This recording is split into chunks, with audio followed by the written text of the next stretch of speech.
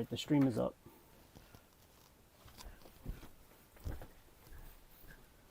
Hey, I'm going to grab a water. Yeah.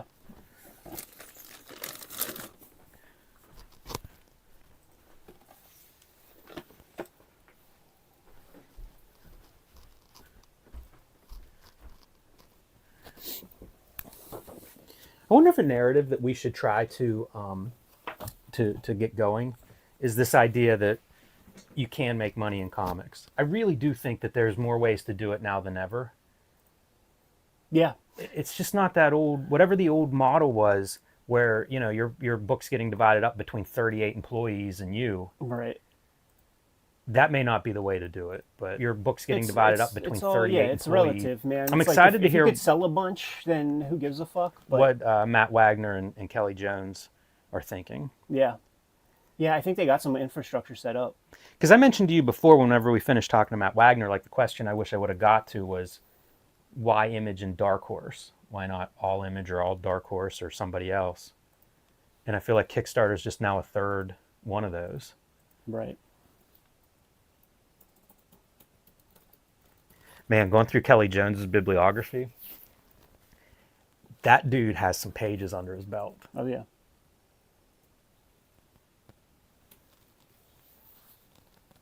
That Batman run is just incredible. I think it's like 35 issues, and I think he misses like 4 issues in 3 years or something.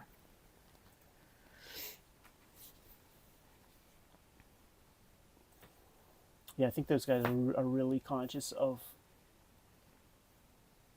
trying to hit a home run.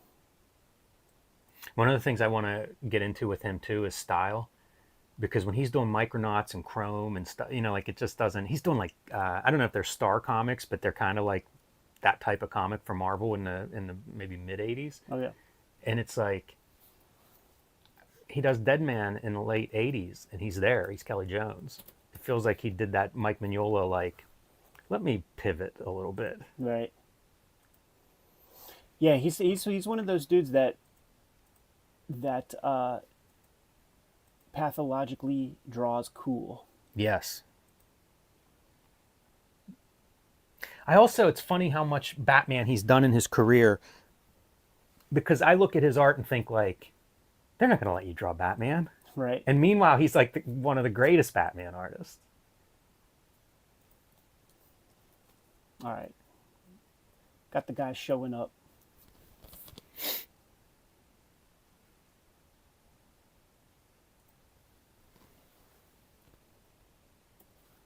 That's so funny. I opened up a link, and it was last week's feed. That's funny. Try this again. I think I did another, no, never mind. It says YouTube is not getting enough video to maintain smooth streaming. So I don't know what that means. I don't know if the stream is not doing too good. And what that could be is the bottleneck of having a much better camera. I just don't know. More info. Yeah. Yeah, it could be. Morning King Kayfabers, if you can hear me. Yeah, we got the lapel mics going.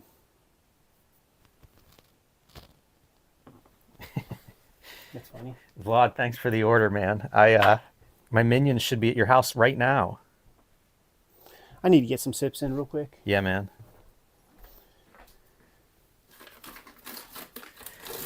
Tall Matt, I have not pre-ordered Batman Year One. I did on the stream. Like somebody, when I was doing a stream, somebody mentioned, I think it was Tall Matt, mentioned that the pre-order was there, and I just like stopped exactly what I was doing and fucking put in my pre-order. It's so funny. Like, that's probably, outside of Dominatrix, will be the comic that I've bought the most copies of. Mm-hmm. And they're not cheap copies. At least Dominatrix is like between $0.25 and $1. Yeah. Yeah, no, it's true. Like I was definitely, I said that on the stream myself, where it's just like, fuck, just when you thought you were out, they pull you back in, and that's going to be a beautiful, beautiful book. Yeah, and you know, with the added Chip Kid piece to it too, you can't forget about that. Like I did forget about that. He's doing a design on it. Yeah, that'll be great. That's a got to be a designer's dream because of the stuff that Mazzucchelli has. I'm sure his organization is like, here's everything. Here are my sketches. Here's the ripped paper covers from that one edition. Here are all the breakdowns. Yeah. You know, like it's got to be something that you just go in there visually and just pinch yourself. Yeah, and Chip Kid, he made those. You know, he owns that art for All Star Superman and stuff, and like he's made those like glass covered books. So he likes big books. Let me delete some things.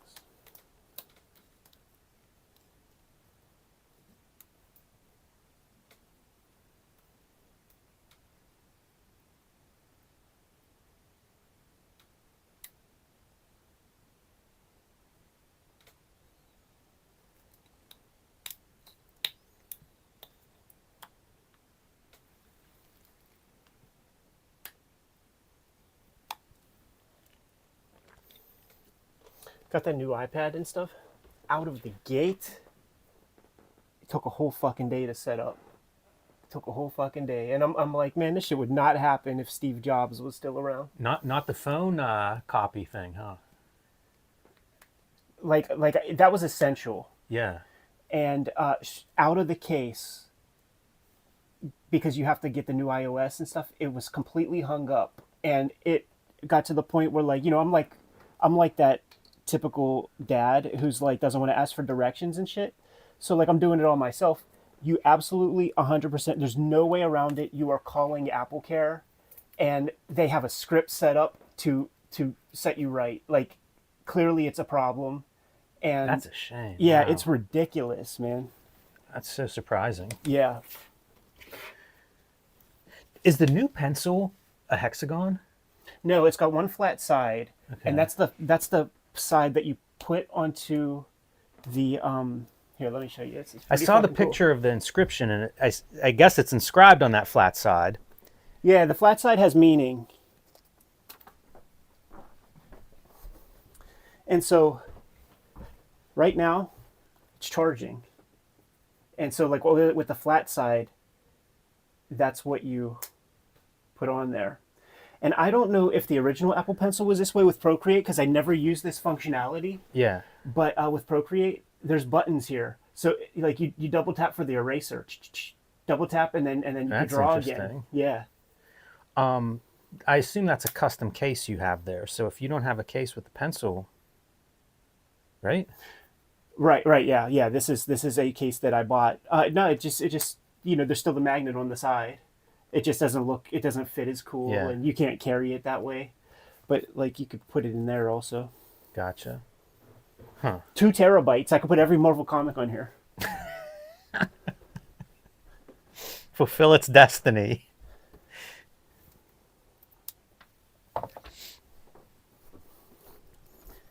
And by the way, still have 1.5 terabytes left to go. Man, I don't like hearing any of those stories about the new iOS not working great. Are they saying the same thing? It says it takes forever to load the new iOS. Well, maybe that's just setup. It was very, very, very, very disappointing. I stayed up till 2 a.m. Because I wanted to get going the very next day, you know, and draw strips on it. And I thought it was going to, like, the phone was easy. But it is that same thing where you could, you know, snap the picture or like put the camera over top of like that little data stream, that little identifier, and then set it to the side. And like eventually after I downloaded all this stuff, and it was very obtuse, like what you have to plug it in and go through iTunes and hold, there's secret buttons here, like secret functions. Like if you hold the power button and then plug it into the computer, like whole new screens and shit show up so that you could slide data onto the iPad in ways that you could not do from the air. They fucked up.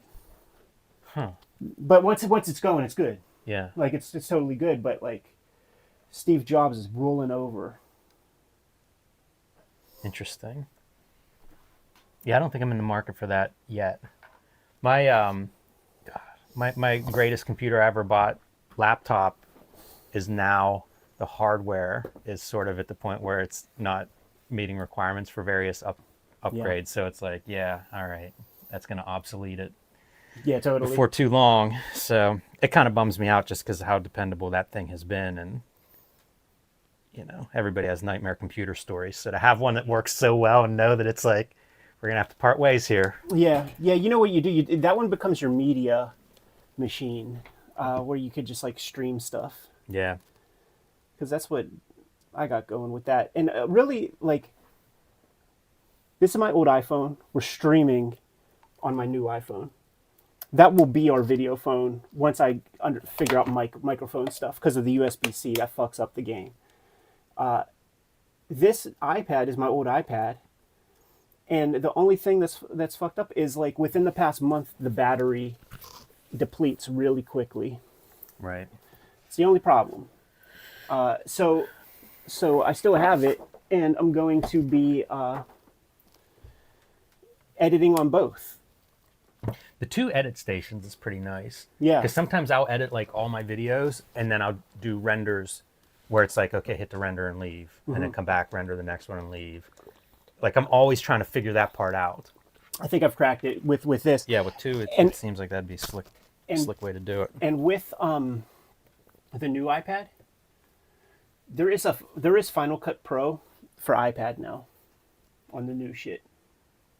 So that's pretty slick. I don't think I've ever used Final Cut Pro. Yeah, you use Premiere, right? Yeah.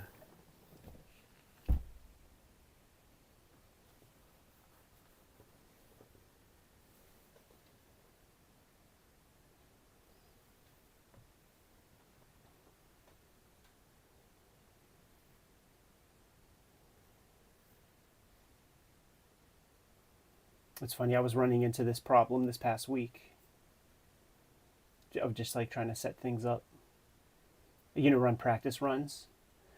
And we'll see if maybe that's just my old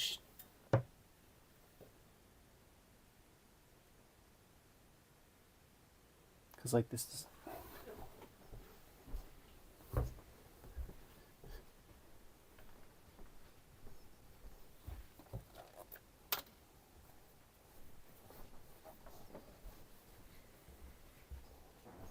like the fact that it doesn't even connect, right? That's a new fucking wrinkle.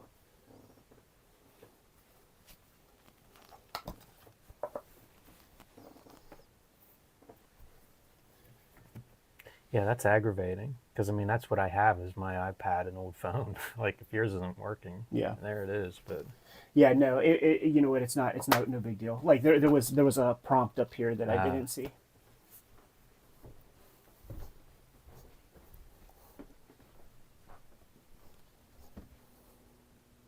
guys, we're looking at Art School Confidential from 8-Ball 7 or Complete 8-Ball or 20th Century 8-Ball. And I think it's been reprinted a few different places. Yeah, one thing I was thinking was like, man, is it in the fucking artist edition? Because I was wondering that should have too. been the way to go, but Yeah, I just yeah. couldn't take the time to. I think it is in there, I think. You know what's funny now is like, I was reading this week and seeing those 9-panel grids and just thinking Ditko. Yeah. It's really become a part of my, I don't know, different way to look at clouds, I guess, now after all these years.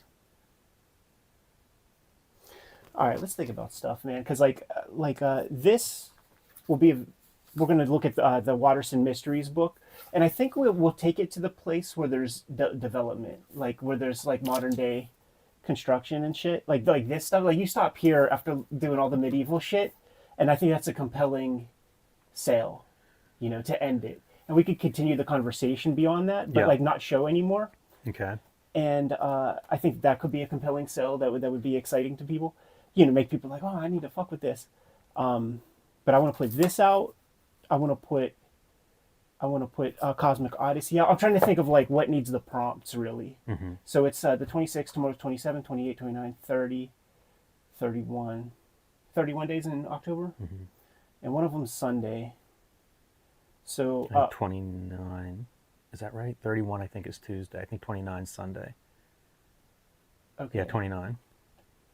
Okay, so on four of these videos we'll do the prompts. I want to do it on, I feel like Art School Confidential because it's got the movie, Cosmic Odyssey, Mysteries, and of your 3, like it could be ambassadors, I think, man, because like my thought of selling it is like Miller and Quietly Do It Again, or like some shit like that, as like, I went on the biggest ones. Paul Pope does good for us, but it's not like consistent enough. Like we didn't do so much Paul Pope, and like the rare Paul Pope stuff we did with Brian, like that didn't do much. So I don't know. But these three and ambassadors, I'm thinking, and that will be the shit that we slide out in October. You good there? Yes, sir.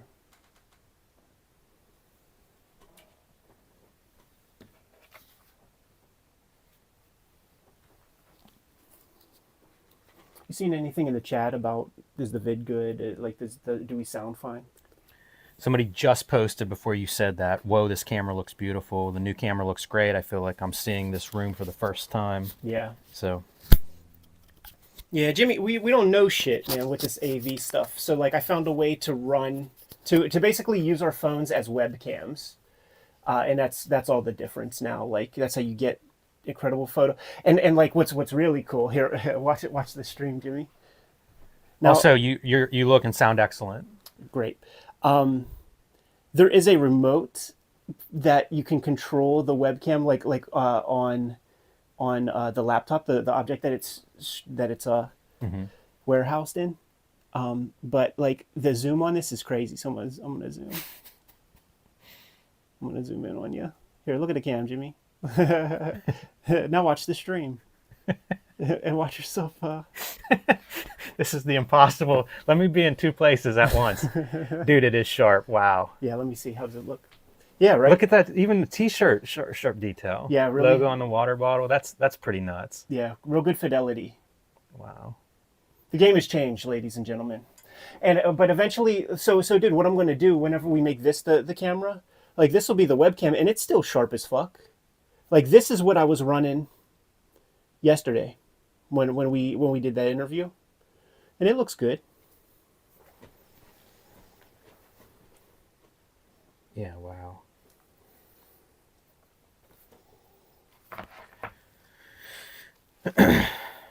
It's the future, Ed. Yeah. Yeah, figure some things out. I'm good if you're good, Jimmy.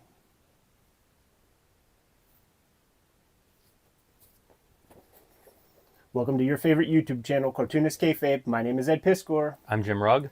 We are a daily YouTube channel with more than 1,500 vids. In the filmography, hit the search field in the front page of the Cartoonist Kayfabe YouTube, and you're going to be able to search for through all those videos and watch some of your favorite comics getting talked about by the kings of Kayfabe. We have a Patreon where the King Kayfabers join us and can hang out in our new and improved live stream as we record these videos. Completely mitigates the kayfabe effect. And we have the Cartoonist Kayfabe Tober prompts for you right now. Still a couple days left to go in October. Don't powder out. Continue to post these images, tag us, at us. We will share as many of these as possible, and it's always cool to see your handiwork. Without further ado, Jimmy, we have this handy dandy copy of 8-Ball number 7 right here, and very specifically, over the course of the past week and a half, it occurred to me we didn't do a proper Art School Confidential video yet, man. It has a movie and everything, inspired by 3-page comic. Yeah, this is, thinking about this, one of Klau's, it's hard to even say like most famous comics because he's got so many of them. Here's why it's famous. It's viral. Yeah. In the days before the internet, this thing was Xeroxed and hand build around college campuses, art programs, tacked up on the little bulletin board next to the next week's events. So viral before the term existed. Yeah, you would read in interviews about Klau's hearing how it would be photocopied and photocopied and photocopied to the point of near illegibility. Right. And passed around, and it makes perfect sense. Like, I don't know how many schools I've been to in their art departments, but it feels like every single one of them, you would have some stuff here that really cuts close. like kind of painful if you're in the middle of those programs. Absolutely, man. I went to an art school for 1 year, and I feel like I've experienced each one of these panels, but there's some additions that one can do. Like for instance, the critique session, I found in my experience and the people that I ask, I wonder, like, was this your same deal? Or if I would just hear stories about the class critiques, the most vocal critics in the class amongst the students, and I guess what happened, to explain to people that haven't been in such a program, you do the assignment for the week or whatever, you tack it up on the wall, and then you and the class go across each piece, talk about the pros and cons of each piece, and the instructor kind of chimes in at first typically, and then it's open to the room to talk about some things and to ask questions of the artist, and you just kind of go through everybody's assignment. The most vocal critic is always the least talented person, to a man. That's never not been the case in my personal experience and from what I heard from lots of other people. It's such a great setup, and I think it might be 4 pages, 3 or 4 pages, very, very short considering it spawns a movie and has such a reputation. But like, it's almost, you could almost imagine this as being like, that's actually a page. Right. Which is amazing how dense this is. But going back to what I was saying about this being one of his most famous stories, except he has a whole catalog of famous stories, I think it's part of why I hold Clowes in high esteem, because anybody can do one great work. Yeah. Very few people can do 2, let alone 10 or 12 or whatever is on his resume. And it's remarkable that, like, this is such a short piece, and yet it feels like it has everything there. And it's almost like each of these pieces is its own component, right? Like here, Absolutely. we're going to just bust on the teacher. Here, we're going to bust on the class. Like there's a whole story in almost each of these panels. Right. And it's not like, oh, I'm bored of reading because this is like a novel in each panel. Not at all. Like it's kind of like peak cartooning in that there's a lot of economy and efficiency. A lot is communicated in the art, like it's all working together. So it feels like you're getting a whole story, even though it's one panel. And now you spread that around 3 or 4 pages and it's like, damn, dude, like this is just an evisceration of art schools. It's fascinating. It hasn't lost any of its edge either. No, you do not need 8-Ball issue number 7 to get your hands on this comic. It's been collected in almost every big Dan Clowes collection, from I believe Lout Rampage to 20th Century 8-Ball to maybe the caricature. I don't know if it's in that set. one or not. It might be. Yeah. But it's definitely been reprinted a lot. I think it's in some of those, like the Dan Clowes Reader. Right. I think it's in there. I think it's in the artist edition. We're debating that. Yeah. We couldn't. I think it's in the monograph. I can't remember. We looked at, I think, the caricature layouts in that book Right. at one point. But yes, I mean, it's one of his famous stories. So like, not hard to find it. And the way 8-Ball works, for those who are new to the game, this is almost like a single person anthology magazine. So think of if Mad Magazine was by one person at this stage of 8-Ball's development. So this is a complete feature, and that's one of the remarkable things about Clowes and 8-Ball, is that each feature he puts his all into. None of it is like really filler, Right. And he's putting his all into each of these pieces. So this is a complete vision here. As you said, skewering, you basically just hitting everything. Yeah. Yeah, everybody. And- the students and the faculty, the school itself. You get the sense that this is when young Dan Clowes is going to school. This is what he's hoping to get. Like we did that shoot interview with him, and he said that his favorite teacher was the guy who taught lettering, and every single other person in the class like could care fucking less. But it was a technical pursuit, and so you got the teacher right there. This is a photo airbrushing class, mister. Take your Picasso stuff and go to Paris. One last piece. When you look at this, like the title, Art School Confidential, this is almost like those 50s educational scare movies, like this dude's going undercover to expose what's happening here, a tell-all piece. It's very much of that time, and it feels like this is stuff that Clowes would collect. And whenever he's doing Lloyd Llewellyn, there's a lot of talk of it being this like 50s, 60s kind of, I don't want to say homage, but it's clearly set in that era. In many ways, this is a reference to that era, Right. and to the filmmaking and even the tone a little bit, but completely updated visually and subject matter. So it doesn't quite feel that way, but there's definitely some echoes of that media that he probably collected. And some of that stuff that Clowes experienced at Pratt, I think it stuck with him because it feels like there's some very specific case samples here, and he will call attention to a couple of those pieces.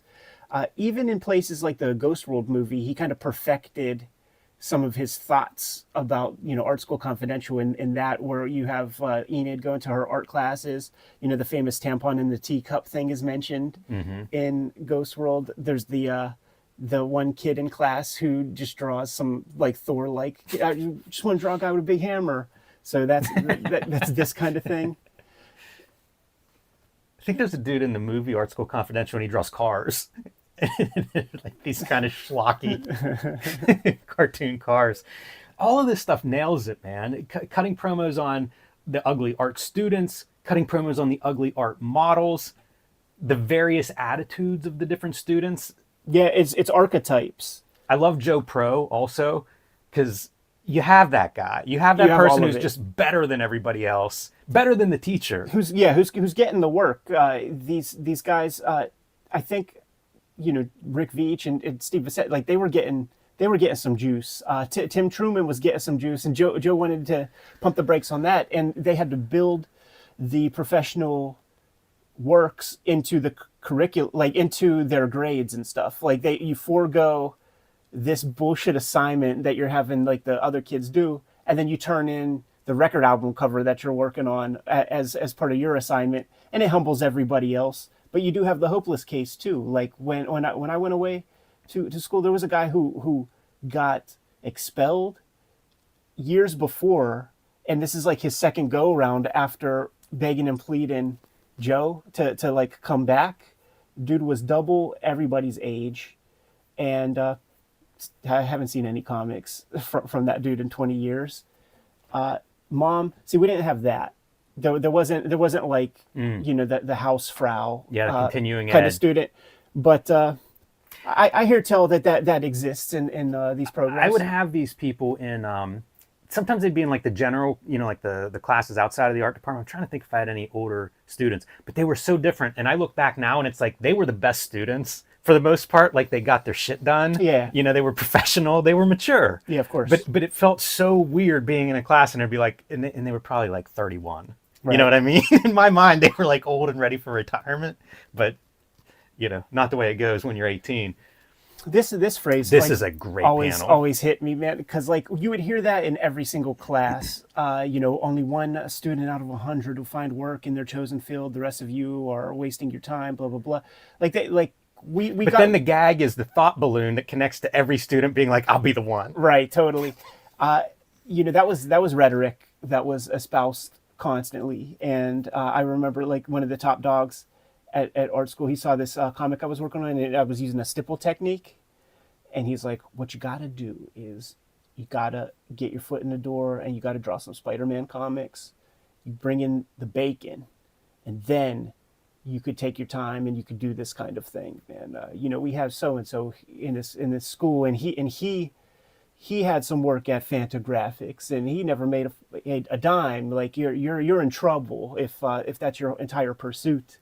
So it's like, and also, by the way, you're getting advice from people who are still there, like who need that $100 that Joe is given per week for the class. So, but you're also that malleable mind. You're that young mind that you're looking to these people for expertise. But if they were experts, they probably wouldn't have time to be there. Yeah, right. Doing that sort of thing. So it's a very complicated pursuit because you also do get something out of that education. I'm a very visual learner myself. So to see a guy really swing a brush and ink a clean line, well, if I see you do it, then I know that it's at least possible.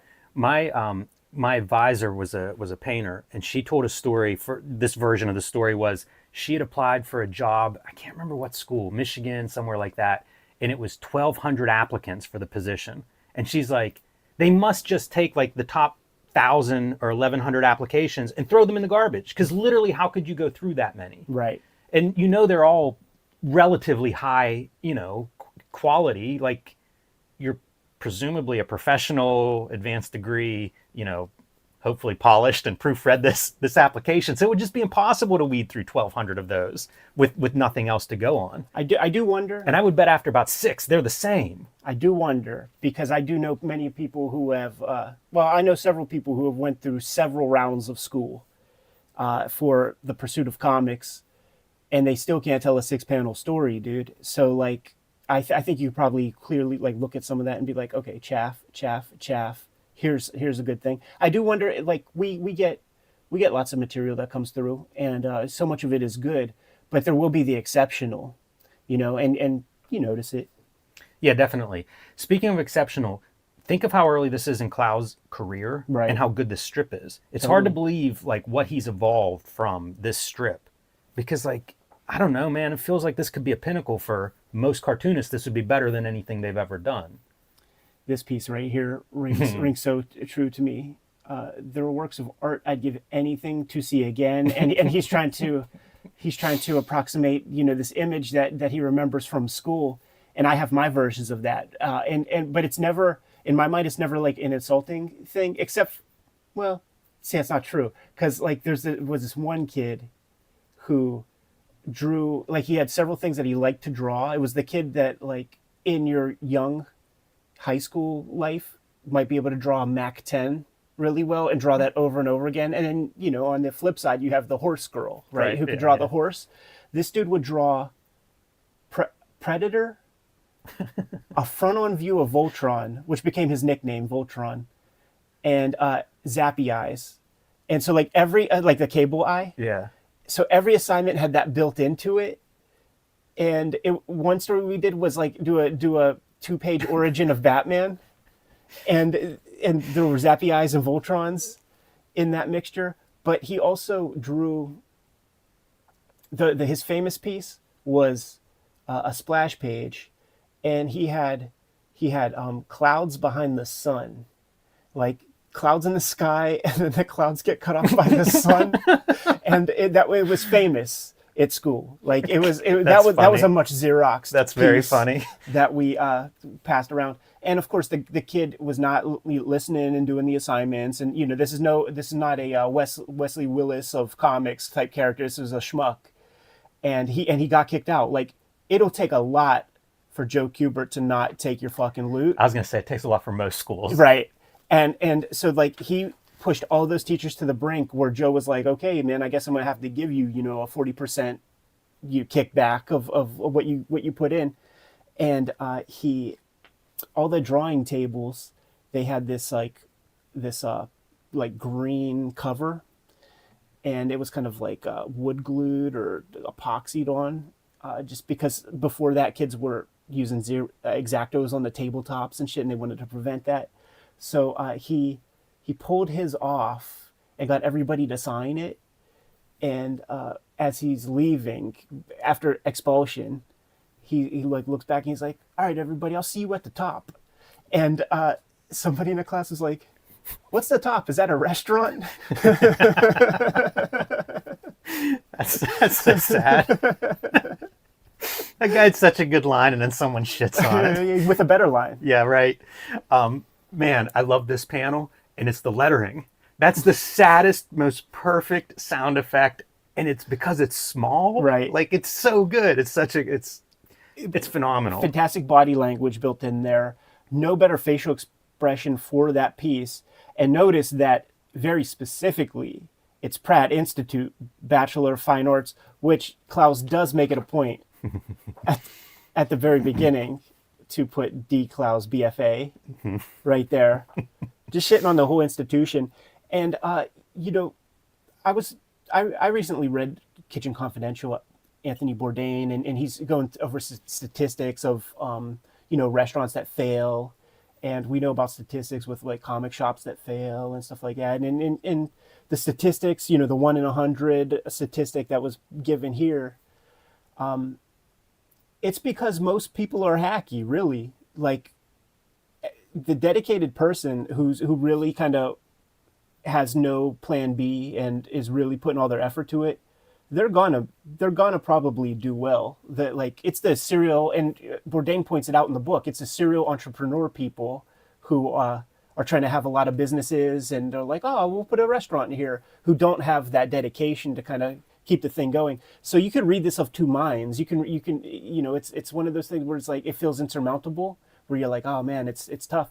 But if you are running away from home and joining the circus, which is comics, you got a good shot. You just got to kind of put in that high level of dedication. But you know what this part also reminds me of is that sequence in Understanding Comics where Scott McCloud is breaking down the possible job opportunities that are in comics, where it's like one person, you could be an assistant to a bigger person.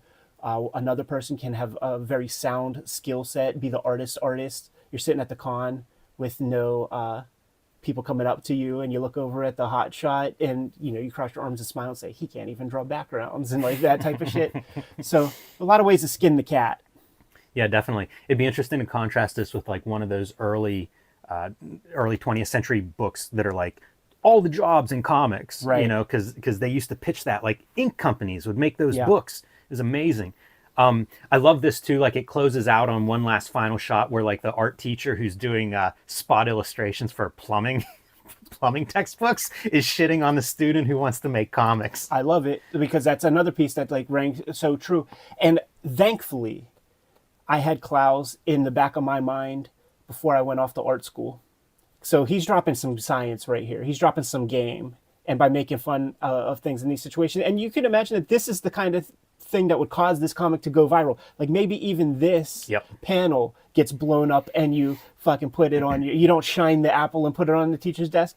You slap that one down because my teachers were guys who were drawing coloring books, and they were drawing stuff that would be on scratch off lottery tickets and shit like that. So you have to consider the source whenever you're endeavoring to become a pro in the game or something. Like you have to consider the source and like who is your instructor, like what kind of stripes do they have, and if the stripes are coloring books, maybe you take it with a grain of salt a little bit. It is interesting to think like whenever you're the student in the critique, you're paying that school a whole bunch of money to put your drawing up on the wall and have somebody tear it apart. Meanwhile, once somebody comes in with the check, then everybody's just happy enough to do their plumbing textbook illustration. It's like a totally different, it's like the rules change. Yeah, I don't know about that, man. Like, I mean, you do it to kind of keep the head above water at a certain point, but there are much bigger pursuits out there that can be accomplished if you put in that level of dedication. Another note on this comic is I feel like it works really well as individual panels. Like Absolutely. you talk about, like that could be a viral panel. It's a cartoon. Almost any of them could be that way. Yeah. And it's very divorced from, say, like, I don't know when this comes out. I think it's early 90s, but divorced from, say, an image style where it's like, I'm going to make each page have an anchor and it's going to be almost like the page is the thing. Like I'm going to sell this page, as opposed to like each panel is its own strong composition, could stand on its own. I think that's pretty cool. Something that I remember becoming conscious of at some point, where it was like, make each panel a strong composite. They should stand on their own and they should work in the page. And then finally, I wonder what Klaus' financial situation is like when he's making this. Mm-hmm. Like, is his income coming from illustration versus this comic? Because, I mean, 7 issues in, like, it's not like there's a bunch of book collections. There might be 1 or 2, but... And even still, a couple thousand copies a piece or something. I kind of wonder about that, too, where, like, this is still almost like he's believing in it or has to do it. It's compulsory, but it's not the... it's almost a sacrifice in a way, making this at the time, probably for paying bills and things. Yeah, totally. I think that in our shoot interview with Dan, we asked some of those questions, and these are questions that I ask almost every single independent cartoonist who was making strong work at this era. I asked it of Dave Cooper. I asked it of Seth. How does it work? Because I know what the royalties are, and I know roundabouts what these sold. So how do you supplement? And he said that it was that catalog of original art that sustained him through many, many, many lean years. So in effect, with the audience that he built, which was an expensive audience, it was a Seinfeld audience, the way that they described that show, it's like, it wasn't the biggest amount of people, but it was a very expensive audience. And he had people, Bob Odenkirk and Crispin Glover. Like, these are people that like wrote intros for his books. Simpsons writers, people with some loot in their pockets, and these comics are essentially catalogs of his artwork as well. And then he has his own little catalog that you send $1 to him, and he sends you the thing and what the prices are. So getting rid of pages helped keep him going for a long time. Man, and you think like what those pages are now. He told the story on the channel. I implore everybody check out that shoot interview where I asked him, like, Dan, can you tell us some scary stories? Because I know people that bought $150 8-ball pages, and he was like, the scariest thing was, and thankfully it has a happy ending, is that he had ghost rolled pages, title pages with the letter set and everything. He said that, like, I'll make these pages $50 more than the other pages in the book. He said he learned all this stuff from Bob Burden and how to swag sales and test psychology. And those pages did not sell. And then after that show, like, he was like, I'll just hang on to these. Because certainly having a big book is more valuable. Having every page in a book is more valuable than piecemeal pages. Anyhow, we could talk about this all day. There had to be a dedicated Art School Confidential video on the Kayfabe channel. 1,500 videos in, and we didn't do it. Feels like a crime. Good to go, Jimmy? Yes.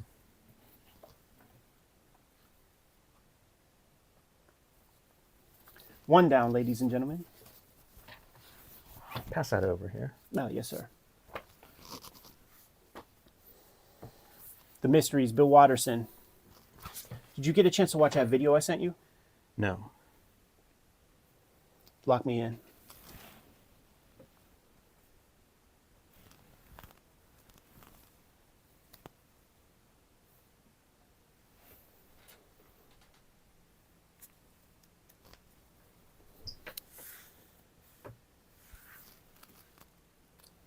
I'll go in. Let's do something else, because I'm going to go in tighter. Do you have issues of Cosmic I do. Odyssey? Those might be better to look at on the screen, if they can open up. This doesn't look too bad.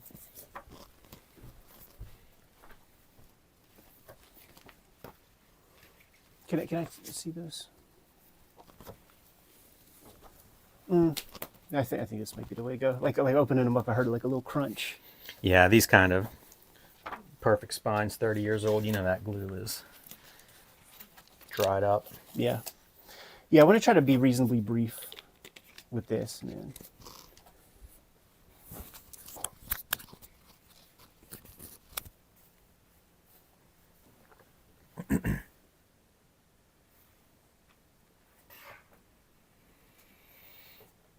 Lock me in, Jim.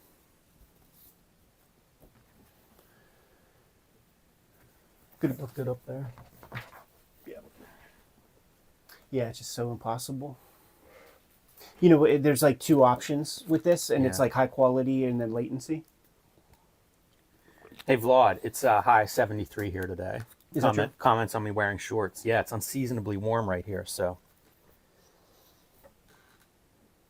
Yeah, I'm not making a statement on that. That's just a warm day out today. You all ready?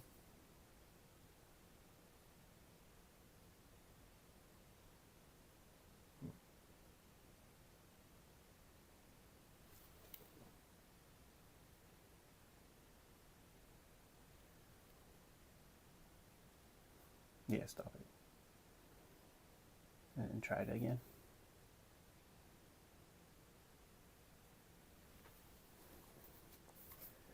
Welcome to your favorite YouTube channel, Cartoonist Kayfabe. My name is Ed Piskor. I'm Jim Rugg. Kayfabe-tober is upon us, and these are your drawing prompts. Thank you guys so much for participating in this practice for 2023. A couple more days left, so get them in, tag us, add us. We'll share as many of these as possible. We're a daily YouTube channel with more than 1,500 videos in our filmography as we speak. We might have talked about some of your favorite comics. So hit the magnifying glass on the front page of the Cartoonist Kayfabe YouTube channel and search for your favorite comics. Check out those episodes. We are partially supported by the King Kayfabers on our Patreon. You go to the Patreon link, become a King Kayfaber. You get to hang out with us in the live stream recording session as we record a week's worth of videos, get access to everything we talk about before anybody else in Gen Pop gets to see the material. And, we also hook them up with the final produced video. Without further ado, long time coming, Jimmy. Got Cosmic Odyssey by Jim Starlin, Mignola, Garzone, Steve Olive. Look at how different the approach to coloring is here, where you're getting like muscles and stuff colored in on these various characters. I assume this is a digital color, but it doesn't look that new. A few years maybe newer, but still. Here's what's cool. Like, it's Steve Olive, so he's using his Ollie Optics color for the cover, but they're maintaining the original blue line color that Steve Olive did for the interior artwork. So that's a good call out, because he developed that computer technique, had special software built, and it's displaying it on the cover, because this trade is 1992, so that's like the height of that era, and very clear Steve Olive kind of banding and things. So I love this cover. That's such a good concept to me, of having like the demon as like the attack dog for Darkseid. Yeah. So cool. And this is one of those covers, and we'll kind of get into it, but this is one of those covers that gives up a very mysterious like story point on the cover, and it just destroys the effect. Like it's a sad thing. Because it's not like Dr. Fate matters that much. Like, there's nobody's like, oh fuck, I'm gonna get issue 4 of something because Dr. Fate's on the cover. Could have left that part out and like let the story do the trick, right? You think you sell more if you don't give away the identity? It's just got to pay the admission if you want to know who this is. It's just and even if it is a letdown. You start off, dude. This is a Mignola. Here, how should I phrase this? Mignola said in interviews that even while he was doing this work, he was mature Mignola. Like, the stuff that we know from his style with Hellboy was present here, but the inker turned it into, more of a DC comic. So you're seeing a lot of the inker's hand here. What's interesting is it almost reminds me of some Dan Green over Silvestri at times. Some of the marks on an arm or a muscle here or there. And I'm not going to lie, I kind of like that. It's definitely, if you're here for Hellboy Mignola, it's different. But overall, man, it's pretty sharp. No, yeah, of course. There's nothing to cry about. But it's almost a what if, like you could almost imagine Mignola going this direction instead of the direction he did. Because stylistically, it's really different. Yeah, it is. I feel like he was stuck in this direction. And that is one of those things where you develop this style, and there are gatekeepers at this time. You could work at Marvel or DC if you want to make some money in comics. And these are administrative types, these editors, right? So, like, they're not co-signing the abstraction. They want solid shoulders on the guys. And, they want what they want. Now, he's still Mignola, and they're not really signing him up to do a monthly bid on something. And maybe he doesn't even have the fortitude to do that monthly bid. So they do know that this is a little different.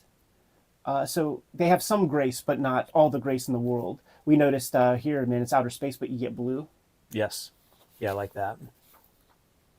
It allows Darkseid to really be, the darkest thing on the page. Right. I wonder how this comic comes about. Jim Starlin doing the writing, and I wonder if he's in cahoots with Mignola and is like,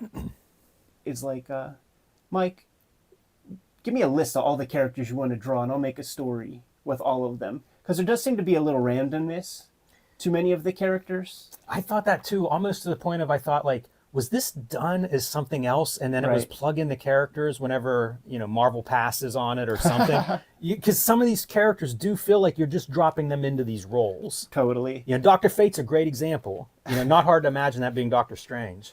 I love this cartoon comic book ideogram where you just put on a trench coat and a fedora, and nobody notices that you're a green Ninja Turtle underneath there, or that you have a cape and cowl. But maybe in the city of Gotham, you just have weirdos like that. Yeah, it could be.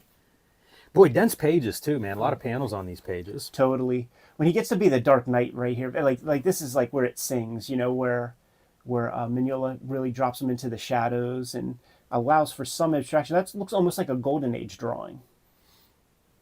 Yeah, I think this art's really interesting throughout.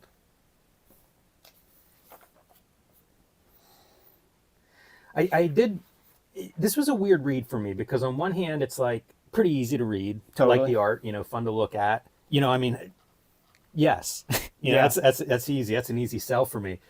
But the flip side is it feels somewhat inconsequential. Totally. Almost like, well, we got to sell books. We got to put out X amount of books each month. So, Jim, you and Mike want to do one? And what's funny is, these are quote unquote prestige format. So these come, is it 89?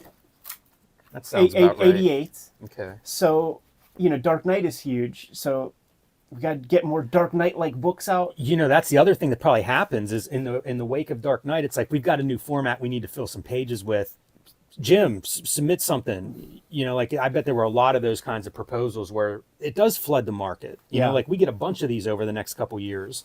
And they do their best to try to capture that spirit. So you got Mignola, who has kind of a wild style. Frank Miller's style on Dark Knight was wild as fuck. You have practical color with blue Yes. lines and airbrush and stuff. So get Steve Oliff because Lynn Varley's off doing her thing. So it's they're plugging people in for the roles. Yeah, and I mean this is also in the wake of things like Crisis on Infinite Earth and Secret Wars crossovers. Right. So like bring in a bunch of the heavy hitters from DC, the Batmans, the Supermans. Yeah, you had your Superpowers toy line and your Super Friends TV show and stuff. So like maybe I don't want to call this a more mature approach, but you at least got super talented guys on the hook here. One of the things, this plot points of this early story is that when the bad guys come through the boom tube and then they exit, one guy was left on the streets of Gotham, and he just took a big old wound to the chest. I like that part a lot. Not the wound to the chest, that's fine, but him being left behind, like the way that's handled is kind of cool, where it's like he's an enemy behind enemy lines, completely cut off from all his supplies. It was good. I thought that was a pretty neat way to handle that character. Right. And here's what you get, your hodgepodge of guys. Yes. A character from Teen Titans. It is, pretty randomly Justice League people, but then you have, some Fourth World also ran character. Yeah, that guy seems fake. And I feel like Wonder Woman's missing, like you have Starfire as opposed to Wonder Woman. Right. I mean, I don't know that much. Maybe Starfire is super powerful, but doesn't come across that way in this story. And it might also be that goofy ass thing in continuity comics where, Wonder Woman, she's on another planet right now. She can't be helping out in this story. It just seems like you look at this spread and think like Wonder Woman would make total sense visually in this setting. Absolutely. Pretty cool looking new Genesis. Pulling from Kirby, but then adding his own flavor to it. Mignola's good for that. Definitely my favorite parts are whenever you see the Kirby-isms popping up here and there. A little bit with Superman. The dark side's really good. The Mignola dark side, it feels like that's a character built for his style. Totally. We recently did a video showing off Mignola's designs for a Fourth World animated series. So check out that video. And then you get into pages like this, and it feels like we're way like he's swimming in the deep water now. Totally. When it comes to the story, this first issue, all exposition. That's what we're getting here, man. You got some very heavy exposition. You got Highfather talking about the history of the universe, man. And how there's this sort of dark matter, this being that it's Galactus. Speaking to your point about, was this story something else? It is DC Comics fighting Galactus. And Mignola and Starlin, they do good work in not designing a cool character that DC can exploit forever. It really is just a kind of energy being. Right. We have to have Chekhov's racism built into this when the Bug shows up and you see Orion being jerky to him. So we have to make sure we pay that off in issue 4. Earlier, when we had the Batman with the cape with the trench coat on, he had to go call up a homie, and we don't see who the homie is. that will build up in each issue. And once again, that's Dr. Fate, who is going to show up. Maybe in relative terms, like Dr. Fate, maybe he didn't show up for years and years in DC Comics, and maybe it was a big deal at that moment or something. I don't know, but it does seem to be anticlimactic with the big Dr. Fate reveal. We saw Metron earlier, and he was all jacked up, kind of in a catatonic state. So we get to see how he got that way. Here's your bad guy. Yes. Yeah, the personification of the anti-life equation. It's actually this godlike evil being. Yeah. I like Metron's, the whole Metron stuff too. Like he's just so desperate for knowledge that he basically will do anything for it, including learning things that may be best left unexplored. Which, Lovecraftian. Yeah. And that is certainly something that Mike Mignola has hung his hat on. How much some success. It makes me think of this scene that you just flipped through. Like imagine Mignola doing this scene now. Totally. Be really interesting. Absolutely, man. Because you just know you would get all kinds of cool shapes and the Lovecraft directional devices. It doesn't feel Lovecraftian visually here, but concept-wise it does. Yeah. And man, now I feel like he would really lean into that visual side, and it could be the DC. I mean, look, DC superheroes versus Lovecraftian horrors. Like the ancient beings. We should cut this out, man. That's a pitch, baby. That's a pitch, Jimmy, for the Cartoonist Kayfabe imprint at DC Comics. That's right. Yeah, that's right. Everybody forget they just heard that. So another plot point that was a part of this pitch, I'm sure, is Darkseid's on. They're fighting in league, in tandem with Darkseid against some greater villainy, which I think factors in with some Galactus stuff. Not the original trilogy, but over time. Yeah, it makes total sense, right? I mean, this thing's threatening everybody's world, so all hands on deck. Yeah. And the plot loosely is these 4 worlds will be destroyed, messing up gravity, collapsing the universe. So send out teams to each world to stop it.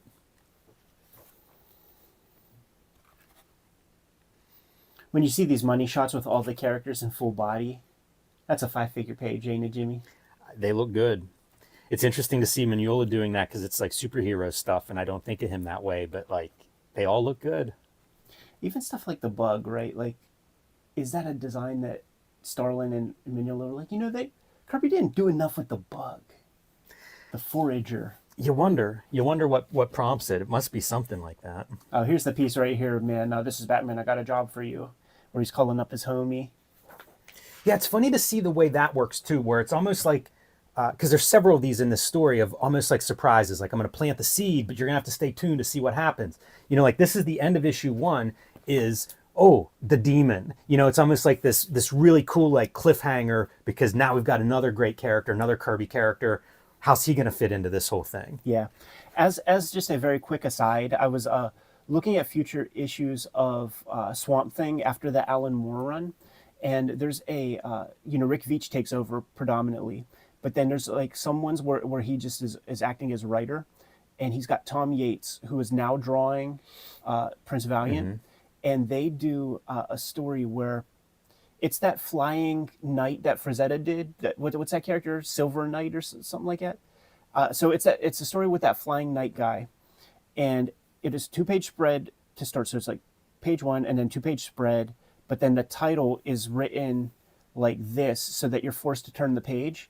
The rest of the comic is read this way. So it's like Tom Yates gets to draw broadsheet size Right. Sundays. And it's a medieval story with the demon in the castle straight from like the Hal Wow. Foster type energy, using some of the same That's castles and slick. stuff. It's a really sharp issue. I don't have it. I had it digitally, Yeah. but I'm going to be on the hunt for that. Or if it shows up in the boxes like that, that'll make for a great episode.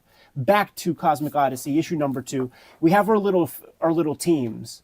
It's very close to the Justice Society of America comics that were done in the Golden Age, where they would start out, all the main characters would be at a round table, and then it would be individual comics. Like it would be Gardner Fox and some main dude would draw and write the anchor pieces at the front and back to bookend the books, but then they would dole out the scripts and the individual stories. So this team is going to draw the Atom, this team's going to draw Wonder Woman, and it would be these divorced stories.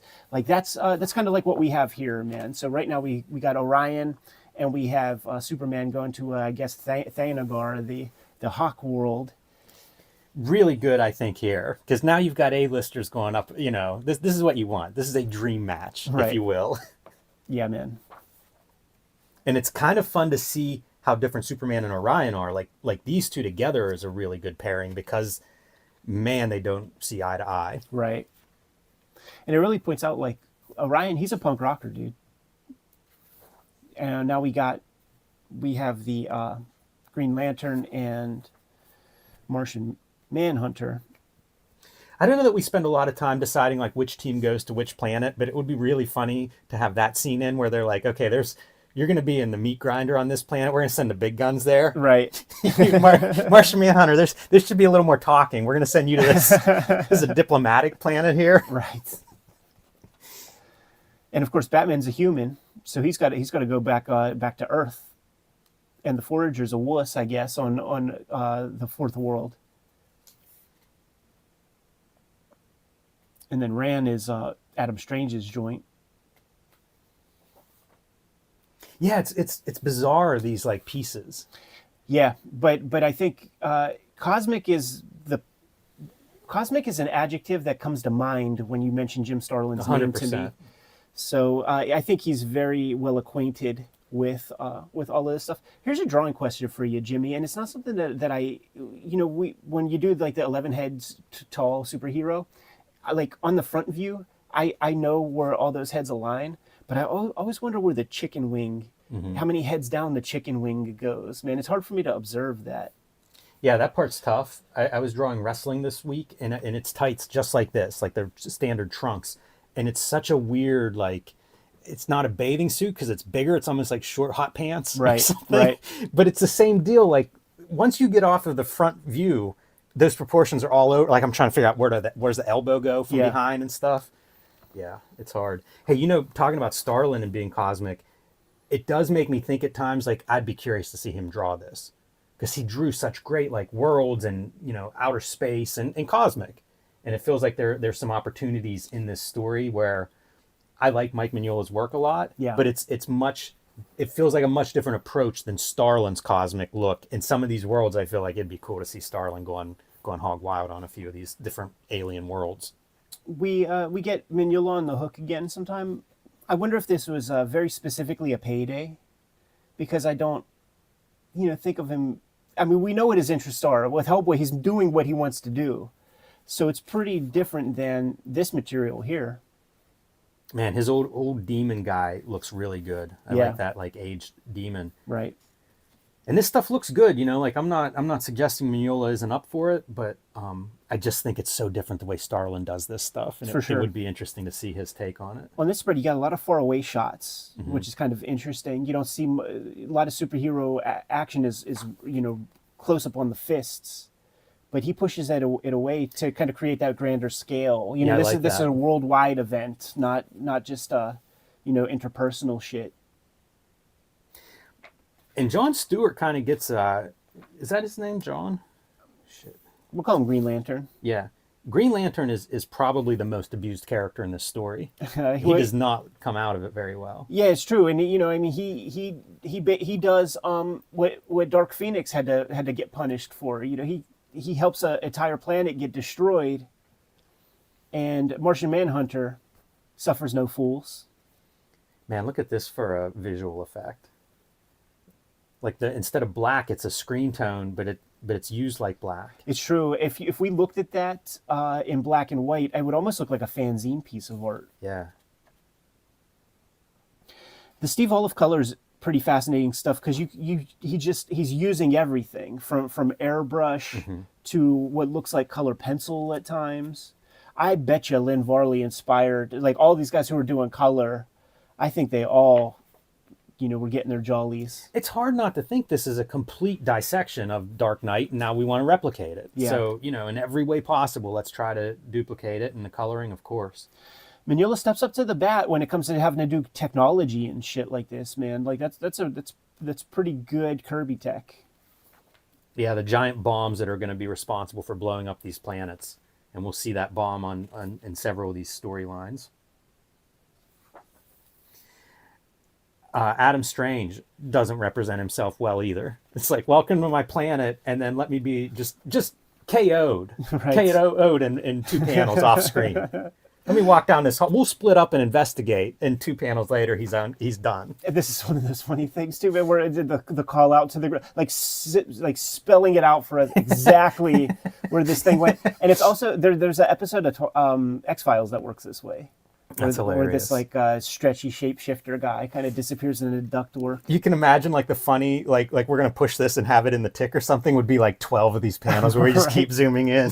Yeah, I think also not that different than Watchmen. Some of the sequences. I think this was a deadline page or something, man. Could be.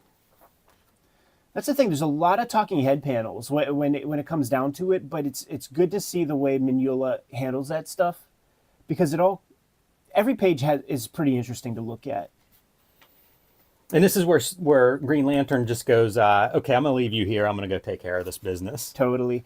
I have like it's not something that I really read, but through my own application, I've discovered that when a circle's such a strong shape that it's not a very good thing to compose a page that has more than one full circle on it. It's always good to break it up a little bit because your eye is drawn to that shape so quickly and so strongly. So this is sort of an example of that where you break it up as much as possible so that the eye doesn't just get pulled in a million directions at once. One of your rare close-ups. Yeah, man. And where you get to see what that inker's doing. You look at this close-up with no color, it could be a Gen 13 comic from 1995 or something.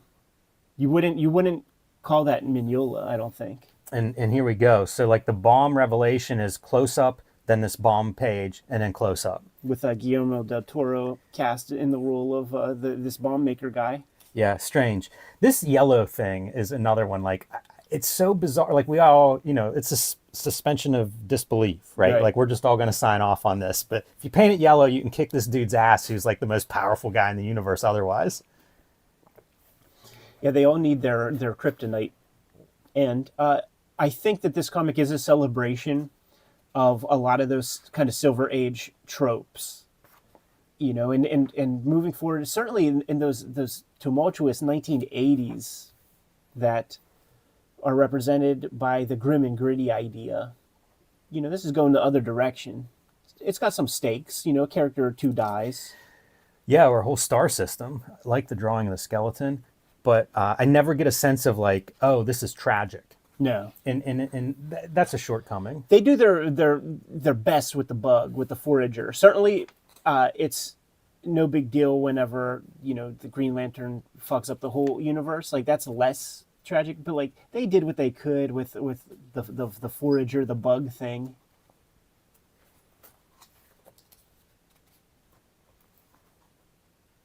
Always a sucker for that kind of. This could be one panel, and we'd call it the DeLuca effect, but you break it up, and it's separate moments in time. I think there's a name for that too, where it's like this is one, like the background's all one consistent background. I can't remember what that is, but I think that might have a name too. Yeah. I do not know, but we have consistently on this channel called it Frank Kinging the page. That's as good as any to me. Hey, DeLuca's a cartoonist. I like Martian Manhunter's character design. And it might be due to Mike Mignola drawing him kind of cool, but there's stuff I really like about him, and especially here where he's kind of pissed. Like, he looks good. He's monster-esque. Yeah. Here's a question for the Kayfabe audience. Who started to draw him with the pronounced brow? Because if you see the old Silver Age comics with Martian Manhunter, it's Professor X. It's just a bald dude. And it's that classic, clean, crap hound clip art style that they used to do.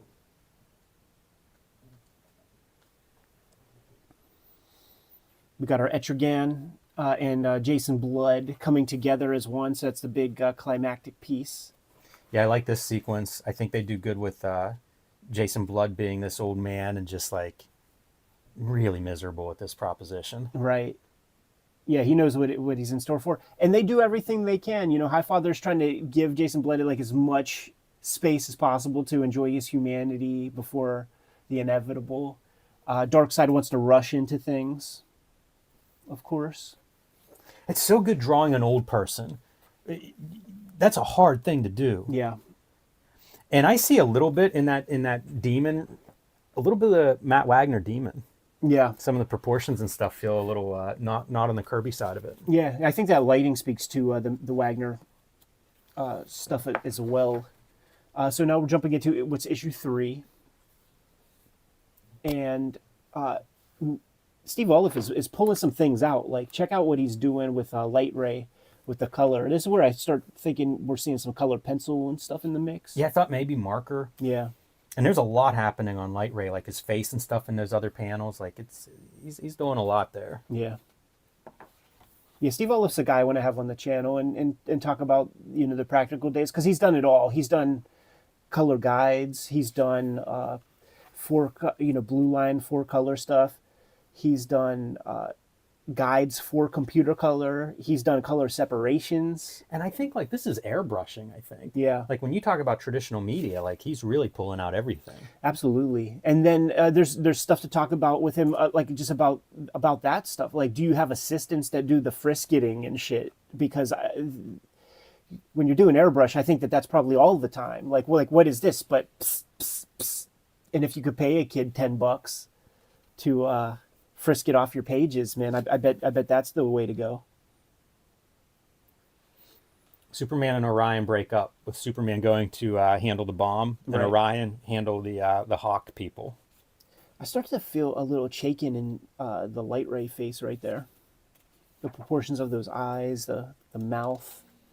Yeah, a book like this does make me wonder, like, who all is rubbing shoulders with who at this time period? Right. Because it does seem like guys have studios. I don't know, you know, they work on projects together. Like, it just feels like there's some, I don't know, bleed and conversation going on maybe between everyone. That's a thought. You know, at some point, Chaykin's going to the West. Mm-hmm. He's a funny guy. You associate him with both places. You know, gritty New York dude for some stuff, and then Hollywood guy who calls everybody babe for, you know, the later portion. Babe. Calls us babe all the time. Fun little robot monster thing. Almost a Kirby helmet, but then on a different body. Yeah, on a Fugitoid's body with the pelvis. The little swivel hip. Really consciously pushing that camera back far whenever you have these big superhero fight scenes and moments. You know, I think it speaks to just, you know, it's a different approach. And it's an approach that I like. I've always wanted to see a Spider-Man comic where the city, you know, like you have a Jeff Darrow-like city with just this, like, it would almost be like a Atari game or a Super Mario where you have this little Spider-Man traversing, you know, this incredibly dense cityscape. Again, with the Frank Miller Batman Right. reference there. I've seen, we saw that Art Adams annual where he would Yeah. do the Superman in like the black silhouette, same as the It's true. Miller. The- Makes me wonder if Miller got it from somebody. Probably Steranko, maybe. I don't know. Maybe Steranko pulled a little something. We got a lot of Will Eisner time in the comics where we see countdowns and things to kind of root us in a passage of time very, very specifically. These speckly airbrush pieces, and then I wonder what the heck is happening up here, because like I don't know that that's just airbrush. I wonder if there's color pencil in that, because it's like very small, splotchy areas. I love that color for a sky, though. You know, it feels like Absolutely. some desert Southwest sky. You know what they say, man? Like Twilight. don't make the sky blue. Yep. Don't make the sky blue.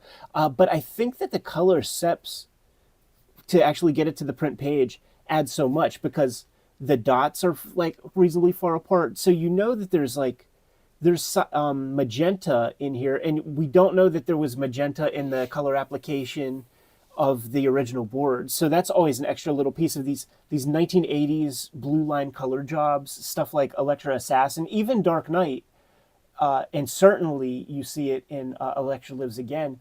when there's like snow sequences, and when you really look close, you see pink dots, but you just know that they didn't color any of that pink, but it adds a cool effect. We need a loop.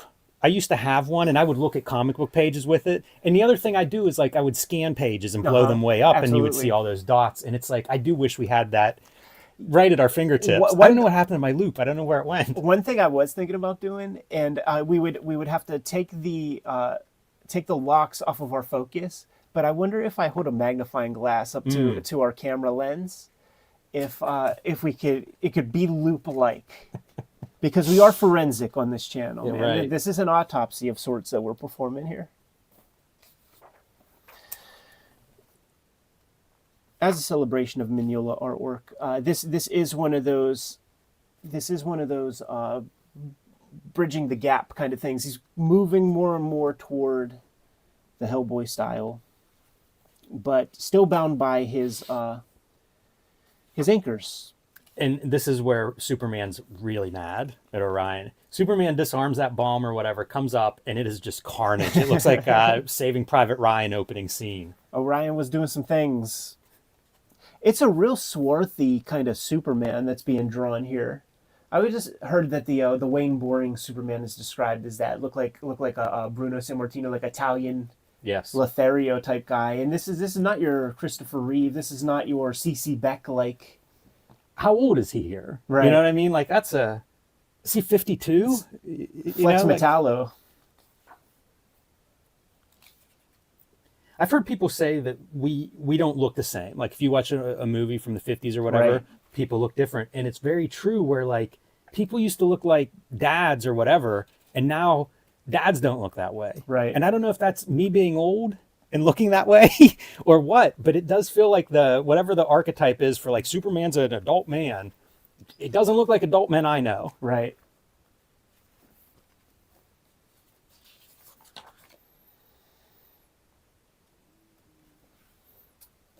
When we get deeper into the third issue, we see that Darkseid has his own designs, and I think that that was to be expected. I don't think that was any big revelation. No, from the very beginning, I would read this and think like, all you guys don't trust him. Something's going on. Right. Yeah, just too much history. Man, that harness strap setup though with the demon is amazing. Like it's such a perfect, all right, demon, let's go do this thing. You're working for me now. Yeah. And seeing it personified right there with that illustration is really good. Now we are off into the Netherscape. We're going to Lovecraft land.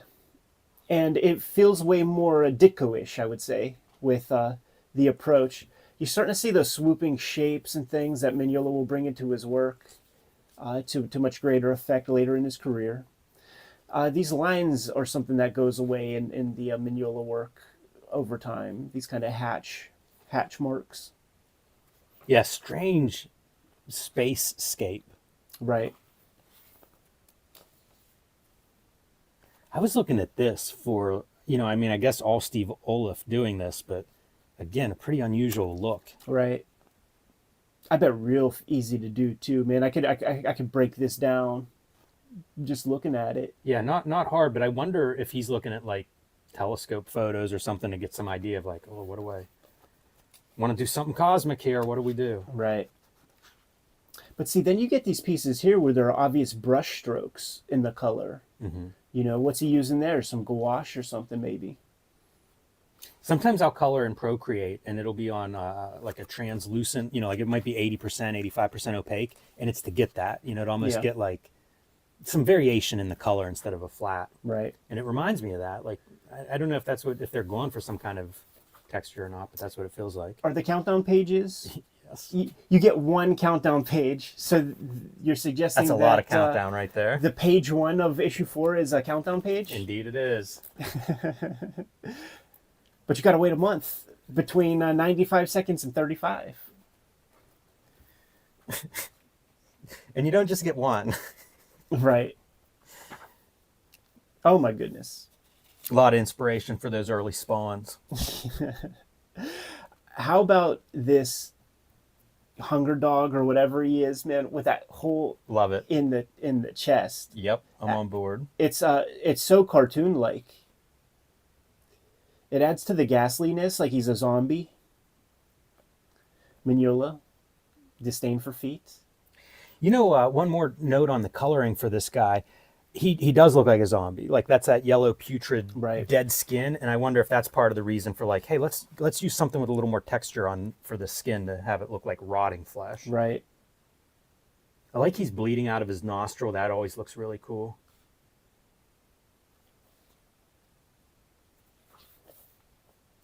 There are a lot of marks that Mignola does not keep. A lot of those line marks are just completely out of his. Yeah, and I think some of that is the inker, certainly. Mm-hmm. Never more evident than with like the P. Craig Russell collaborations, where you could just like see P. Craig Russell marks. This is a good one. In silhouette, when you look through the hole, his spine's still there. Right. I like his proportions a lot. Totally, especially having him fight Batman. It's so close to human, but it's not quite right. Mm-hmm.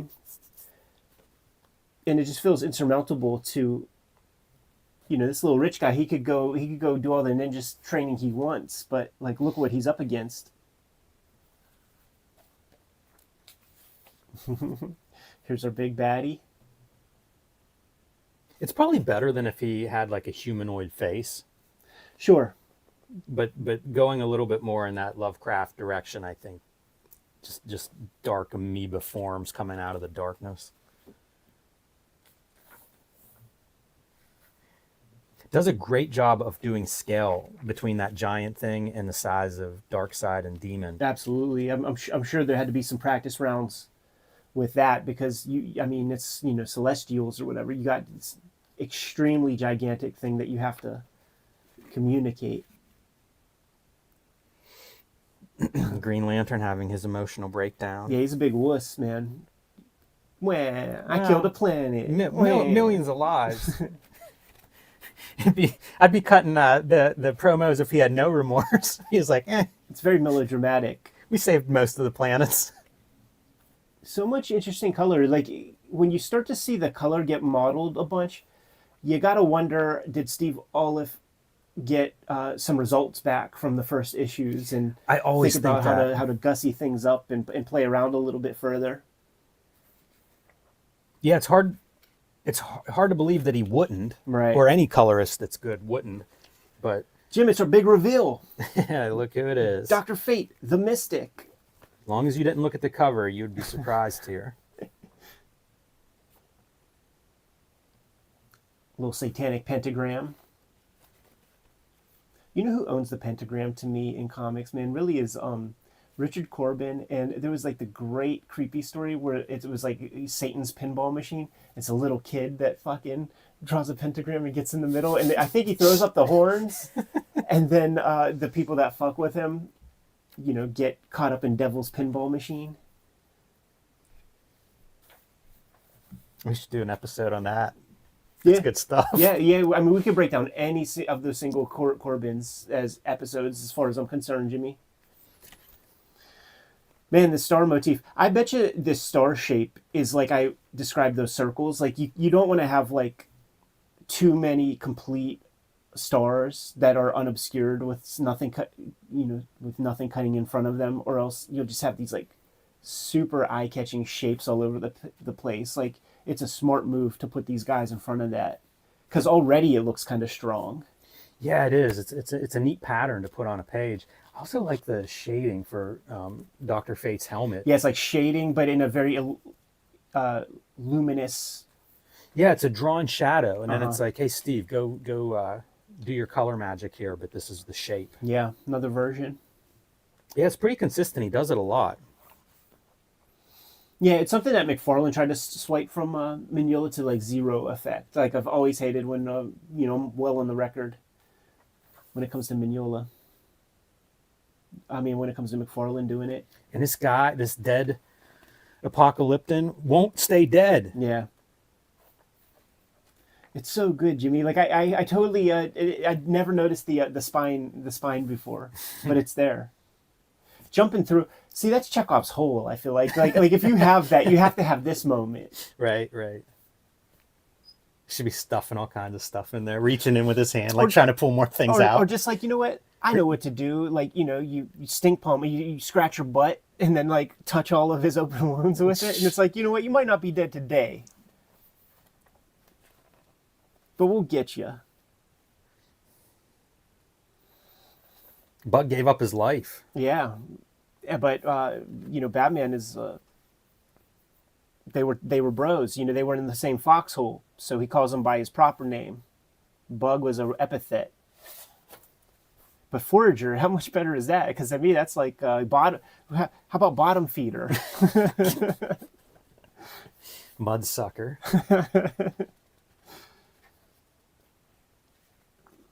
So very early on, we're wrapping everything up in a bun.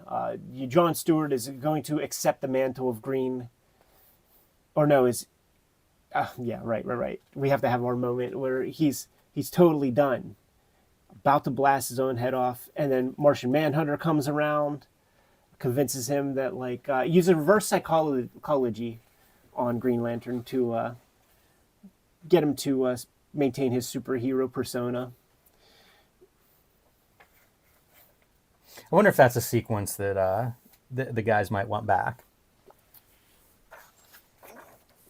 Yeah, I wonder if a part of it was to promote Green Lantern canon or something like that. Yeah, I don't know. You know what's funny is when you turn the page, I wonder if they aged Stewart's face because he looks so old there, and he's been through this harrowing experience. I don't think that's what they did, but imagine that level of attention to detail if it was. Right. You can certainly read it that way. You see these pages, and it starts to feel like Mignola's like he's done with this project, man. Like let's get this one out of the way, because this is the most basic of compositions of the entire project. And it comes towards the end. I wonder if you fill in his shadow drawing in black, what you end up with.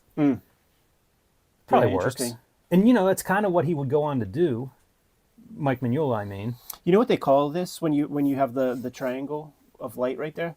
It's called oh my goodness, I think it's Rembrandt lighting, and it signifies like when you have that little triangle of light, it's the most contrast with like the most kind of value change to communicate 3D on a 2D surface. That's sort of like what I think it's Rembrandt, what he kind of discovered. So all of he kind of innovated that in portrait painting. We have to pay off the Chekhov's racism between Orion and the Bug. Orion doesn't give two shits that the Bug is toast, and Batman lets him have it. It's one of those classic, foxhole moments where the guy had dignity, let him have dignity in death. He's a hero. Pretty harsh Orion in this story. Yeah.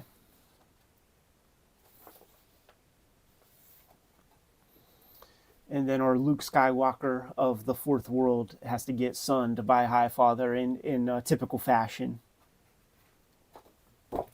There are a few of these panels throughout of Darkseid smiling. Right. And the first time that shows up, I got such a kick out of it. I wonder if he smiles much in that porn sex tape issue of Superman. Yeah, go watch our video on that one if you missed it. It might be called John Byrne's sex tape. Yeah, I think it is. Super fun. This was a comic that is the result of what we've been saying on the channel a bunch lately, where if we did not cover your favorites, you got to let us know. And a lot of people were asking us to take a look at Cosmic Odyssey. It's a comic that I had pulled for a pretty long time, but clearly it's a substantial work. So, we had to find the right time to do it, and I think no time like the present. Yeah, I was happy to read it. It's kind of a relatively easy read, although I do think, it's not one of my top 100 comics. No, it's very interesting for to see Mignola stretch, to see him do his superpowers comic, to see what his superhero fight scenes look like and things, and how does he doesn't have a team book under his belt that I can recall, so get to see how he handles a team project. You know, this scratches a lot of itches It does. as a comic fan for me. And my biggest criticism is I just don't feel the stakes. No, yeah, sure. And I think some of the other cosmic stuff does have that Starlin does. So for whatever Certainly. reason, this one doesn't feel quite that.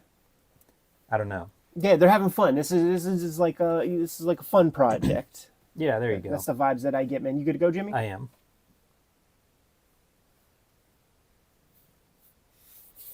Let's do that, ambassadors.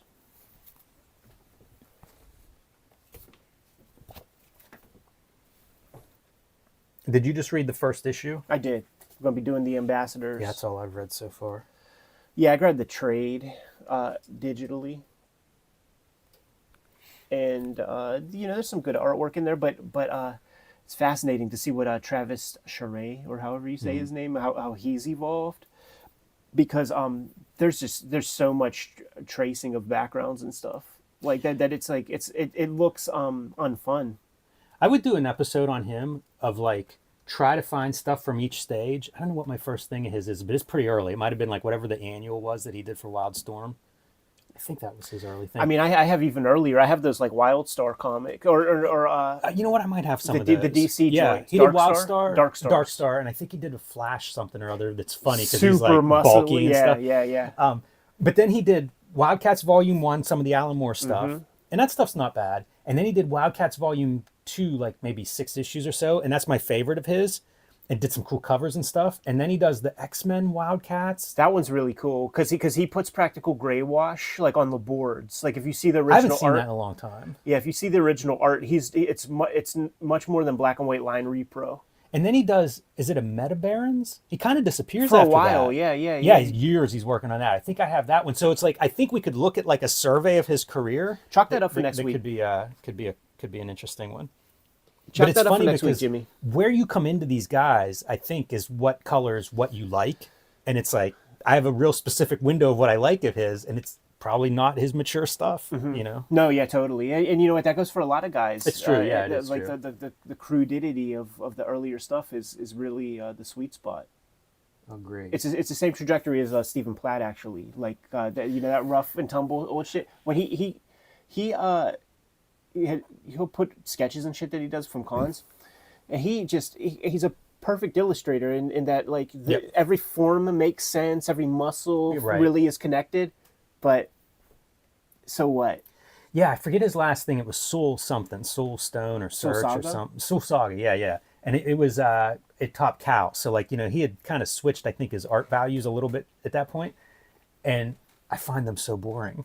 Yeah, exactly. But also, like, I was thinking about our Wizard coverage. That dude goes from does not exist for the first, whatever, 30 issues, shows up as like a top 10 hot artist, gets scooped up by Extreme, does profit for, you know, whatever, 2 years or something, and then is gone. Yeah. Like, we've done 5 years of Wizard, and it is the complete supernova of Stephen Platt is like 18 issues in the middle of that run.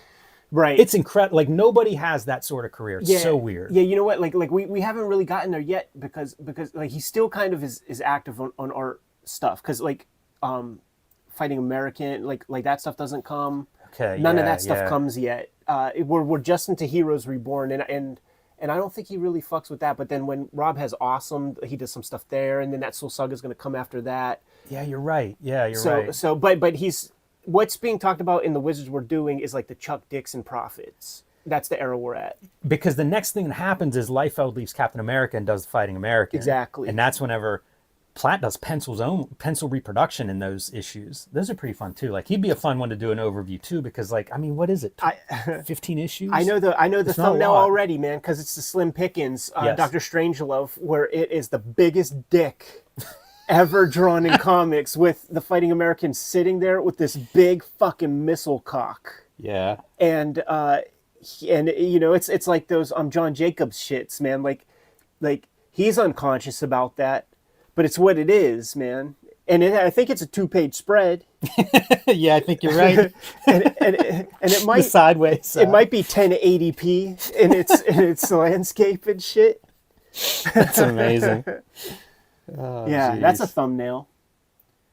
So I'm gonna call this something like you know, Miller and Quitely do it again, or Miller and Quitely's most hardcore comic, and it's really for that one piece that is just thought out in Otomo-like fashion. Yeah, it's man, Quitely's it's impressive. All right, are you ready? I'm ready, dude. Welcome to your favorite YouTube channel, Cartoonist Kayfabe. My name is Ed Piskor, I'm Jim Rugg. and it is still Kayfabe-tober for another day or two or a couple days. These are your drawing prompts to round things out. What a lot of people are doing are making zines and print-on-demand books with all of their contributions to Kayfabe-tober. We encourage you to do the same, but also make sure you share the imagery online. You tag us, you at us, and we will share as many of these as we possibly can. Just recently, man, was the Aeon Flux. As of this recording, it was fun seeing a bunch of Aeon Fluxes flood the social media. Yeah, guys nailed that one. A lot of weird foreshortening and the stuff you want. We are a daily YouTube channel, and we have more than 1,500 videos in the filmography. So we might have talked about your favorites. Go to the front page of the Cartoonist Kayfabe channel, give it a search, and watch those episodes where we talk about your faves. The channel is partially brought to you by the Patreon, and there are 3 levels of support there. Top tier of the Patreon is the King Kayfaber level. They're hanging out with us right now in our live stream recording session as we record these videos, but the other perk is they get all episodes completely edited and produced before anybody else. It mitigates the kayfabe effect and gives them the opportunity to scoop up the comics we talk about before Gen Pop sees these videos. Jimmy, Mark Miller, Frank Quitely, they do it again with the ambassadors. It was super impromptu when I was chatting with these fellas, and Mark was like, hey man, want to jump on and do a stream right before this thing came out, but just the stars did not align and we couldn't make that happen. But excited to give it a glance on the cam right now. It's always a treat when Frank Quitely, who could be getting paid big bucks doing anything but comics, jumps into the game to give us some more of that visual storytelling that he can do. Yeah, and this one's really awesome because you see the credits here, artist and colorist. Yeah. And, that's something that we've talked about and with Frank Quitely about, some of the coloring on previous comics and stuff. So pretty cool to see him like taking that step. Absolutely, man. Uncle Mark really sold his soul to Netflix, man. Got to get that Netflix piece in there. Jump right in, Jimmy. And dude, so it's almost an X-Men opening piece. I had to take a look and see if I was reading new X-Men issue #1 or something. I read these comics and I just wonder, like, what is Mark Miller giving Quitely versus what is Quitely figuring out? Because his storytelling is exquisite. Absolutely. Like the right moments to make a panel. Absolutely. Yeah, like he chooses these things, and I think that he labors on that intensely. If you watch that documentary about him, where I think he is working on probably like Jupiter's Legacy. I think it's a Miller project what it is, yeah. that he's working on, and he's in the script. He's coming up with 5-10 compositions a panel, just trying to conceptualize the thing. But when you bring it all as a whole, including the page flips, it's there's really not too many other people doing it at that level. Maybe John Romita is at the same storytelling level in modern comics, but there's a lot to learn here. It's spectacular. And, right away you see some of the color stuff that he's doing. That yellow interiors are blue light, kind of drawing your eye right to it. I'm sure if you're looking at this on the screen, this is what you see, or those pops. Right. And almost color theory. If you had your color wheel here, it's almost your complementary colors in those blue and yellows. It's pretty neat. Like, he also does a lot of this modeling, like stuff like the lighting for your headlights. It's pretty advanced coloring stuff. It's not just like flat color. So props to that. Yeah, totally. He's doing that thing too, man, where the far headlight is brighter than the one that's closer to the quote unquote camera. And extremely cinematic. You know what I will say, Jimmy, looking at it printed up on this paper, because I read it digitally. Yeah. I do think that maybe Uncle Frank was the color looks different digitally. Brighter, clearer. You could higher see contrast. you could see more. It's almost always the case. You know, like you really, I think I've said before on the channel, for a while, if I was doing covers, I would do 2 files. Like one would be like, this is the digital file, this is your print file, because it's a chasm between the two. Yeah. So with Frank doing the I guess this is some of his first his first like computer color. Yeah, he may have done some covers. You know, like it wouldn't surprise me if he colored some of his covers, but I think this is his first comic color, I think. So it's the old Art Spiegelman thing. Comic is not complete until you see it in print, and a piece like that, and even this, like this is a very different experience for me, Jimmy. Actually, Yeah, a little bit dark on screen too. It's kind of disappointing in that way. This character design, I think, is amazing. me too, man. Like I stared at that and stared at that this time because I'd read this a while ago and then reread it this week, and just looking at that, it's bizarre. It's kind of a monkey, it's kind of a kid, it's kind of a monster. Very sentient. Not far from. I mean, if he's a monkey, that means we know his strength levels. So he also has the added Domu to him, where he could psychokinetically teleport shit. So he is little Billy Mooney from Twilight Zone. Like, you have to be on this little fucker's good side. Yes. Yeah, and you see this handler guy doing it too. Like, look, man, put the truck down easy. Yeah, give you some candy. He's trying to reason with him. Yeah, dude. Change the palette. It's a different scene. Let's go. And I think it shines pretty well here. Like your red plane definitely pops out against your blue and white sky. Right. Even the little bit of darkness inside the cockpit, because the background is light, not a problem. You have your very distinct shapes of your 2 pilots. I do think that Frank, he's using black in the mixture, and that's what happens. Like you could see this is gray into blue because there is some black in the mix. Coloring is line work. Yeah, various blues, right? You have depth. So he's selling depth. This is fantastic stuff. He's selling depth with line, the closer up clouds, bolder, the further clouds, thinner line, and he's communicating that with the colors that he's choosing for those outlines as well. And then you have your like little contrail type clouds way up there. Very observant guy. Definitely. And he doesn't put, like, good example right here. He doesn't put a line down that is meaningless. It all communicates the fabric of the textures, or man, I marvel at this kind of thing. It's what Jeff Darrow does as well, where it sells the trajectories of things. Yeah, and I think of both of those guys looking at like Otomo and celebrating him, because there's another guy who's going to draw all of this. Right. Yeah, no hiding anywhere here. And now that he's coloring it himself, really no hiding. I feel like this guy may be supposed to be Brian Cox. There's a lot of Brian Cox in that character. These faces are fascinating to me too, because that face it's cartooned in many ways. Yeah. But then, I don't know, it's very formed. Like it's at times it looks almost like a real face, maybe the coloring in the eyes or something. But from a drawing standpoint, it's very much a cartooned. I don't feel like he traced a photograph for it. Yeah, absolutely not. And it's a Quitely face. Like, you point this one out specifically, like, you see this face, that it's Frank Quitely. Seeing him do the color on top of that, man, it looks like a lot of extra labor put onto it, way more than a professional colorist would do. They would have the little radial blurs and this and that, whatever. But like, there's so much modeling. There's a lot of colors in there. There's slight pink at the tip of the nose. It's the kind of pink that you could imagine in like a cold setting. Yeah, you can. I almost see it looking at it now, like around the eyes, just a little bit, like on your eyelids and the inside of the eyes, and then on the lips. You repeat that pink, and it'd be something like a painter would do. Now this gets fun. This comic gets real fun, man, because it becomes replace the space race with the race to superheroes and all the conspiracy theories that abound with that. The Stanley Kubrick, fake the moon landing shit.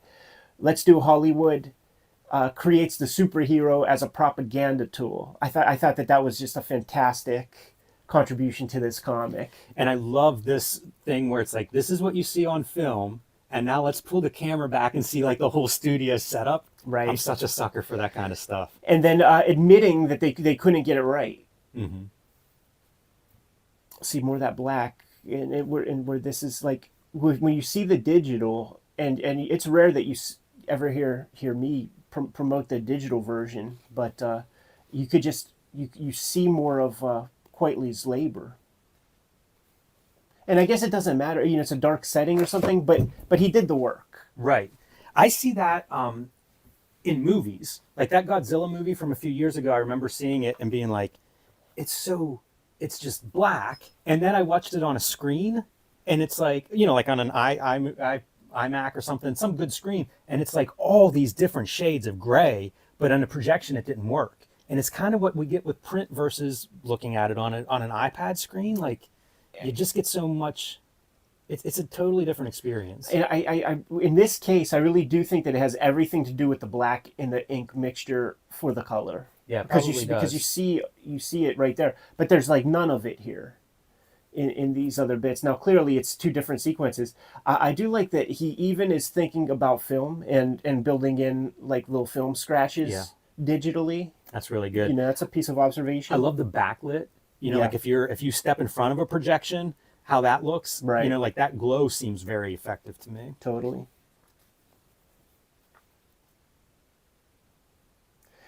Guess what? The superhero has been perfected. That private industry. Yeah, of course, right? So like it's even, you know, a call out to, you know, the Musk Bezos verse kind of. And not just private industry, but non-American, Yes. which is possibly a problem.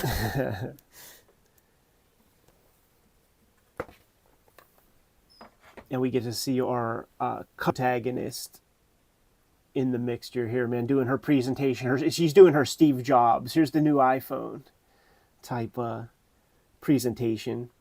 And she's supposed to be imprisoned somewhere. Right. So when she comes like through the screen, I feel like that's a really nice effect visually. There was this Effect might even be the wrong word. Composition. You Yeah. know, just having her come through after the screen looks like it's going to be presentation, and then nope, here I am. listening to the tech podcasts that were when they were sort of brand new. These guys, the guys from Tech TV, John C. Dvorak, Leo Laporte, like these dudes that used to be on the Tech TV show, they said that they were at like DreamWorks or ILM at a presentation that where Steven Spielberg like comes out and he's talking to them, blah blah blah blah blah, and then dematerializes. Like there's some kind of like hologram technology that exists. It's like $1 zillion to produce, but they all like had a story where like they went to this thing and fucking Steven Spielberg is sitting there talking to them, and then he just like fizzles away. That's what that kind of feels like to me. Lost would have those scenes where someone would disappear, and they would not show it. They would kind of show like the other people seeing Right. it, their reaction. And I remember thinking like, that's such a cool concept, because like if you disappeared right now, I am freaking out. That's Right. the strangest experience of my life. And how would you show it? It'd be weird to have like, oh, he just became transparent. We've seen 1,000 of those in movies. Right. It's kind of dumb. But in real life, it would be this other thing. And I thought Lost handled that really well by not showing it. Right. Here's our girl in prison, and she's got a little phone propped up where she's watching the proceedings, and dematerializes that body into this form. So like her mind gets transmitted. Yeah, it's pretty good, because I think she's talking about like the time of like transfer. Right. And she's basically, She's uploading. she's completing it. Yeah, she's uploading as we speak. Which once we get into biotech as the years go by, like maybe. And the old body, like very sickly, emaciated, not too much vibrancy. Like here's new bod, here's old bod. Even the hair, it's a cool detail. Yeah, the a little difference in ratty. hair. Thin.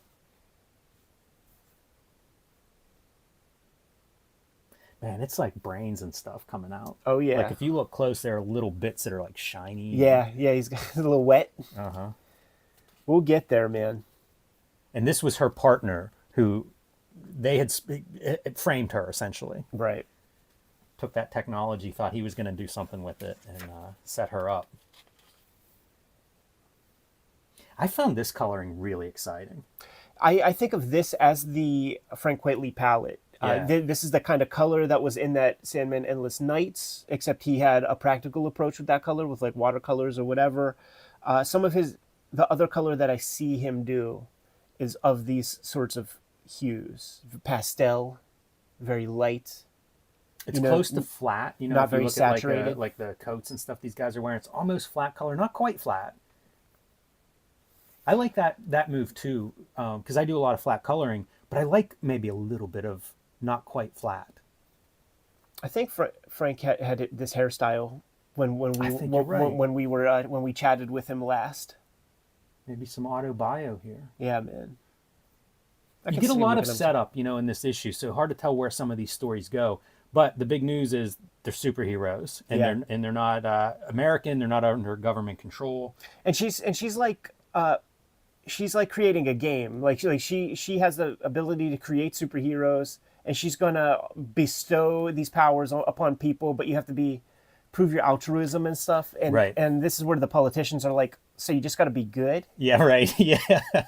And guy's terrifying. It's amazing. So I'm lingering, man, just so that I can get to that page turn. Can I get to that page turn, Jimmy? One last thought on these dudes. It's the old white men that are terrified by this new idea. And Absolutely. I feel like this is Mark Miller's whole career in many ways. This looks like George C. Scott as Patton, or there was a Fox TV show in the 80s where he was the president of the United States.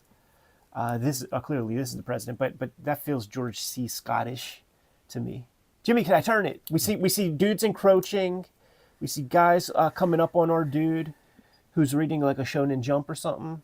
Yep. Can I turn it? Turn it, man. This is what we came for. Oh, we're not there yet. Like, oh yeah, we are. Okay, it's right here. Now, when we talk about like the thought that Frank quietly puts into his works, when you look at a piece like this and you look close, and you see the shards of bones, and you see the face that looks like it just dripped down, and the face dripped down beyond the eyeballs, and the tongue comes out of the teeth, but the exact right teeth as they kind of splay out and get spread out like a hand of cards. Yeah, it's amazing. Beads of fat with blood on top of them. And I wonder again, what's in the script, Mark? Yeah.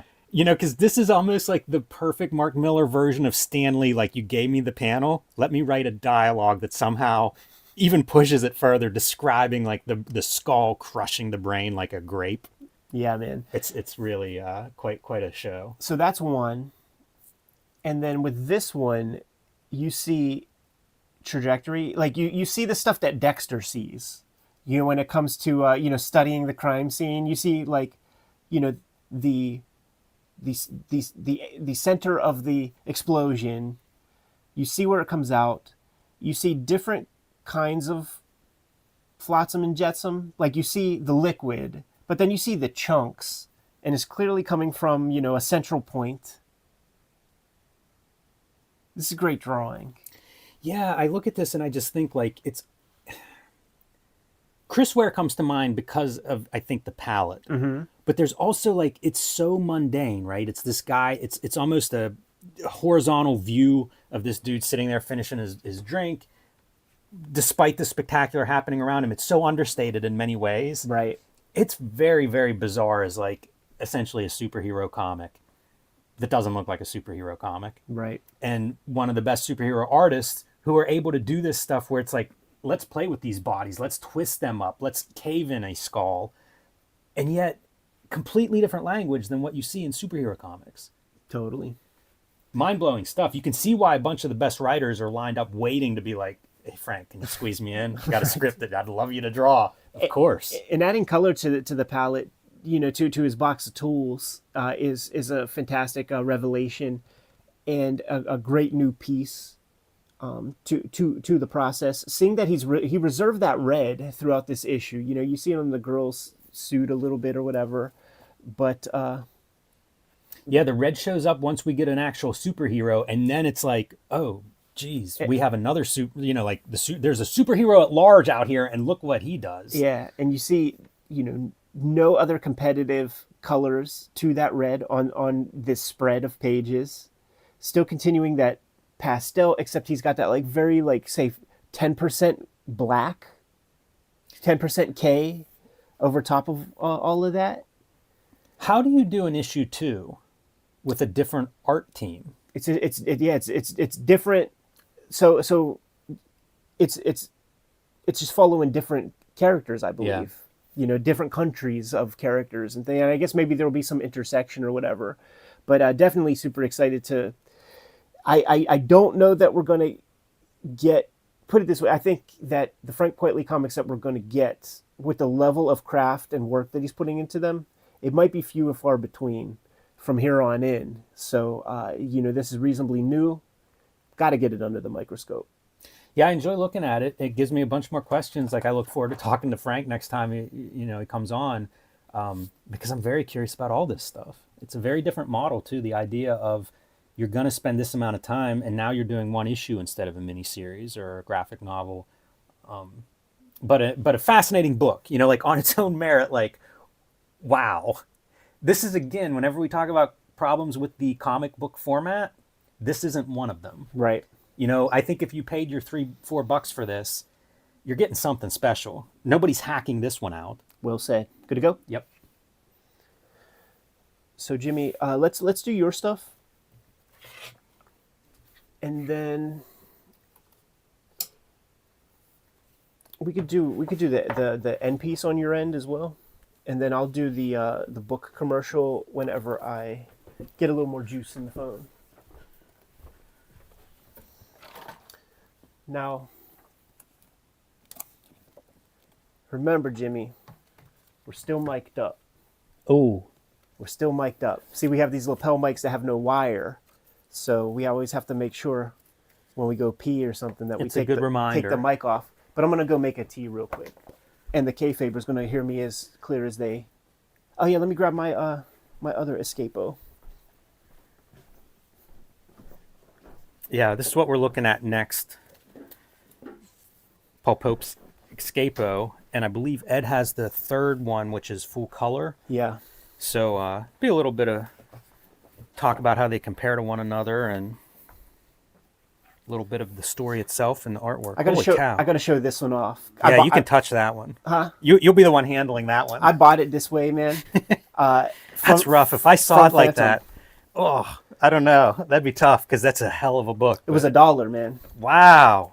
That's I wanted it so bad, and then Phantom had that water main leak or whatever, and then I was able to scoop it up. But I covet that fucker, dude. That was definitely that era where like I had no money, man. I was just a little kid.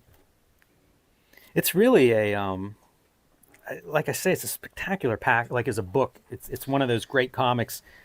Maybe it was when I got it, but man, in my head, it definitely lives in a good space. Yeah, no, I was talking to him about it over the weekend, and dude, he sent me he went back to Columbus and got like over 1,000 THB pages that he brought back to New York, and scanned them, and there's plans to release that.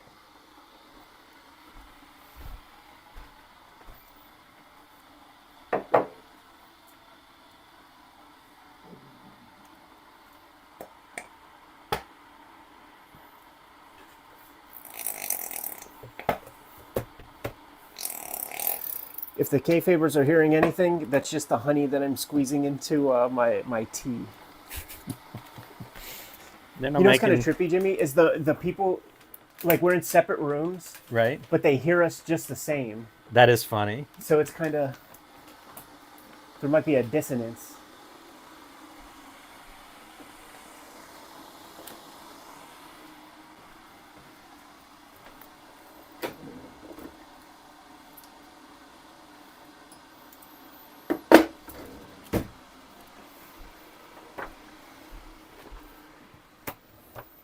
Funny how many extra pages each new edition brings.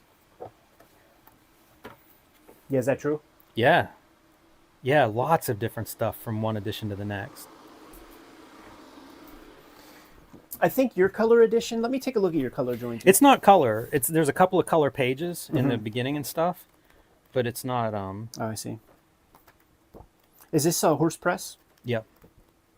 Yeah, it's earlier than I thought. I don't think I got that until at least maybe 2000. I think it's like 97 maybe. Yeah, this was an important one for me to read as a kid.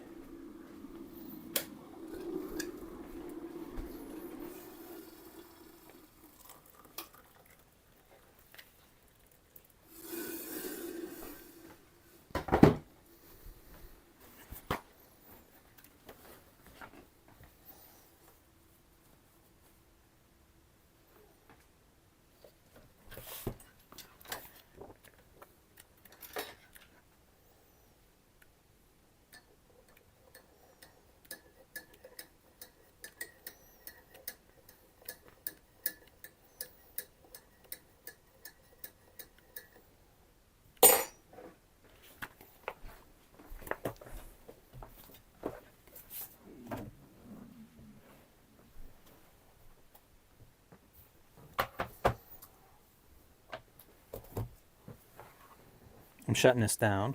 Yeah, do it. I need to plug it in. Is that yours? Yeah.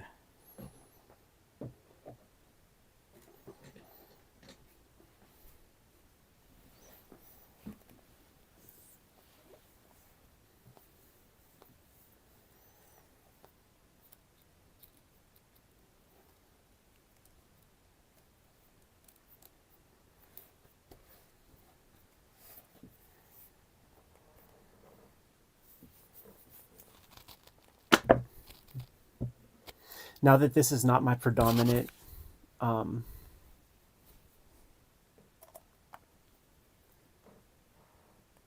work iPad, like I put more stuff on Chunky, and it's like all the comic journals and Amazing Heroes and comic scenes. And I'm thinking like I might take both iPads to Japan.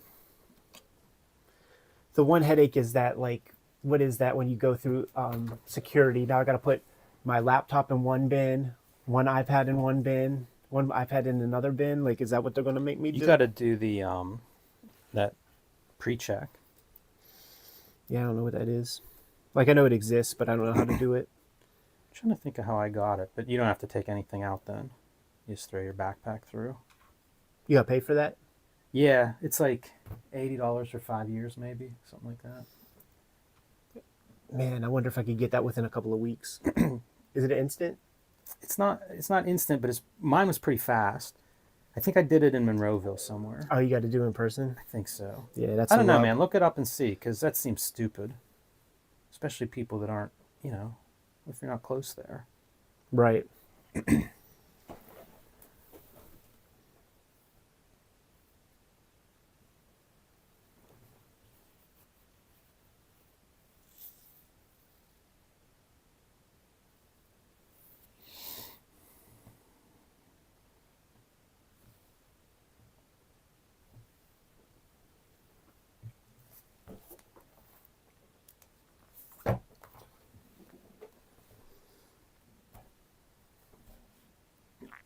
Looks like we're going to have to play this game with my setup.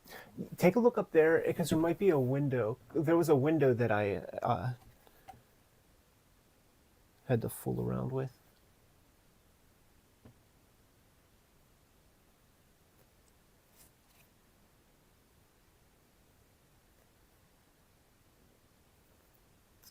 Do we hit? It's weird. It looks different. That is different, yeah. You know what? Maybe disconnect first.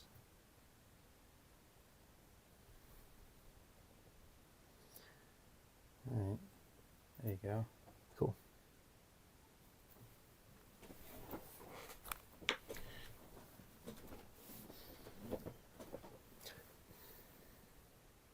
I wonder if I should ask the question on the error, or maybe.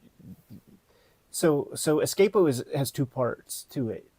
Was there a second one of these with the second part, or it was finished in that? This is where I saw the second part. So I don't think it was published elsewhere. Okay. And my plan was mostly to focus on this as a story, and then kind of just show like packaging it. Yeah. Different ways. Yeah. Let's hit on the second part of the story, like not just do the first part, because there's stuff to talk about with that. Good if you are. Yeah, hit it.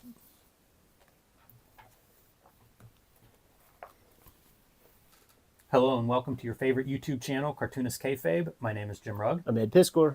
Before we begin today's look at Paul Pope's Escapo, I want to remind everybody that we do have a Cartoonist Kayfabe Patreon with 3 different levels. And at the top level, the King Kayfaber level, you will get access to every one of our videos first because you will sit in on the recording session. And this will give you a leg up on the kayfabe effect, which is sometimes we look at rare books, expensive books, hard to find books. You'll be the first one tracking those down before they disappear or go up extra in price.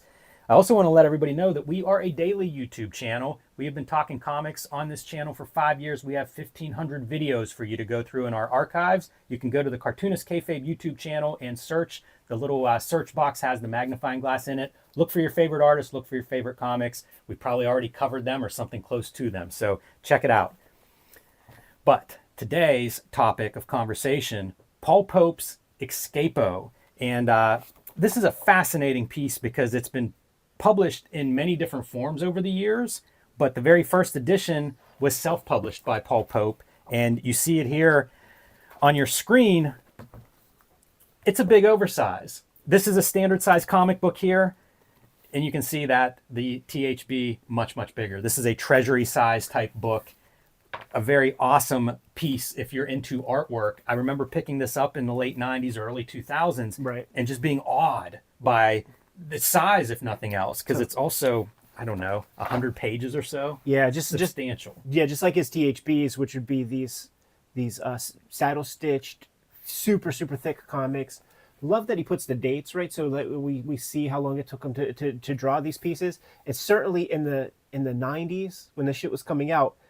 There were no books like this oversized this way, and like this was not an easy book to find if a store even had it in stock, because you would have to go to like, you know, the weird oddity sized pieces. And at Phantom of the Attic 2 stores ago, where that section was right underneath a water pipe. Uh-oh. So the pipe bursts, gets pretty cold here in the state, here in the Berg, and the water kind of secreted all over this one that I bought as a kid. Because I was able to get it for $1 at that point. But, you know, all this like water damage doesn't bug me. Freaking coveted this comic. I found Pope, and I was getting them from Phantom of the Attic as well. And it was, one, very lucky that they would have this stuff, because I don't see it elsewhere, and especially now. But I had never seen anything like it. He was inking with a brush when nobody was, but he was also self-publishing in these formats that nobody was really using. And I loved it. It feels good in your hand. It's almost like this giant magazine. You know, people that remember magazines from the 90s, kind of has that heft to it. Yeah. And it just felt different. It felt, you know, we say a couple of these artists, it's almost like the artwork is cool.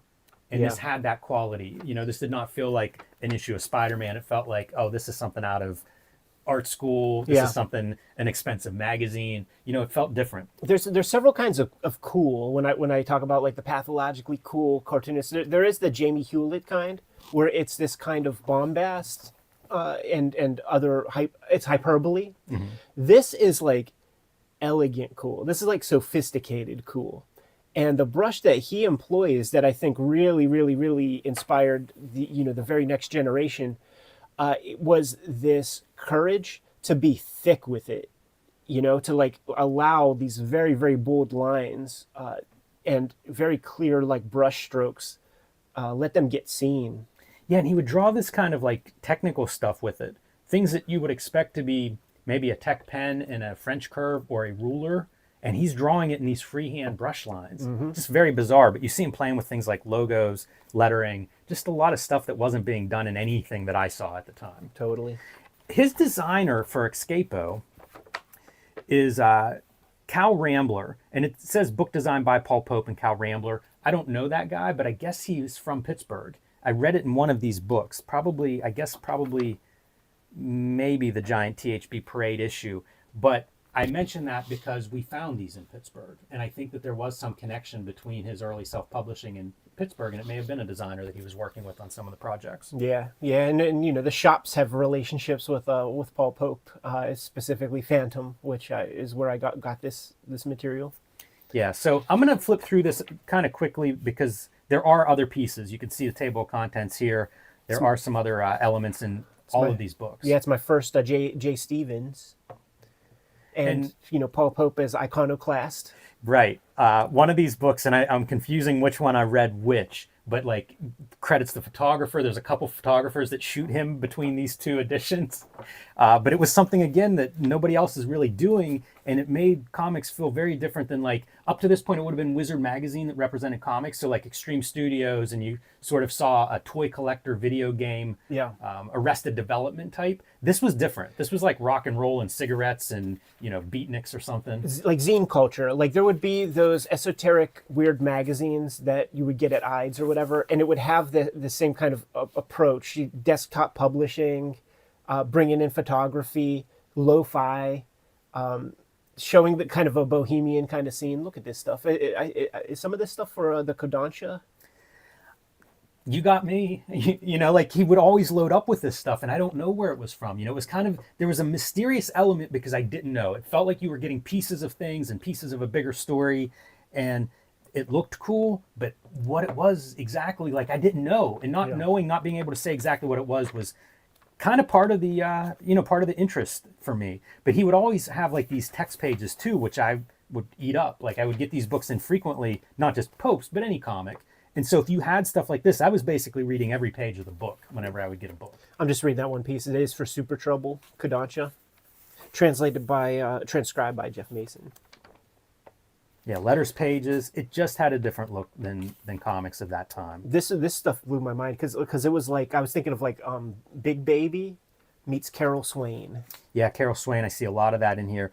And, people watching at home, they probably may know J. Stevens' work. It looks very different than J. Stevens. It does. When they're the tandem, it's they're showing up in a different way. Just like when J. Stevens would fuck with would he do stuff with Allred? Yeah, I think so. Yeah, like that version of J. Stevens is different than his own specific works. And again, dating it, like you mentioned on the cover, there are dates, and then you get specific dates here from March 17th, 96 to August 2nd, 96. So not a long time to do this.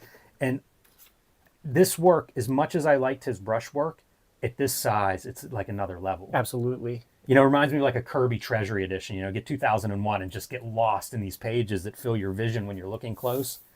And there were qualities of that here.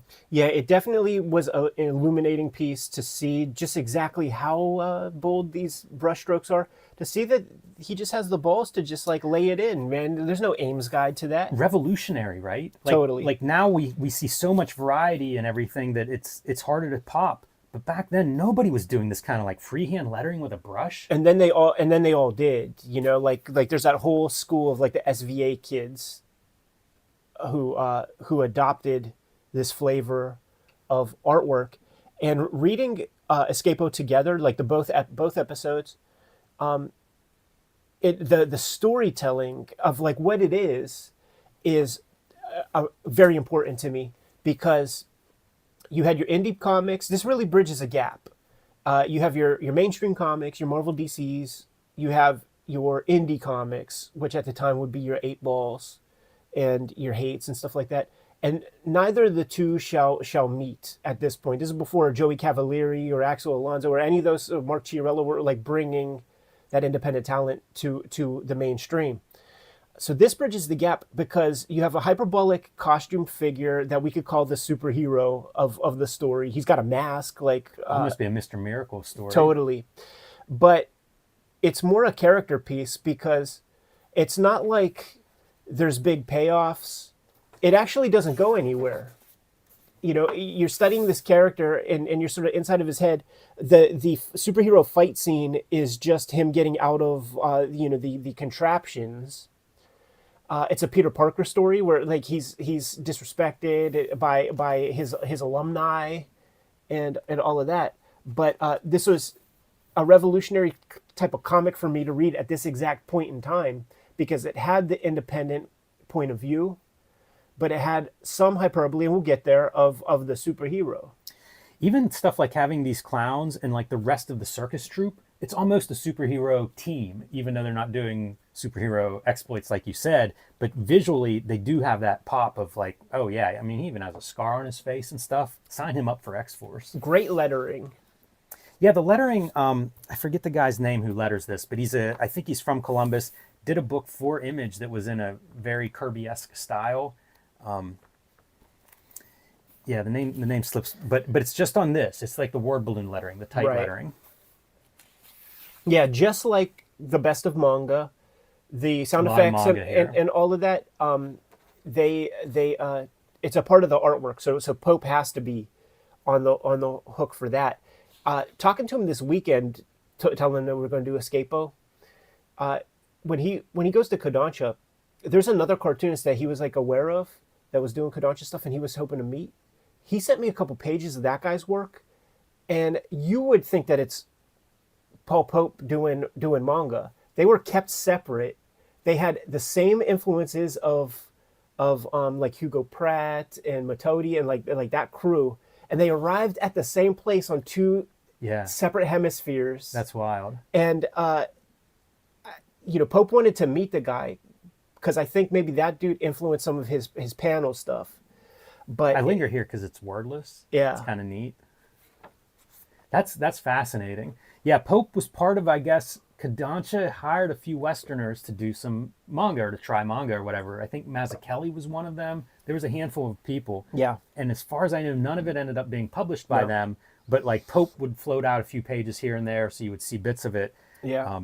I was talking with the lawyer this past week also, and he said that two other guys, it was Chaikin and Kyle Baker, and Harris is broker in the deal and shit. And Kodansha wanted to put Howard Chaikin and Kyle Baker through manga training school, like to school them on the ways to do that. And it's like Kyle Baker was like, I'm making my comics the way I want them, and then I'm gonna flip it.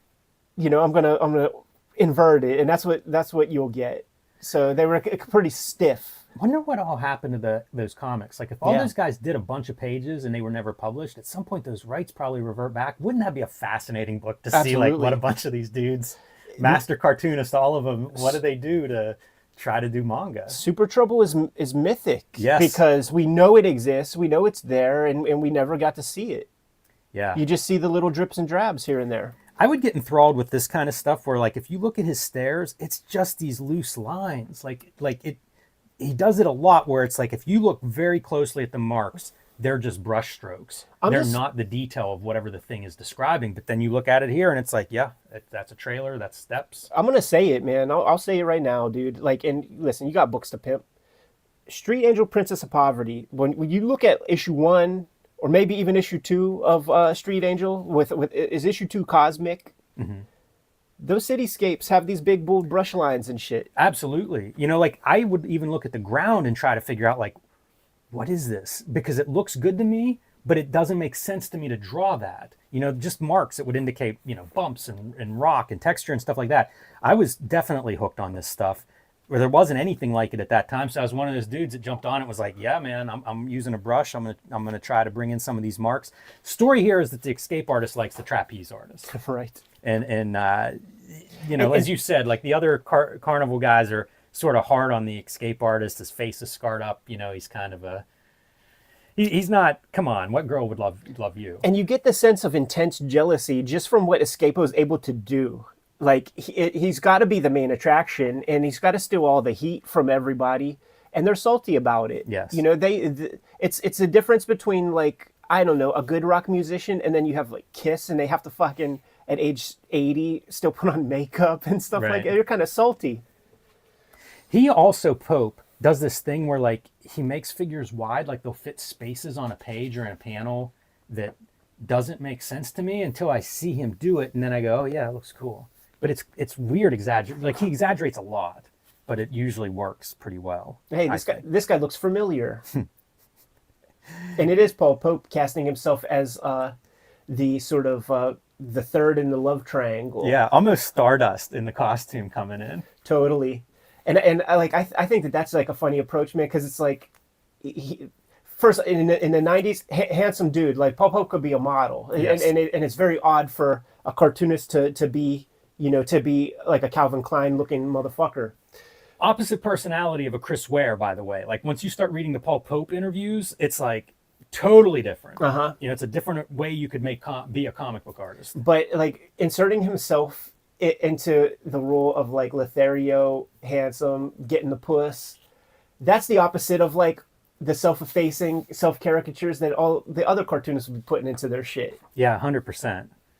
Look at that contraption. Reminds me of filmmakers, though, that'll do a cameo. They may not put themselves in as like the romantic lead or love interest or whatever, but it's still almost like you put yourself on the page, because why not? Yeah. Like these other artists have done it. Doesn't that feel just so perfectly balanced and solid and rooted on the picture plane?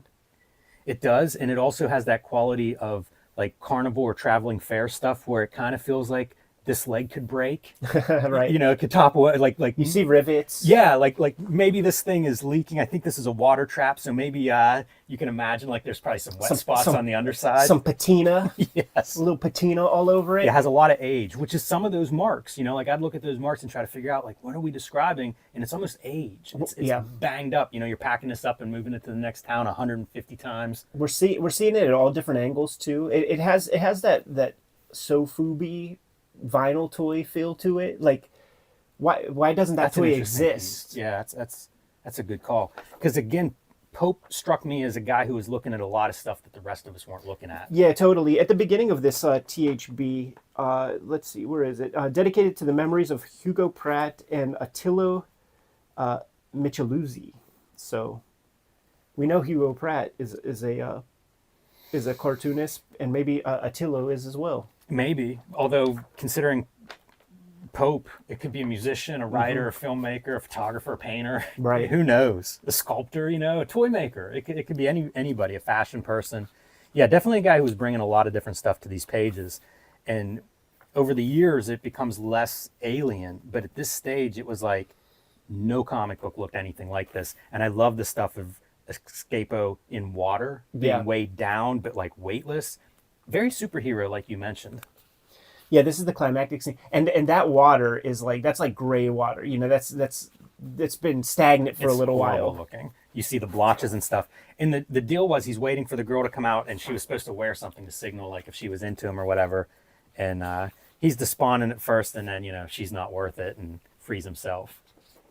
Yeah, he's going to allow himself to die. And then she's almost sad that, well, the cool thing is it's ambiguous, right? It could be like a relief that he made it, but with a furrowed brow, it could be like, fuck, my life would have been so much simpler. Yeah, so you read this whenever you're late teens, early 20s, and not in some long-term happy relationship. You're not living happily ever after at the time. This makes a lot of sense. Yeah. Also, he doesn't dip into sentimentality with her. Right. We're not going to get some kind of sappy bullshit. Like, it works pretty well as a story, and that's the end of this first version. Right. So I wanted to give that as a setup, because we're going to look at the rest of what he adds, but a THB backup story. And you see some Kirby. When he started talking about Kirby being an influence, it was weird to me. But in hindsight, like, you see it. Yeah, you see it in the aesthetics and stuff like that. But like, it's funny to call it a backup feature because it's at least an issue length. Oh, yeah. And look at that, man. Fantastic. 2-page spread of a punch in a non-Kirby way. I just love this stuff. And again, the scale had a lot to do with it. It definitely didn't hurt. I was talking to him this past week. He said that, he got all the pages back, and, he just had them, in storage or whatever, scanning them with the wishes and the hopes of like an artist edition type joint. And he's like, I just don't think that people will publish because the art is very big. And I'm like, is it bigger than the Twice Up Kirby's? Right. It's got to be 18 by 24. Yeah, I think, like those Silver Age. Yeah, so like, or Golden Age. Publishers, let's get on that. And we will promote it heavily. Like, let's get together the Escapo Artist Edition, and we will do everything we can to help you sell it. So Pope self-publishes this. Squarebound. This is a book. It's for the book trade. Makes you wonder, like, what he would do with stuff like this now. Like, this would be monster. If this is a book. Like, you could sell it through bookstores. When we were chatting, and he's got some plans with stuff, and the works that sort of put him on the map have been out of print for 15 years at least.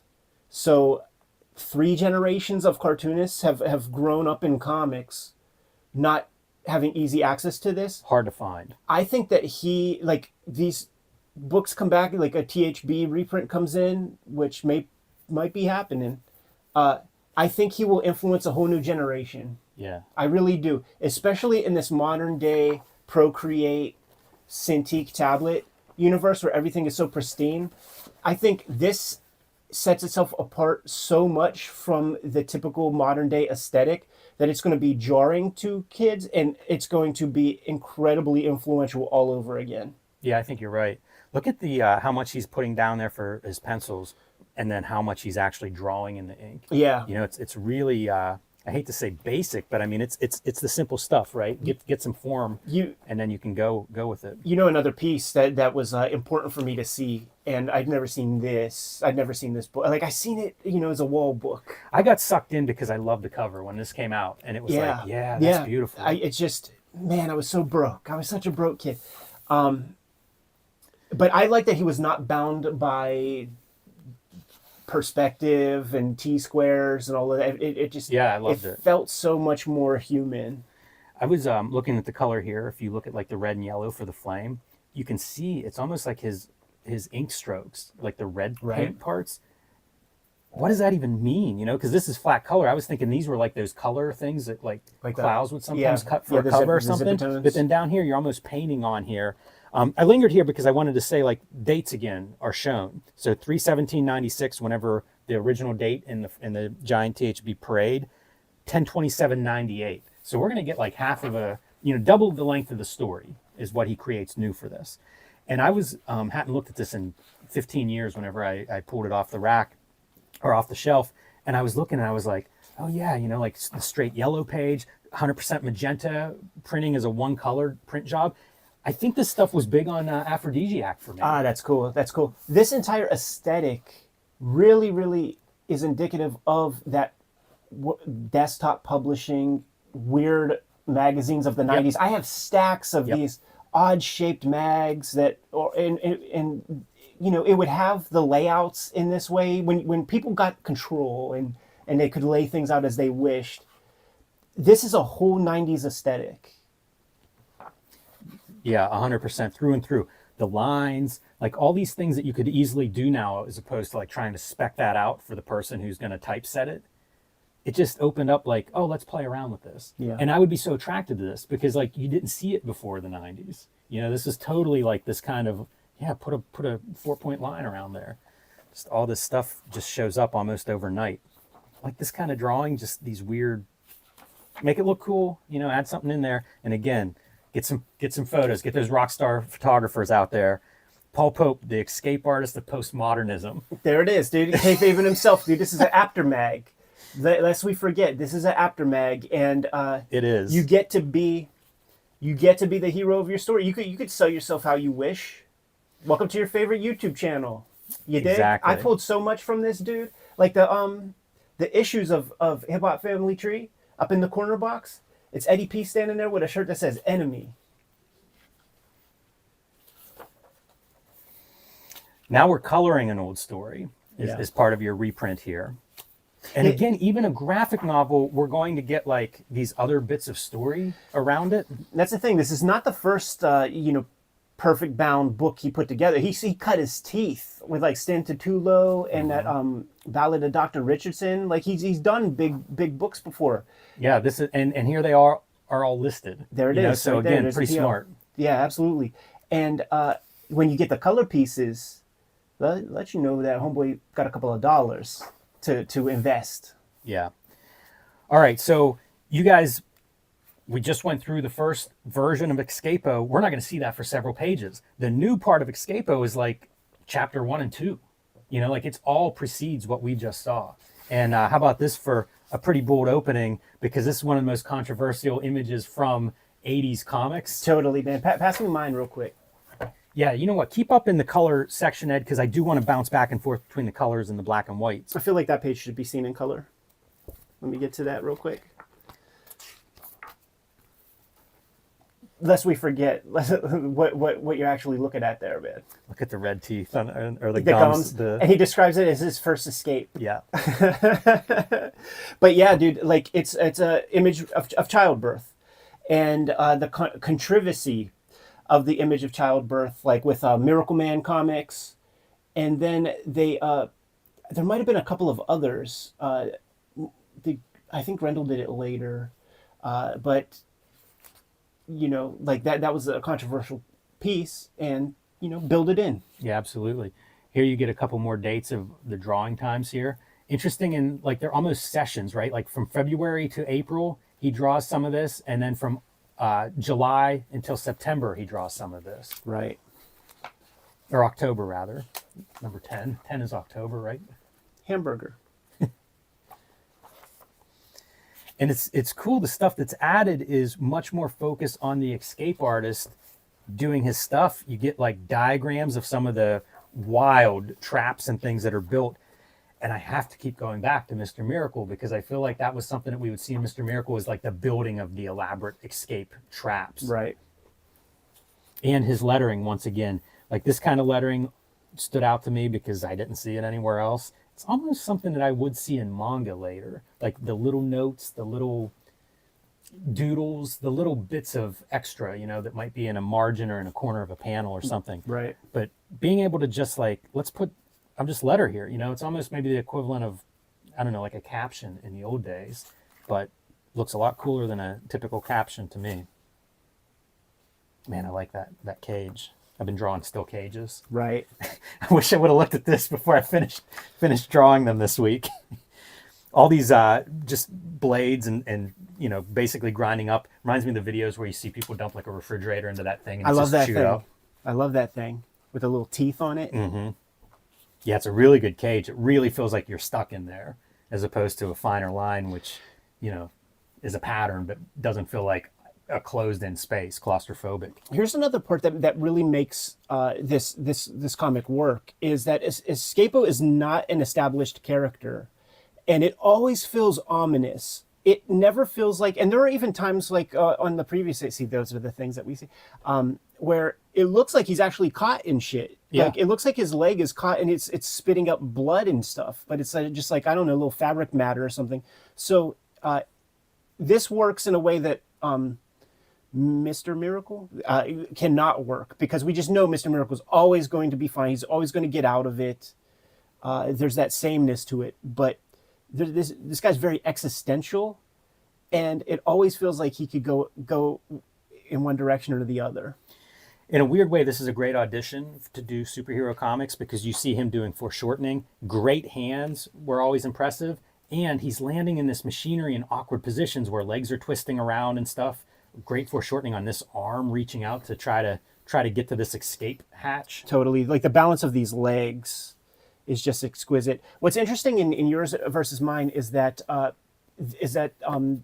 story that we're looking at here, which is the first part, it's the second part of my Escapo. Oh, interesting. I wonder if there's a new section for the first one, or if it's going to be that this story is out of order in that reprint. Right. It's out of order. Like the Giant THB is story 1. Interesting. And so like what we're looking at is story 2. That's so bizarre. Like that's a major change. Mm-hmm. Interesting. They're two pretty separate pieces. They are very separate. And in some ways, like you could probably read them independently or in whatever order. I love whenever like the underwater stuff is all distorted, Yes. So like the above skeleton is small, and then underneath it's this giant figure. Same with when we see Escapo's legs, huge, but smaller on top. Fantastic level of thought. Great for visuals, because that's what you're trying to do here. I don't care if it's authentic No. looking. I don't need a photograph of what it looks like underwater versus above. Go take I a want fucking something picture. that looks good. Totally. And it's a guy basically in a tank of water. Like, how are you going to make that exciting? You need to pull out every trick you can think of. Go back one real quick. And what he's encountering is death in the middle of this escape Right. attempt. It feels golden age. Like that's a golden age kind of skeleton, but there's it's way more easy to see in the color, like how manga that feels. Yeah. The way that they allow those big eyes to be colored and stuff. but it Yeah, the has that manga vibe. influence that he has in his work was something that really stood out at the time. Like these are some of the extreme examples of like that skeleton above and below water, the skull being completely distorted. Great idea for a visual. What a brush slinger, dude. What a freaking brush slinger. The things that he's able to do to maintain that picture plane with that debris. You mentioned the dirt texture before, but you could fuck this up Oh, a million so ways. much if one of those lines was out of place. It would obliterate your entire perspective of how that ground is supposed to be laid out, and you could destroy your drawing. Look at the marks that he puts on too. Like how thick is that brush where you're just like, you know, like just pressing that brush on there almost violently. And then you get the little bit of reflection in your wet surface. He's twisted up when he lands. Like it's just all great details. Yeah. And it is, you know, to your point, it is like the storyteller thing. It's the thing that you'd see in film where it's like, oh, that guy really thought of all these little ways that you could express whatever the story is. I feel like Pope has a lot of that on display in Escapo. Even wandering back to his, you know, from center ring all the way back to his quarters, still one shoe. I didn't realize the one shoe thing, and now I think about Street Angel losing her shoe, and it's like, It'd be the worst thing ever, dude. Did I really copy that from this? I don't know. Oh, that happens? Yeah, she did issue 1. She loses a shoe in a fight, and I just did not remember this, and now seeing it, it's like, uh-oh. Listen, man, you just can't escape it. And I wasn't good at, like, the influence is clear, but it's clear with Farrell, Becky Cloonan, Nathan Fox, like that whole group of cartoonists from that era had that thick, dabby brush, man. Story-wise, he made a deal with death, basically. Let me out of this, and then, you know, you can claim me at whatever. Seems like a one-sided deal. But the result is he's lost his nerve. Like Right. He's canceling appearances and stuff to the point that it's like, dude, you may get kicked out of the carnival. Like if you're not working 5 times a month, it's not cost effective to feed you. Right. Looks good out of costume too, like just some kind of bloke. It's a good face. Wonder if it's somebody that he knew that he patterned the character design after. It's real smart, man, to give him that interesting kind of pug face. You know, you can look at his friend and it's a very different face. Also, another good one, a very character actor face. Yeah. Everybody's hair is always messed up. Great mask. So they decide they're going to do an easier Okay, go back one. So this is interesting. Yeah, so we got that same page. Yeah. And then we jump to the mask page. So that, Yeah, so this is the page that's next in yours. yeah. So this is like a unique one. Let me see if it gets paced out in a different way, if it's just completely omitted. Yeah, I think I don't have that. But like all that stuff is like kind of in the back. It's interesting to think of, you know, you're putting together the book and you're like, you know, works better without this page, without these couple of panels. It's a total example of kill your darlings. You know, that might have taken him a whole weekend to draw that page. You know, you just don't even know. And the book is the thing. So if you determine, you know, in your heart of hearts that it's better to go this way, then that 2 days worth of work gets taken out. Tremendous lettering as part of the storytelling. You know, so much motion in there for this like whirling bladed death trap. Yeah, it's another manga. And the lettering stroke. really helps sell that. Yeah, totally. It's another manga stroke. And you know what, man? That go back one. I don't think I got that motherfucker neither, man. That's all the way back to this page. Oh, It's okay. Okay, so things are out of order a little bit on my joint. that's interesting. Kind of like it, you know, if you're going to do new editions, like fix whatever it is, you know, Yeah. try to do the best version of it that you think you can do. Yeah, just real quick, go back one more. I promise I'm not trying to be annoying. Okay, cool. Like I thought that there was maybe a different panel that was inserted, but no. It's funny too, like I'm looking at your book off screen and I'm looking at this book and Pope's spinning us around as he's Right. going through these death traps. So now he's upside down. And I'm like, wait, is my book upside down? What? Hold on a second. It's so weird. Again, a great visual subject matter for a comic because like we are spinning around on the page. Like there's so much excitement here for a non-fight scene. That super hard angle to draw of a face. That, you know, that's the Otomo. That's the old man from Domu looking down before the little girl blows his head up, makes him blow a gasket. This is the death coin from the deal that he made, and he's like, not gonna die today. Flips the coin away, frees himself from the trap. Really great. This is a real interesting set of marks. Like I don't quite understand. Is that motion? I think it's supposed to be motion. Yeah. He's moving around so much along the way. I do love these textures. It's a good chance to show off his line work. That feels like netting. You feel the tension of his feet standing on that netting. It feels like there's not much integrity to that netting. Like that feels dangerous. Like it could just start to snap apart at any point. And now we see our trapeze artist, which is like the very beginning of the first telling of this story. Yeah, how about that weird computer lettering stuff? Typeset. Yeah, like the only place that's happened so far. Yeah, that's a fill-in page. I mean, by that I mean it's a new page that's added here. Because here we go with the stuff that was actually in the giant THB parade that we looked at first. You know, that's your exact opening page for the story there. Right. The screen tones are something that are only on a couple of those pages. Right.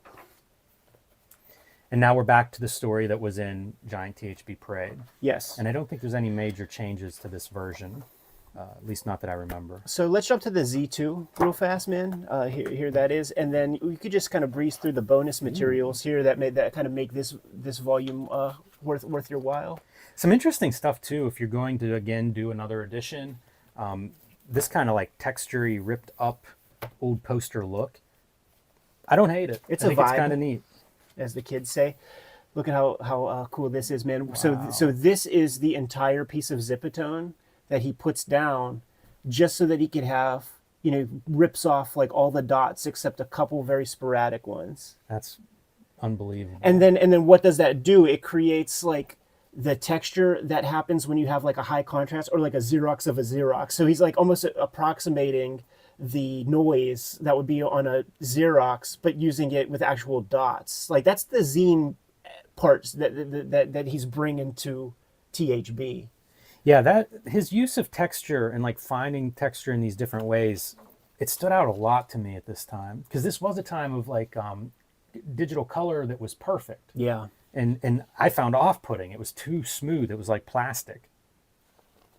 That's great, man. Seeing like the layouts. Yeah, so cool. Even the marker study is pretty cool. Like to think this is kind of your rough start that ends up here. Makes you want to go through his sketchbooks. It really does. Yes, it does. Look at this. This is important for enterprising creators to see. Like maybe you don't always go with your first instinct. You know, you do a couple of takes and see what works best for you. I think you might have went with this piece. Boy, almost Kurtzman in Yeah. its simplicity of just Absolutely. like, get the form down. Just Yeah. looking at the composition. It's all quickly. there. Marker, maybe. I think that's a marker drawing. Yeah, it looks like it, right? With a little Yeah. flare. I think he was messing with all that stuff, all the Toth stuff, you know, I the like flare this pens too. and things. Let's put a little color on it, see which color I like. And then some pinups as your bonus material. Straight from Planetary. Sam Heady, a guy that clearly was influenced by Pope. Yeah, he's totally part of that thick brush school. Shea Plummer, is that the colorist on this edition? I think so. James Owen, this is Star Child? Yeah. Which they would have been self-publishing at the same time. Yeah, in the 90s. That's interesting. Probably an old friend or something, an old acquaintance. One of those things in the trenches, in the foxhole, and playing the self-publishing game. Chris Hunt, David Rubin, Dean Haspiel. It's pretty fun. Yeah. Kind of a poster version. Kostas Ceramidas. Boy, I'm sure I butchered that. Don't recognize that name. That's more a THB piece, I feel like. Yoko Shimizu. And then some notes. Love this. Yeah, and talk Draw about your the brushes tools. and stuff. How he's using synthetic brushes for a while and then graduated to the Windsor. And then talks about the artwork, how like some of the color kind of like lost its integrity over time. And the reasons for the recolor. Like these kinds of marks, I think he brings that to comics. Yeah. I'm not sure who else was doing that. Yeah, You might find some in like an art world, like drawing, painting kind of thing. It could be an evolution of the Sienkiewicz stuff, but I mean, this dude, Yeah. he's pulling from a lot. He's from that Columbus pedigree. You know, it's a good comics making town. The Billy Ireland Cartoon Art Library existed in his day. I know Lucy Caswell is an important figure in his life, so he has access to all that stuff, dude. I got to stay in Columbus for 3 weeks. I spent 7 days of those 3 weeks from the second Billy Ireland opened till the point that it closed. Each of those 7 days, man, for I was there 9 hours, going through artwork, and that it was at his fingertips. Yeah. For years and years and years, and you know that's mostly American stuff. But the questions that we ask him in a shoot interview are like, where do you find these Italian comics and all this other stuff? Does it start with that World Encyclopedia of Comics, or what's that Maurice Horn book called? Yeah. It's the World Encyclopedia of Comics. Does it start there and then you hunt this stuff down? Columbus is a good comic book town in terms of stores. You know, places like Laughing Ogre and you know, a couple other joints like that. Like you could find any kinds of comics there pretty much. Just a very unique pedigree, and I feel like this episode is a long time coming. Yes. Good to go? I am.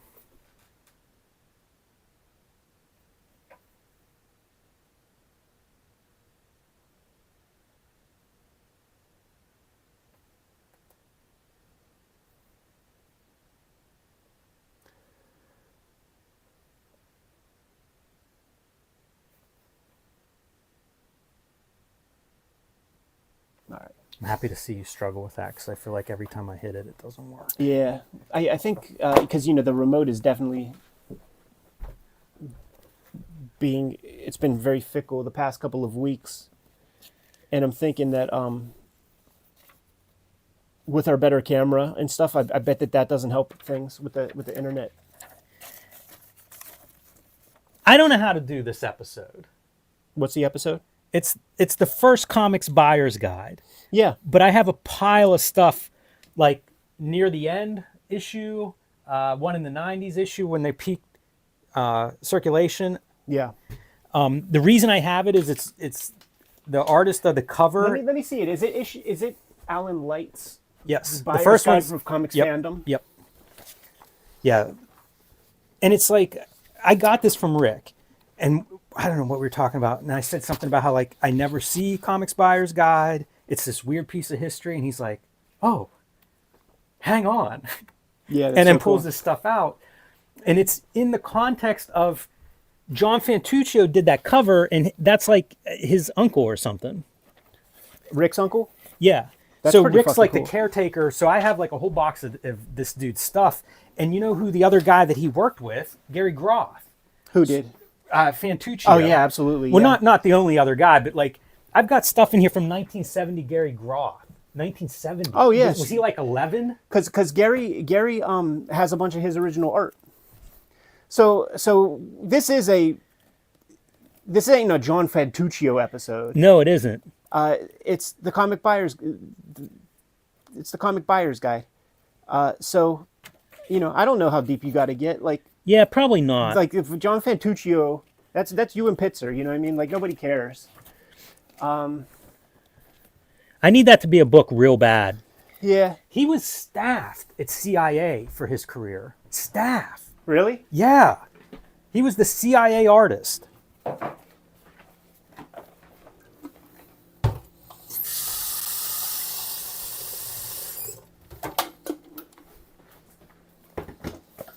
You know, it's I don't think we ever even said the word ad zine on the channel, so it'll be our opportunity to talk about ad zines Yeah. and what that is.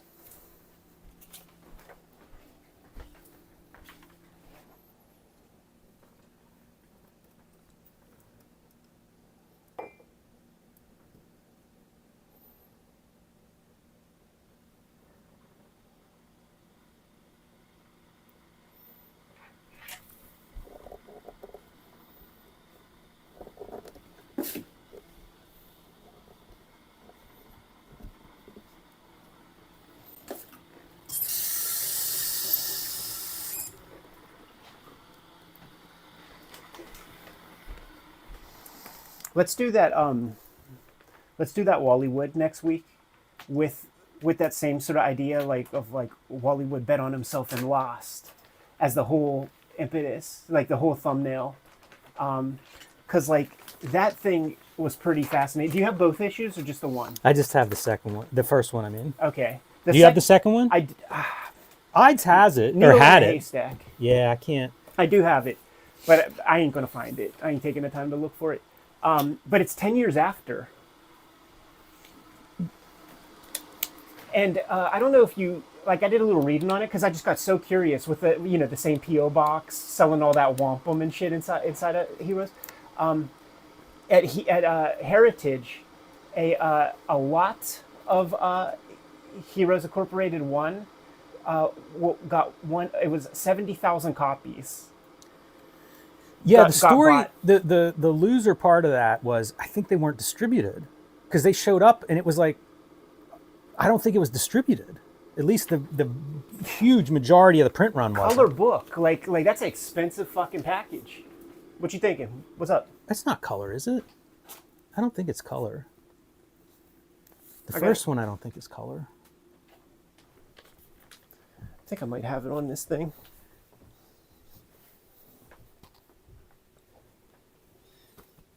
But it reminds me of Steranko saying, like, he couldn't do distro. Yeah, man. Oh, man. Yeah. Wow. I haven't looked inside mine in a while. But I think that's a compelling. Wallywood bet on himself and lost. Like, it's Ditko. Buy fucking swampland in Mesa, Arizona. And it all goes to all this stuff. I don't think this one does, but all these other shits go to the same P.O. box, which is the lettering page P.O. box, but it has a different name. It's just kind of like, how ours is Cartoonist Kayfabe. But he's like trying to sell some kind of weird fucking cubic zirconian rings and shit. Oh, dude, that's that military stuff. Like that whole aim was to get this through the military channels. Yeah, of course. But I mean, that ain't Mark Jewelers. It's fucking, it's Wallywood's P.O. box. So how does that work? Larry Hama stuffing envelopes with cubic zirconia rings.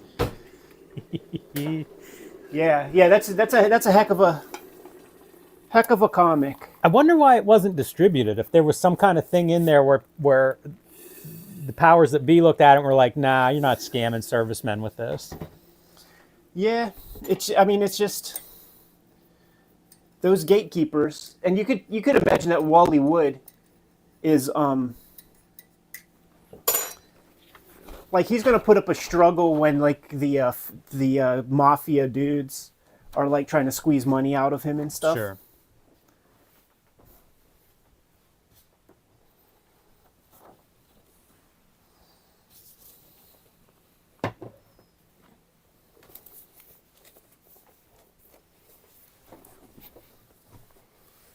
Let's clean up this.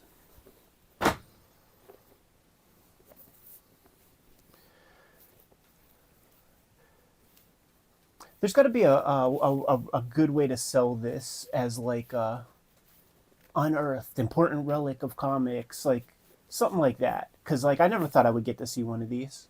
Yeah, I'm amazed by it. I never ever see any of these things anywhere. Yeah, I didn't look it up. I was gonna look it up and see, like, are they on eBay for like $1.50? Like, yeah. I didn't look it up, but And specifically, I've never seen a buyer's guide for comics fandom, Alan Light publication. I've never seen this, so pretty fascinating. Good to go when you are. hit it.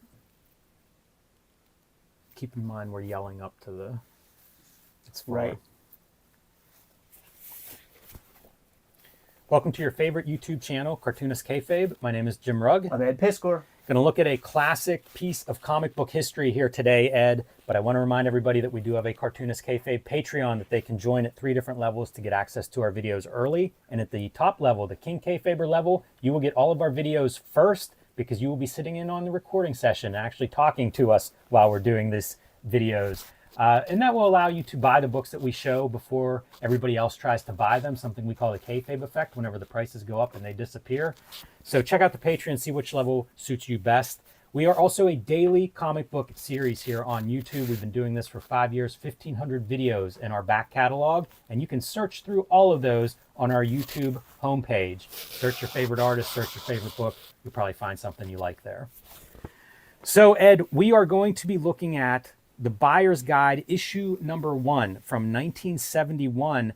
People at home, you may be familiar with the later iterations of this, known as the Comics Buyer's Guide, a name it takes on in the early 1980s, but it runs up until 2013. So 30 years of this publication, is 40 years of this publication, from 71 to 2013. This is what it looks like at the end of its life, a glossy monthly magazine. Well, I guess not glossy cover. And it would have a couple features, but it was centered always around buying and selling comics. So in this case, you even see a price guide being added very late in the game. I used to get these once a year or so because they would have awards. Yeah. And if you sent in a ballot, and I can't remember where I got the ballot because it wasn't from an issue, but somehow I got a ballot one year, I sent it in, and then they'd send you the award, the issue that had all the award winners. I actually do think that the ballot would be published in an issue, and then you could just you cut it out. It's their way to get your address and to pimp you out. But that ballot would also be published in comic books. Yes. Yeah, and that's probably where I found it.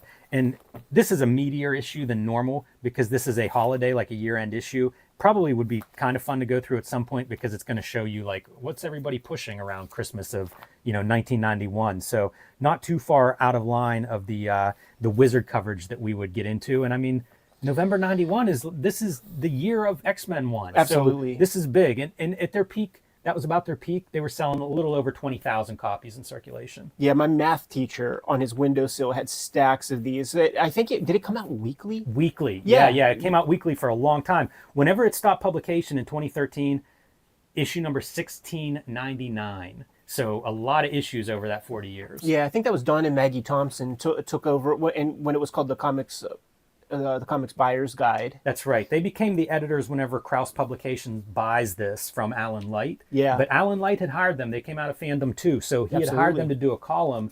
I think in like 73, they start working there, writing a column. So they were close to all this material. And this is an ad zine. So like as time went on, they would add more columns and things because that allowed them to get a more favorable postage rate. Exactly. The only reason that there was any kind of article or content is so that they could get bulk shipping rates. And you needed to have some reason. It couldn't just be completely commercial. But most of this stuff here, it's a classified section. And a lot of things could come from this. Of course, the comic shit, but also you might, collaborations can spark up in a publication like this. Yeah, and if you get into like reading some of these ads, there'll be names that you recognize from early days of the direct market and things like that, early comic shop days, because you think like this is 1971, so there are a couple of comic shops out there. There's no direct market set up yet. This is how you were buying and selling comics. This and maybe some trade shows here and there. Maybe New York or somewhere would have a comics convention where you might find this stuff, but it was through the mail. Yeah, absolutely. And you're seeing all the names that you expect to see. I'm seeing picture stories of history, picture stories of science. Those are Max Gaines ECs. I'm seeing Flash Gordon mentioned. I'm seeing Frazetta specifically. Here's your Donald Duck section. So it's all the stuff that the boomers were reading as kids. Now it's 20 years later, they're buying all that nostalgia stuff back up again, and it's here for a premium. He's claiming of 3,600 is his circulation here, launching the magazine. And as I said, peak is a little over 20,000. There are your ad rates, which is kind of interesting to see. $16 if you wanted to do a full page in this publication. And it's fun to see, like, what are people figuring out to promote this stuff? Let's do a big piece. Take advantage of the real estate of the page that you have as opposed to just listing your couple of prices, and then update the price. I'm gonna write it in marker. I'm gonna cross out the stuff I sold. I love it because let's be frank. To retypeset this could be hundreds of dollars. So kind of go hardcore with it, and then to do an ad like this, I'm sure that the Captain George has to present the photostated materials with typography and all that. To make this ad would have cost an investment of just the publisher. It's not like, you or I, where we could design our own thing and make thumbnails and all that. It was a big enterprise. You had to have like a like print house put that together, and probably had to wait a certain amount of time to get the results back. Yeah, and when you look at this, it's probably somebody just doing it themselves on a typewriter. Yeah. It's not justified or anything like that. So yeah, it's a little pretty neat. Yeah, like that one, it totally feels like a yeah. typewriter, but this is like really pretty straight. So I do wonder if that was able to be banged out. And these are classified. So this is all different people advertising. And in many cases, it's like they're selling their own fanzines and things. Look at this, man. Bob Kane, original artwork. The creator of Batman and Robin draws his famous creations, one each, of Batman and Robin, both 8.5 by 11. Oh, and it's Alan Light pimping his shit. That's funny. Yeah, it's so interesting, like what was available at this time period. There's I was looking into like the history of this, and at some point, and I think it might not even be until the 80s, they go to all typeset as like sort of we want to make this look more professional, presentable, and things like that. But it comes out of that fandom. Like everybody was just doing their own fanzines, and that's essentially what this is, maybe with a little bit more of a business plan behind it. Yeah, and clearly Alan is in business for himself, and then he gets the primos, and then everybody else gets extra. It's funny how he's so colored to me by my relationship with Fantagraphics and Gary Groth and those guys, because the first issue of the Comics Journal after Gary buys New Nostalgia Journal or whatever, the whole entire first issue that they put together with this new mailing list and new circulation is all in response to Alan Light. Every single page is about Alan Light. It's showing off canceled checks or cashed checks that people sent in to this publication and didn't get their ads. It's Wow. It's the guys at Fantagraphics catching him at a convention on a panel and transcribing all the stuff that went into that. So they really cast him in a pretty bad light. And so when I see his name, I think of him as a bad guy. It's interesting to have that context. Stranko doing a note for this advertisement, another Captain George. And it's about the third one we've seen for Captain George. So the cool thing about looking at something like this, on top of just a basic historical significance, is now there's like new names that I don't know Captain George's, right? So that's something I'm going to Google just to satiate my own fan interests. So I like seeing this stuff. It's not just that we're selling you back issues of comics. It's like these are some of the other comics publications that are being done. Tomorrow Magazine, Reality. That's a strange one. But you can see like this is everything. If you're participating in comics fandom, you don't have a lot of outlets. Yeah, and so many of these things are adzines and just adzines. So you will see part of the sales point will sometimes tell you like with regular features and stuff like that to just like let you know that you'll actually get some content, Right? Because it does kind of get old to just like see this shit, and it's all the same comics for different prices, and you just send your money to a different place. So it could get old. How about these rub off transfer screens? Yeah, pretty fascinating. So even like art supplies for the because a lot of these fanzines are artists trading stuff back and forth in the mail or trying to get their artwork published in one of these things. When you see this, you got to look and see if it's like a Russ Cochran. It's Dynapubs, which is the same as that art supply piece on the previous page. But then there's stuff that like I don't even know what this is. Right. I like that art, but I don't know what it is. Right. Yeah, definitely pulling from Steranko traditions. Yeah, absolutely. Boy, the full pages are nice. They're so big. Upside down letters. How about that? Zipatone, straight up. There you go. How cool is that, man? This is fantastic. $1.75 a sheet, 9 by 13.5 inches for a sheet of that. Yeah. It was That's about really $8 great. in our day. When you see it at this size too, patterns are at actual size. Right. So you can see like how do these dots reproduce? And then if I'm going to reduce them down in size, I might need this size as opposed to here. And that's what you get, 50 lines an inch, 42.5 lines an inch, 32.5 lines an inch. And you had to know that stuff because if you got the wrong size and reduced it, that's what you get the moire patterns. Mm-hmm. or just black. Yeah, yeah, a lot of ways that can go wrong. Man, that was your centerfold. They bought that's $32 ad right there. I mean, just imagine like preaching to the choir stuff. Like it makes you know, a young Dan Clowes might have got his Zipatone that way. Dynapubs again. Like that's another one that's dominating these things. You wonder if Alan Light has his fingers in that pie at all. Yeah, yeah. Or it's just some buds, Poster cells. some Kirby's, some old Supermans for cheap. You got to pay attention to these names because it could be an illuminating piece of comic book history cropping up every now and then.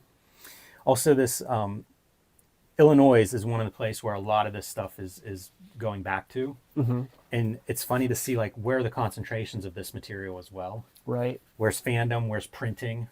I assume that Illinois is a lot of the printing is coming out of there. This could be one of those, look, another Illinois thing.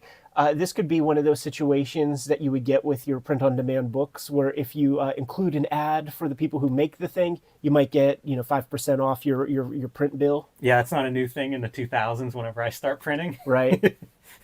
Or now with all the digital printing, it feels like that's another one. Wrightson was such a hot property in comics fandom. He was like the new hot guy whenever he came out. More Captain George, this time reprinting Secret Agent X9. Dashiell Hammett being one of your selling points there. Absolutely. Man, Alex Raymond, that's a lot of star power in those two names. That one's coming out of Toronto. Virgil Finley, one of the names that has transcended the pulps to this day. I literally follow Instagram channel specifically because of the Virgil Finley art. The Collector, number 22. This is another fanzine that had a long running time. And these artists would cross over, right? Like Fantuccio, who does the cover of this, the reason I have Collectors is because he did a bunch of work in those. So kind of a small world as to where artists are being able to place their art. Yeah, this is cool right here. New York Con issue. That would be the Phil Suling cons that were happening. And of course, Phil Suling, the Grand Poobah of Seagate Distribution, creator of the direct market comic book distribution system. Man, and then like hand lettering. Look, hand lettering all of these. Super address book. Oh man. A listing of the pros' home addresses. Oh my goodness. This, Let's see if we could identify some of these cats. Of course, Kirby. What's Dan Jerkins doing back there in 1970? I think that might be Frazetta, actually. I don't recognize some of these other fellas. Is that Ditko? Could that be a Ditko photo that we don't know? wow, that'd be amazing if it was. It could be. I think that's Dennis O'Neill. I feel like I've seen that photo before. Stan Lee. I can't see that guy at all. It's incredible to me that Stan Lee, it's like he was an old man twice. Yeah, totally. And that's like probably him from the 50s and shit. Mind blowing. Anomaly. I feel like I heard of that. And if that ain't Vaughn Baudet, I call you a liar. And then you see Richard Corbin directly from Jan Stranad. How cool is that? Wichita, Kansas. Yeah, that's amazing. How about these Robert E. Howard posters? Also, Jan is selling those. Oh, yeah, I wonder who's the artist behind those things. You know, I saw Jan on Facebook. I'm gonna reach out to that guy. I would love to speak to him. We could probably get a better conversation about Corbin with Jan Stranad than we could with Richard Corbin himself if we were able to get our hands on Corbin before he passed. Yeah, that'd be great. There goes Phil Suling with he looking like the Big Bopper with that little spit curl. And here we have an article by Jan Stranad. I have to do our callback, man. As I knew the name when I was a kid, Jan Strand. There you go. Right, exactly. And now we're doing our 8th page ads. Just kind of testing the waters to see if I actually sell any of my comics here. So and this is very fine print. So this is literally the one piece of content in this magazine. Yeah. That could have potentially, maybe in 71, this is all you needed to get your bulk shipping rates or something. You got to have this one, and it is Jan Stranad. I would like to read this piece, actually. So I'm going to freeze frame this image on the channel and change the orientation and see what Jan has to say about the whole scheme. You know what would be interesting, because I don't exactly know the trajectory. If you could go back one page just real quick, Jimmy, I wonder if Jan was just a fan and Oh, never interesting. collaborated with Corbin at this point, because like Mutant World and stuff, that's not 71. Man, that's early for, Yeah. yeah, So that's something that just came to mind. that's a good call. Yeah, it's so weird to see this stuff and then remind yourself it's 1971. So like, these are underground comics. Totally. And then you have to change your mindset, because like in say 77, 78, this would be Barry Windsor Smith influence, but this is just like Frazetta or like Hal Foster. Like Barry Windsor Smith ain't even really doing Conan, I don't think, at this point. 71. I think that comes later. Yeah, it's very early. And I was looking at addresses, Portland, there's one in Washington State here, Massachusetts. So you are starting to see representation from different pockets around the U.S. of people dealing comics, trading comics. So here's the questions, Jimmy. Here's the questions that I would love for And Dynapub looks like that is Alan Light. Uncle Jeet. Are you out there? If you have a circulation of 3,000, that means you're starting from somewhere. So what was Alan Light doing before this in order to get some addresses? Furthermore, what was he doing to get the people, to solicit the ads and stuff? Like how does that part work? It's chicken and the egg. You're starting this new venture, and you got, it's clear that some of it is him and maybe one or two other people, but there's a couple disparate ads. Portland, Oregon, and that's quite a distance. So so how does that part happen? It's a good question. And yeah, I don't know. Whoever's out there that wants to take a stab at it. Watch episode 1 of our Wizard coverage, where the letters coming in are from Bendover and Spock Goldstein. Yeah, exactly. How about this? This is 1 year anniversary issue, and you can see the level of sophistication rising just in the typesetting and having a logo now for the publications. Yeah, is it possible to go through this one kind of quick? Sure. February 72. And look, now you're putting your circulation numbers right on the cover. Let everybody know that You want to put an ad you in get here. some bang for your money here. But you know what? Full page ads still $16. So that hasn't spiked. I have this issue of Fantastic Fanzine. This is Gary Groth. This is a Gary Groth publication. Yeah, I have this one is another one that I should say these are from Rick at Casablanca, hooked me up with these, and I have this publication. But I mean, this is what it was, like that's what all these guys that end up leaving their marks, that's what they're making. They're like self-publishing their zines and trying to sell a few ads and reaching out to the artists that they know and everything. I love seeing like Basil Wolverton was also in that first one in one of these ads. So Take a look at our artist edition for the what do you call it, man? His biblical shits. it's cool to see, like fandom was a fan of him. Oh, totally. Yeah. It's sort of always been that way. Like there are the understood cool guys, and then it is people like unsung heroes like Glenn Bray. That kind of help bring a lot of that to the surface. This was something I wanted to point out whenever when I was looking through these. Buddy Saunders. So you guys, Buddy Saunders has come up a few times on here. One was in the words. What was the Frank Miller, Stephen Grant? WAP. Yeah, Words and Pictures, the newsletter. And it was Buddy Saunders was really against the adult content that was coming out, to the point that he had memos to his employees that leaked then to WAP and was published there. But he is also My Comic Shop. He's MyComicShop.com. MyComicShop.com. So selling comics for a long time. Yeah, That's 50 years of retail right there. That's 55 years of retail. When we were doing the old comics journals, like I was Googling these guys' names, and people that had these little zines and things, they put together whole conventions and all sorts of stuff. Yeah, I mean, there wasn't an alternative. It's not stay- like there was a professional level that these people could rise to. They invented that. And by the way, that worked in the most professional settings also. Roy Thomas, coming from Alter Ego, a fanzine, like, gets kind of adopted by Marvel. When Roy Thomas is in effect at Marvel, he reaches out to Gary Groth, who's a kid who has a fanzine and knows how to hit his marks and get something in print. Radio shows, old radio shows that you would buy.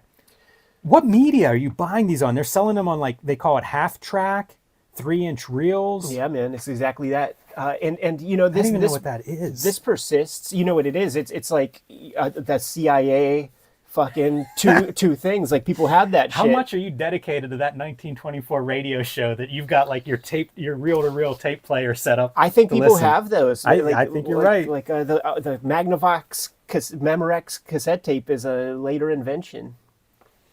See, that's a very eye-catching ad. Yes, it is. That's a great title. I'm gonna see what you're selling. But one thing that is remarkable, and it speaks to fandom, is that I have not seen one mention of Crumb or the Undergrounds, which have been out for 3 years at this point. So that speaks to the juvenilia of what comics fandom proper really was and is. And you never, to this day, I don't think you'll see Zap Comics in like the Overstreet Guide. Like there's a whole wing of comics that does already exist that the Wednesday Warriors, we'll call them the Wednesday Warriors of the early 70s, just completely paid no attention to. Right. How about this? Next time you're in Chicago, be sure to visit the Fantasy Shop. So comic shops have, there are brick and mortar comic shops that are participating in this. Yeah. And I mean, that's got to be very early on for comic shops, 72. Totally. Not too many of them out there. And it's a Chicago store, so we don't even know the lineage of that one. We're in fandom, so let's celebrate Carl Barks. Hate to see his name broken up into 2 lines like that, but that's all right. We're also early, way before desktop publishing, but kind of cool, specialized fanzines mixed in with back issues, with ad zines, with whatever people are making and trying to sell here. I just got a hold of a bunch of Barks collector zines for $1 a piece. I've pulled Bark collector zines out of there before, so might be worth a check in there. I need to drop some stuff off to them. More of the radio premiums. It's neat to see kind of like what the tangential to comics stuff is. Fantastic fanzine is, see, this is interesting because Dinah Press, and we saw it before with the earlier Fantastic Fanzine 11, which is Gary Groth. This is Gary Groth. Yeah. So Alan Light is doing some half-assed distribution, or he's collecting the money and sending it to. It's like there's something that Dinah Pubs is doing to get shit out there. But like Fantastic Fanzine is my publisher, Gary Groth from Fantagraphics, some of his early zine works. That's Steranko. Is that Steranko? Is this Groth? Oh yeah, it totally is. Yeah. Very young. Dude, he looks like Tony Hawk from like the Bones Brigade era. Yeah, there's a lot of hair on that head. Good stuff, man. Over one eye, a little emo, perhaps. 25-page report on the 71 Comic Art Convention in New York. You know what that is? That is, you know what, let me just grab it real quick, man. Like a filibuster, well. You know what, I'm not, because this is all going to get cut, because I got a piece too to show off here. Okay.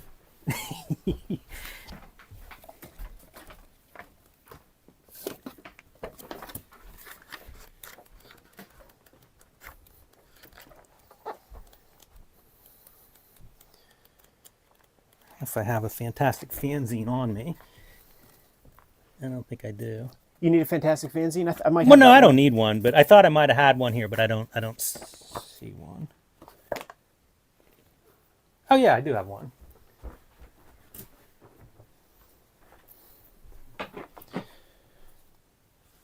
So what's that convention called that they're promoting? It's the Comic Art Convention in New York, 1971. So here's the Comic Art Convention photo for 1969. Yeah. And there's my publisher, Gary Groth, right there. Dude, amazing. Isn't that cool as hell? When is he born? Because, like, how old is he here? It's got to be. He might be single digits. Yeah, like 11? And dude, just speaking to, like, good parenting and stuff, like, his pops is a captain in the Army.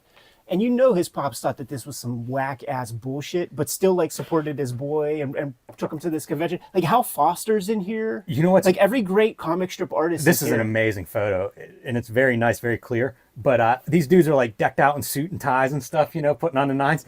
Groth's wearing a T-shirt. I collected my Eisner in a T-shirt. That's fantastic. That's really great stuff. And so, again, 69 right there. Here we go, Metro Comic Con 1970 program. This is a show I believe that Gary Groth was putting on. So this little dude right here putting on this show, and you can see, like, look at the booklet that goes with it, you know, like it's a pretty ambitious piece. Right. Map of the place and stuff. And you see the credits, Chairman Gary Groth, Publicity Gary Groth, Art Contest, Films, Publication. Mike Catron is the co-publisher of Fantagraphics before Kim Thompson was a part of it. Steranko the big oh no, that's John Stewart. But you can see this is, I mean, pretty ambitious stuff for a program. Yeah. You know, you can almost see like, yeah, this dude is destined to be a publisher. And what's the year? This is 70? 1970. So this is 1 year after this. A very, very young dude, like collecting artwork from pros to put in here. Sal Buscema there with a Conan. Don't even got hair on the sack yet. And we mentioned this is fantastic. Let me get that out of there. This is Fantastic Fanzine Special number 2. This is a fantastic fanzine. This is number 13, I believe. But, you know, you've got Groth in here and Fantuccio, the cover artist here, doing Ditko, an article on Ditko. So, again, like this is that time period. I don't know if there's a year handy, but it's got to be 1971. So 1971, this is all kind of within the same, basically the same time. This is 1972, this issue of the Buyer's Guide. But it points to like what's being done. I mean, this is professional level publication, glossy cover, Absolutely. white pages and stuff.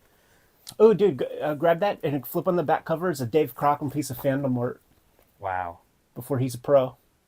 And, you know, in Gary's office, he just has a ton of this stuff. He's got so much that Fantuccio dude's artwork and a couple other names like come up a bunch. But like he might just have this piece laying around. He's got Bernie Wrightson's, and they're all just in this like little cupboard that are stacked on top of each other. Like when I went there the first time, he was so gracious. Just let me fucking have the run of the place. I'm just going everywhere, and I'm going through every piece of art in there. It's the first time I saw this Fantuccio dude's name, and that's where I found that one, like buried in that the mix of this thing. It would be like a liquor cabinet in Gary's office that just is full of artwork.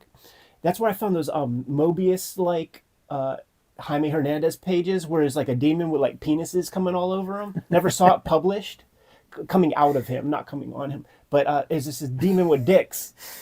And it's clearly Jaime, and it's just stacked amongst all this other stuff. Realm coming out of Missouri, and look at the lineup here: John Buscema, Roy Thomas, Bill Kaluta, Drought. Ditko, and Buddy Saunders again. You know, like in the middle of that. Same thing. Here's one out of Iowa, Pandora. So like everybody's just publishing these zine, magazine, fanzine kind of things, you know. This is interesting. Could this be Larry Todd, the underground guy? Seems about right, yeah. Because like the only undergrounds we saw in all of this, man, were the ones that you would expect. You would expect Vaughn Bodie, and you would expect Richard Corbin. But like Larry Todd, what the fuck did he do? It's not Cherry Pop Tart. That's Larry Wells. But he was a part of that crew. Yeah, I see that name come up, but yeah, doesn't. I can't pull it off on the spot here. Original artwork. Oh my goodness, name some prices. And is the address Gil Kane, such and such? I can't even make this stuff out. It looks like Buck Rogers and something by Gray Morrow, $10. 5x7. Oh, it's a sketch. That one's just a sketch. So yeah, a few of these will have artwork listed if you get into some of the minutia of the fine print. Comic Fandom Monthly. You know, you can see it like they're trying so hard to get to the point of legitimacy of professional level. And they do eventually, but that's what you see in here, like the people that are really pushing in that direction and finding each other to kind of make a team and go at it. FanCon 72. Yeah, Kelly Freeze, painter for the Mad Magazine covers. Wally Wood. I don't know this name. Yeah, Murray Leinster. Not familiar with that. That's in Norfolk, Virginia. So you're seeing conventions popping up and trying to bring artists and stuff. Might be a local hero. Look at this void. Look at that. I feel like that guy might not be one we know. Again, personal ads, handwritten personal ads. A lot of these are handwritten. You know, 1 year in, it's becoming almost more amateurish. Lexington. Promoting Tim Vigil comics? Yes, that's what I see. So, oh my goodness, look at this right here. See, I knew I would find something cool in this motherfucker. Like Monty Beaucamp, the guy who is the Blab editor-in-chief, the curator, Blab magazine, has old fandom stuff. Like, see, I didn't know that about this guy. That's pretty cool. I like seeing names that I recognize. Yeah, and he's also looking for stuff. Like, that's kind of neat, too. Like, these people that are selling aren't just selling, like... It's fandom, baby. Yeah, definitely. What's he hustling, man? He's hustling. Man, he would be embarrassed about the comics that he's pimping out. Submariner, that's pretty good. Yeah, it's just old comics. But he is there, and this is the same headquarters of like Dynapubs. So you kind of almost get these guys, I don't know, birds of a feather, right, flocking together and stuff. Toronto with the Cosmic Con in '72, so it does feel like there's groundswell. You can almost go through these things and kind of get a sense of like there's a lot of energy around comics in the early '70s, which is pretty amazing whenever you think about history of comics and ebbs and flows. Like a lot of energy around them in the early '70s here. Yeah, fantastic. This is an episode that we sort of hang our hats on, being able to unearth this kind of obscure, hard to find material. I was stunned to see these because I mean these are delicate newsprint. Right. People aren't, they don't fit in the comic box. They just don't exist. I never see these anywhere. Yeah, it's not going to happen if you don't like kind of go to the source and get this stuff. And I mean, they're not even bent up all that much. Yeah, I was curious. Like, do they grade these? Like, what's a top grade for one of these? They grade like a down 4, there. like a 3. Like they can't be in good shape at this point. Right. They weren't in good shape when they came off the presses. No. No, what an episode, man. You good to go? Yes.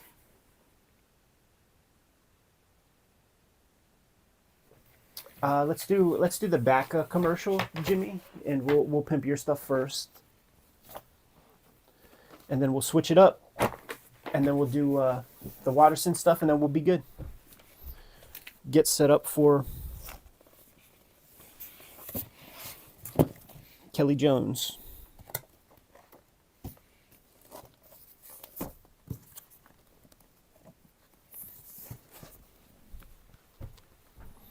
Yeah, what a fascinating. I'm gonna have to bring that down again. Yeah. Now, in getting that good habit, I'm gonna take this microphone off while I go drain the weasel.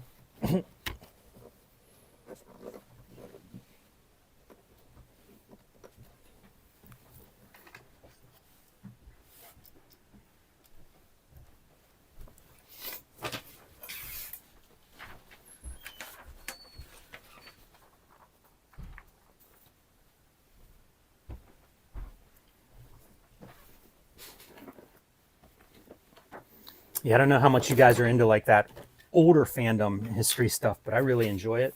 And especially seeing, I'm going to say, for lack of a better description, seeing like the same names congregating and popping up. I think that stuff's awesome. Anybody out there, did you used to get the Comics Buyer's Guide? I would barely even see them in stores. I was surprised to see like 20,000 as being their high circulation number when you think of comics selling, you know, hundreds of thousands of copies in the early 90s and stuff. You'd think they'd have done a little better than 20,000. What's that? The circulation for Comics Buyer's Guide. Because that was a name that I knew. That's a hard number to believe. I don't believe it.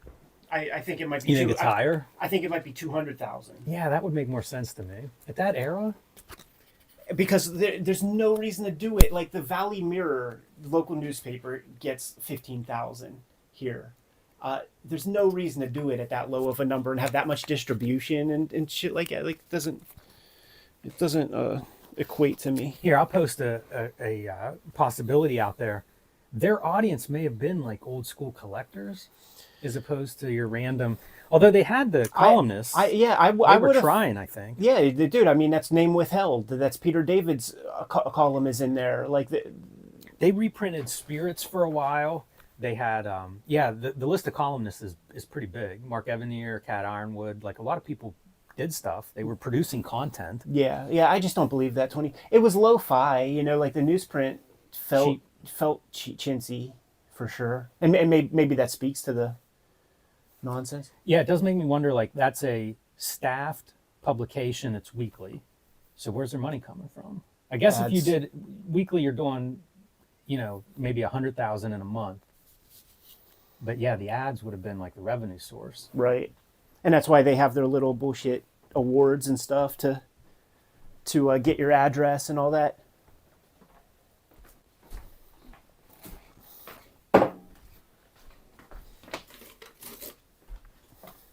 So, dude, my books are down there. We'll call yours out first. Oh, and you know something I was thinking about like I'm trying to think. Like I guess all of this is read more comics, but on days where we have a smattering of different kind of titles, when we do the end, Jimmy, give the marching orders. Read more comics, make more manga, and then we just cut it as needed. You know, we just don't splice that part until the very end. Right. So I want to continue that trend and just not be stuck. Just because it's kind of a thing that we do. Good when you are. Yeah, hit it.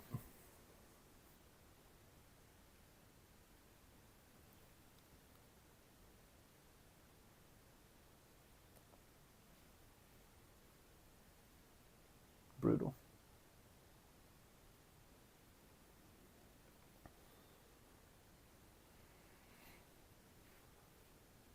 Yeah, I knew that. It's crazy because it's already. It's like already. What do you call it? Fucked up. Yeah. Let's see. I doubt it though.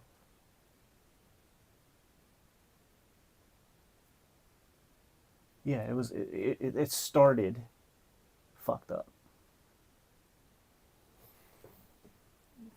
I was going to say maybe restart the Filmic remote part.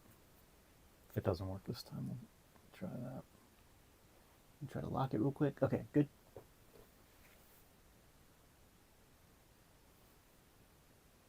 Check. Look at that bullshit. Good to go? Yeah. Kayfabers, like, follow, subscribe to the YouTube channel. Hit the bell so that we can notify you when new videos are available. We are a daily YouTube channel with more than 1,500 videos at your disposal. We might have talked about some of your favorites. So search for your favorite comics on the front page of the Kayfabe YouTube channel. Hit the magnifying glass, search for your favorites, check out those episodes. If we did not talk about your favorite comics, you have to let us know in the comments so that we can push your faves a little bit higher up on our to read piles and make those episodes for you as soon as possible. The Patreon exists for the King Kayfabers to get all of the videos before anybody else does. It mitigates the kayfabe effect. The things that we talk about on this channel, things like the Escapo trade paperback, whatever, they become very expensive if you can even find them online at all. And it's always the King Kayfabers who get earliest dibs at those copies by getting the fully produced videos, plus the live stream recording sessions that we do while we produce the videos. Ultimately, though, the videos are brought to you by the books that we make. Before you is a good smattering of our bibliography. But we make new comics all the time. So, Jimmy, let the people know what you got. I've been self-publishing lately. I have True Crime Funnies, a collection of 3 short nonfiction stories. 1986 zine is a celebration of the greatest year in comics history, 1986, looking at everything from Dark Knight to Mouse to Teenage Mutant Ninja Turtles and their many ripoffs. And the BW zine, looking at the black and white explosion, self-publishing, and small press books of the 1980s. These are all available right now on my website, jimrugg.com. Coming up in November, I will have a new volume of Street Angel. Street Angel Princess of Poverty will be out from Image Comics at the end of November. You can pre-order or reserve that one now. It is a companion piece to Street Angel, Deadliest Girl Alive, also available from Image Comics. Together, these 2 books will collect all of my Street Angel comics that I have created so far. And finally, Hulk Grand Design, my contribution to the Grand Design stories, one of the books I'm most proud of making. This thing is out of print at the distro level, which means if it's at your comic shop, scoop it up because it is going to disappear and be hard to replace. Prices are already going up online for these. So if you haven't added Hulk Grand Design to your collection yet, do that now. The Hip Hop Family Tree Omnibus is out there in full effect. Thank you guys so much for supporting it if you did. And if you have not yet, right at this moment at least, there's some steep discounts online that you could find if you don't have a good comic shop in town. 504 pages with about 140 plus pages of additional material. It's going to serve all customers. The people who read Hip Hop Family Tree in the past, you're getting a lot more material to chew on. And if you've never seen Hip Hop Family Tree before, like now is the time, or generating new readership with this latest Hip Hop Family Tree Omnibus, let's sell it out before 2023 closes out the calendar year. I think that's a noble goal, and we're more than 75% of the way toward that goal. Not the only holiday piece I'm having come out in 2023. There's going to be an X-Men Grand Design Trilogy trade paperback coming to you. It's going to include all of my X-Men Grand Design works in one handy package. It's going to be the size of a comic. It's going to be smaller than the Hip Hop Family Tree size big books, but that is coming to you in November. Red Room has been the focus for the past couple of years. There are 2 trade paperbacks out right now, the Antisocial Network and Trigger Warnings. Third's going to come to you in January. It's called Crypto Killers. And right now, I am serializing my daily strip exclusively to my Patreon. It's called Switchblade Shorties. It's going to be coming out January 1st, 2024. But you could get a leg up and check out those comics before they see the light of day to Gen Pop. Plus, I do streams every now and then here on the Kayfabe channel, producing new comic pages and new strips for that series. So thank you guys who have been supporting that. Let's keep that rocking. The books are the absolute most important part of keeping Cartoonist Kayfabe sustainable to the point where Jimmy and I could collaborate and put these videos together. There are, however, some other ways to support the channel. Jimmy, let the people know. Subscribe to the Cartoonist Kayfabe newsletter at the links below this video. You can also find Cartoonist Kayfabe t-shirts, merchandise, hats, stickers, and more at our spread shop. That link is also under this video. All good ways to support the channel. Give them some marching orders, Jimmy, and we'll be on our way. Read more comics.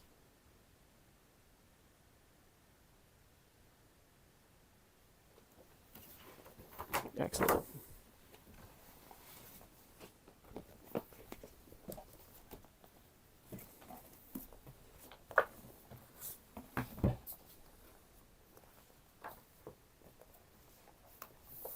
All right, guys, we're going to do the Watterson video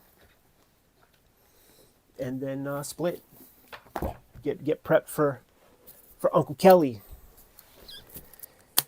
He's got good charisma, man. Like I've never seen him before or heard him talk, and the stuff that he did on some of these recent podcasts and things. Like he's very good.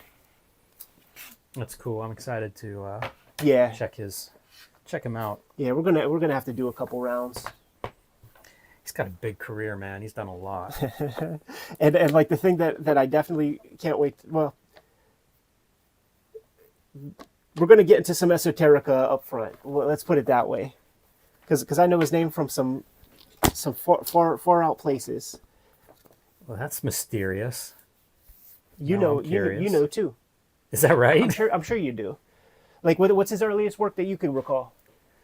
Chrome is one of those indie books that I remember from him, but he did stuff before then. Yeah.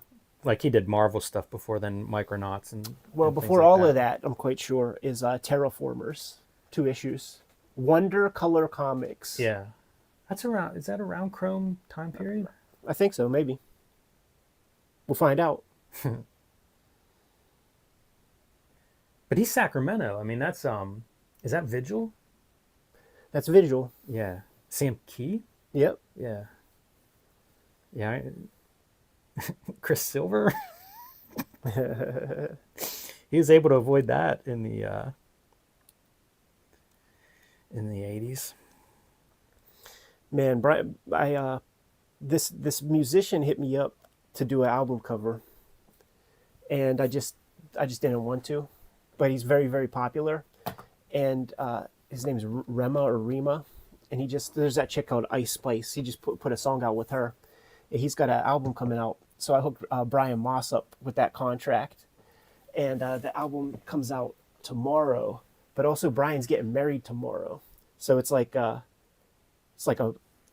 gift, like a marriage gift or something. And I'm super, super stoked for him because like this musician has like 6 million followers on the gram and is like really blowing up. So it's going to be the most popular piece that Brian ever put together to date, you know? And then the guy wants to still work with him and stuff.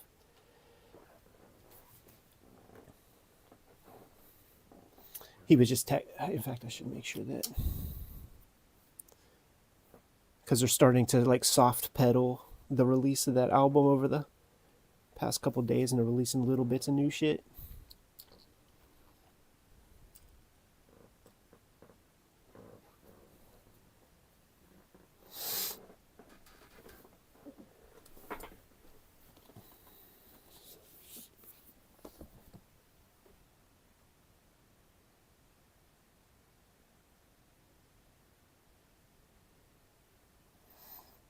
Got some literature from Last Gasp, and I think they're putting the bulk of that Keiji Nakazawa Barefoot Gen and like the small ones, the one shots and stuff. Like they're all coming back to print.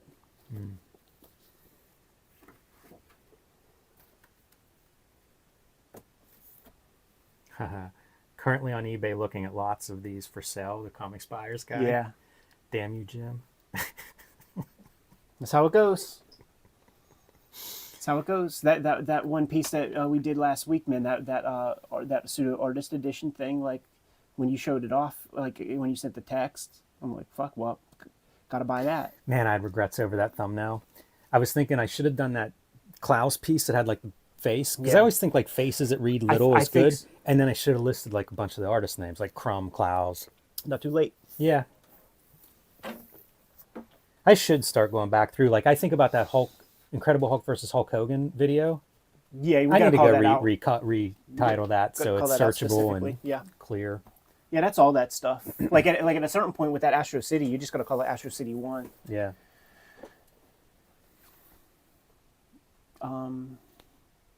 This is just the books, right? That's what we do? Yeah. And back to the video. Okay, yeah. Ready? Yes, sir. Cartoonist Kayfabe is brought to you by the books that we make, and we've got a lot of stuff in store for you for the late part of 2023 and 2024. Off the bat, thank you guys so much for making Hip Hop Family Tree Omnibus a hit. We still have some copies left to go, so if you have any designs on getting... here, let's start it over. I just want to be quick. I want to be much quicker. Hit it. Cartoonist Kayfabe is brought to you by the books that we make, and 2023 is fuck, I'm sorry. I got a million thoughts. One second, Jimmy. Let me think. Okay. Cartoonist Kayfabe is brought to you by the books that we make. Out now. Hip Hop Family Tree Omnibus. Thank you guys so much for supporting it. And if you did not, we still have some copies available. There are 2 rounds of Red Room that are out there. Antisocial Network and Trigger Warnings. Crypto Killers, the third in the set, is coming out in 2024 in January. And X-Men Grand Design Trilogy trade paperback is coming to you in November. Another thing that's coming to you in November is the Street Angel Princess of Poverty collection that is the companion piece to Street Angel Deadliest Girl Alive.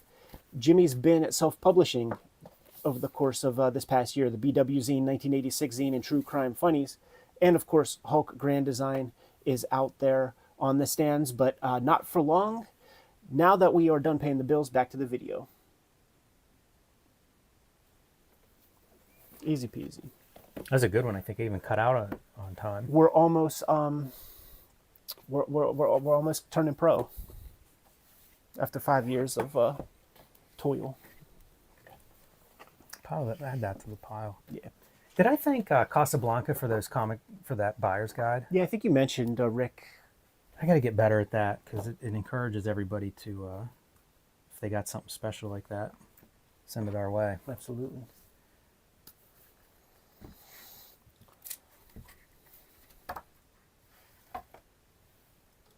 All right, guys, we're going to be doing the Mysteries Watterson book. I'll probably put this one out tomorrow. Like, sooner the better. Okay, this has been annoying me. Like, this light needs to be pumped up, and maybe this one needs to be flipped around, because something is... I can't tell. Does that make a difference? No, it's this one, I think. The bulb is kind of blasting us. Maybe that won't be an issue. No, what the fuck is hitting? Jimmy, just turn this one off for a second. I just need to see if it is this one. Like face it up. Like, yeah. Yeah, much better. It's weird, like it was really fucking with our videos a little bit today. Lock me in, James.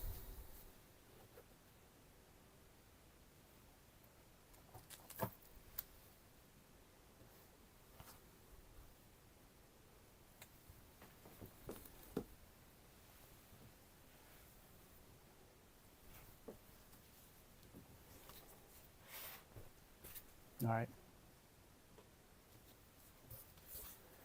Welcome to your favorite YouTube channel, Cartoonist Kayfabe. My name's Ed Piskor. I'm Jim Rugg. Got a good one for you today, but first we got to know that this is a daily YouTube channel where we uncover lots of the goods, and we might have talked about your favorite comics. Hit the search box on the front page of the Kayfabe YouTube channel, search for your favorite titles, and check out those episodes. We are partially brought to you by the Patreon, and the King of Kayfabers on the Patreon get access to all of the comics that we talk about much earlier than Gen Pop, because they're hanging out with us in this live stream recording session as we construct these episodes, but they also get all the produced episodes before anybody else, sometimes well in advance, which gives them that opportunity to buy early.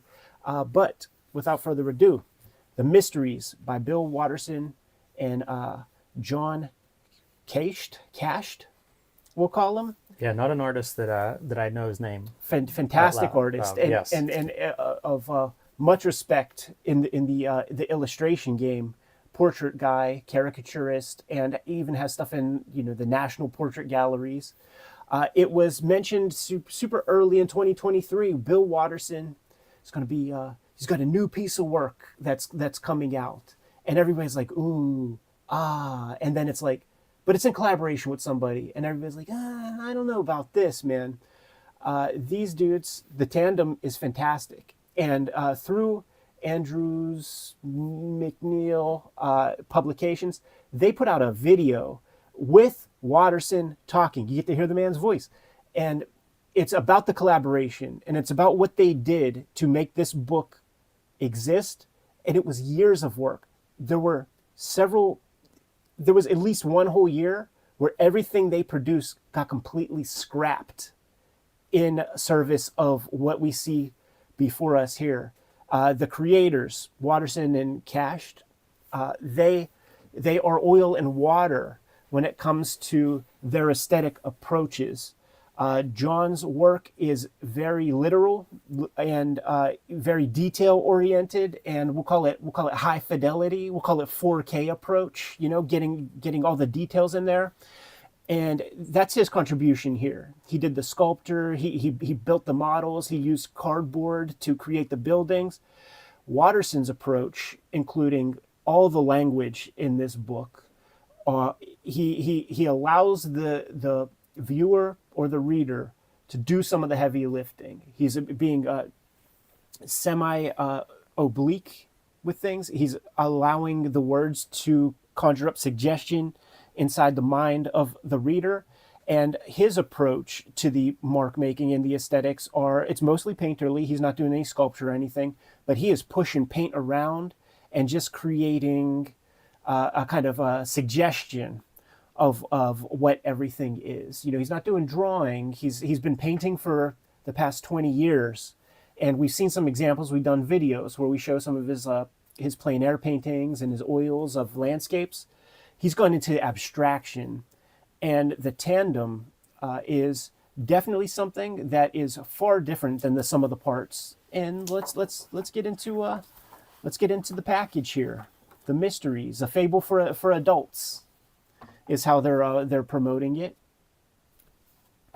Was there some imagery before? Yeah, check this out.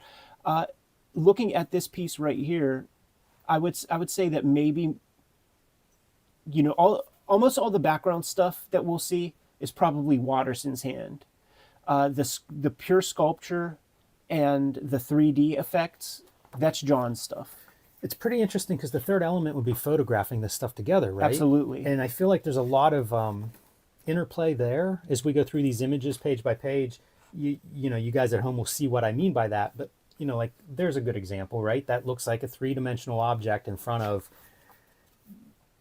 possibly more three-dimensional objects, possibly a painting backdrop. Right. And this whole book, the imagery kind of has that feeling. Yeah. I think that John's contribution, if we were going to be talking man hours, far exceeds Watterson's contribution because of the high fidelity of his artwork, doing all the sculpture. They show the process. It's so cool, and we are so lucky that they cataloged and what's the word I'm looking for, man? Document. Yeah, it's so great that they documented their work and their process. There will be sections of that film where you just see John in his yard walking his dog and just sculpting faces, and just he did hundreds of them, sent them off to Watterson. You know, they're choosing which faces work for which characters and things. Wild approach.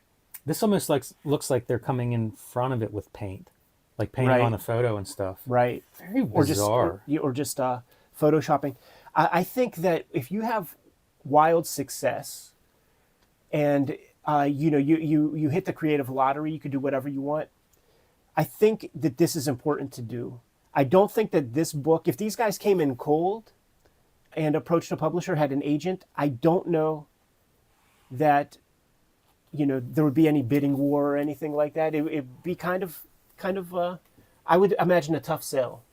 This ain't for little kids necessarily. There's a complexity to it. You never get probably a dozen words on the left hand page, but what Watterson does with the words is leaves it intentionally abstract to allow your mind to think of a lot of different approaches and a lot of different ideas about what he may be suggesting. You could put a lot of your own spin on the story that they're telling here, and we're only going to take it to a certain spot because it is a brand new book, and we don't want to, spoil it. There's plenty to talk about. Just going through, maybe half of it or so. Real hand in the photo, it looks like. Yeah, maybe. If not a very, very gifted sculptor. And honestly, looking at that face, it does look fleshy. Right. So it's not out of the realm of possibility, but maybe a real hand there. Well, I think there's a math formula, Jimmy, and it might be Bill Watterson plus John Cashed equals Dave McKean. It equals Dave McKean's Mr. Punch. It's fascinating, too, to think of, like, the conception of this. Yeah. Like, one of the things, and I've only read this once, Yeah, me too. shortly before we came on and start recording. So I'm curious to kind of live with this book a little bit. Totally. But my first impression of it is, I think you can look at it with the word and image in a way that's very like comic storytelling. It's very deliberate what he's putting there, and it is this words and pictures per spread. I think there's a lot of comics that we can take from that as comics, people that are building a panel or a page or a story. Absolutely. So help me, if I find a digital version of this around, what I'm going to do is take the words on the left, make a little caption up top, and I'm going to have a sequential set of images and see what that looks like as pages. That's really interesting. And if Watterson ever finds out, he'll hate you probably for doing that. That's okay. It'll be the cross that I bear. Yes. I mean, okay, here's a great image to kind of spend some time with. What the heck are we looking at here, man? Totally. Is John sculpting that complete figure, and then the images in the background, is that an image of figures that he sculpted that are then, because I feel like there's a lot of depth going on with a lot of these images, like where you're building a photo set and then maybe painting the backgrounds like matte paintings. Right. Or in this case, maybe doing another photo or something like. And the matte paintings will be Watterson by and large. Beyond just sculpting the figure, this dude is building these pieces. Like, you'll see him in this video just cutting up, Rice Krispies boxes to get the cardboard to apply on top of the underlying structures and things to make all this stuff work. And then it's almost like I sort of wonder if there are certain, like, if Cashed paints this, but does Watterson paint that? Because this piece feels way more John Camp rather than Bill Watterson Camp. Like, maybe these little bits up here are Watterson, but of course all of the words come directly from Bill Watterson. And it's this idea of the mysteries, and it's the unknown, these terrifying things of the unknown that really stultify the culture. Like, everybody's in fear of them. It becomes a game of telephone where the more that you hear about them, the scarier they become. Yeah, it feels very much like nature, just any kind of unexplained phenomena that we experience. And I mean, honestly, most of this stuff that's going on around us we can't explain. Absolutely. Would fit this. And especially if you go pre certain technologies like electricity and things to ward off darkness. Like there's a lot of ways that this could be interpreted. Absolutely. And you know, technology, thoughts, meditations on technology are a very clear part of this. As we proceed, you know, it'll be super clear. So it's almost like I remember seeing a documentary on, they were trying to figure out factual things that they could pull from the Bible. And one of the pieces with, you know, Jesus making a blind man see, they were talking about the placebo effect pre-medicine helped humans heal way faster than we're able to kind of on our own now, because of the limited thinking that we have, or like the need to you know, medicate for the solution. They just were they weren't pumping, by being less nervous and just praying or whatever, they weren't secreting those stress chemicals that were keeping them sick, basically. So I think that there's like some versions of that where like these people of this era go into the bread lines and having their little chickens, like they don't know how good they have it, kind of thing. There's a little bit of that, a little old man on the lawn kind of chatter. Every day, and seeing the juxtaposition, but every day things happen for which there were no explanations. And then you see, presumably, a tombstone, you know, a burial marker with the passage of time. You know, each image is very evocative. And when you take it along with the words, it's something to think about. You could read this book in 10 minutes, but when you really start to think about it and how the words play with the imagery, you got to sit with that for a while. Yeah, it's so hard to conceive how you do this story. Yeah. Because without the images, you know, like it's almost like, okay, I've got an idea for a story, and you go to your collaborator and you tell them, and now it's like, let's start making images. But I don't, you're not doing a script where you're describing this, at least not in any way that looks like this. Right. So what the heck? Like, what a weird project. A little bit of Cabinet of Dr. Caligari. It's beautiful. Aesthetics. Like, many of these images are just fantastic and beautiful. I think this is a really great one, especially with the lighting and stuff being applied. You know, you get a light source on this one that's pretty exciting. Do you think you really like put that thing on fire and had like a little fan blowing on it to get that, or is that some trickery? I can't say. It's sort of believable, but also not. You know, like certain parts where the flame is dying and it's like smoke, like that doesn't look like a real thing to me, but who knows, you know, the mystery of this. But I also wonder, like with Watterson, the urge to make something like this, what does that speak to? Is this a guy who supremely talented? You know, I just imagine his brain bursting with creativity and getting to the point where like it just has to come out. Right. Yeah, and the idea that it's a collaboration is an interesting piece. You know, he snuck out of the woodwork a couple of times. Yes. He did you know, a couple Pearls Before Swines that he didn't put his name on until, you know, years after. Didn't let people know. He did some stuff for Cul-de-sac when that fella became ill and everything. Like he came out for that. So he's definitely.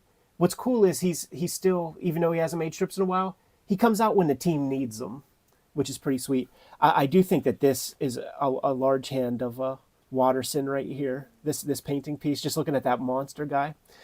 Pay attention to this king, because we're going to see him a couple of times, and he'll have different hands when we see him next. So that's a part of John's contribution is like, you know, making these characters a little animated. Man, the hands are magic. Yeah. I can't believe, like, they make me revisit the head sculpts, and then it's just like even more impressive. Like, the closer you look, the more impressive these things are. I wonder how big they are in real life. Pretty small. Jeez. Pretty small. He's just modeling clay in his hand. You know, like these things are about that big tops. It's really wild because, I mean, they're cartoons except they're 3D. Yeah, he's a caricaturist. And I don't think that he even does sculpture. Like there was something about those guys working together that they were pushing each other into different directions. And then, like, I look at this piece. Yeah. And the armor almost looks painted at times. Right.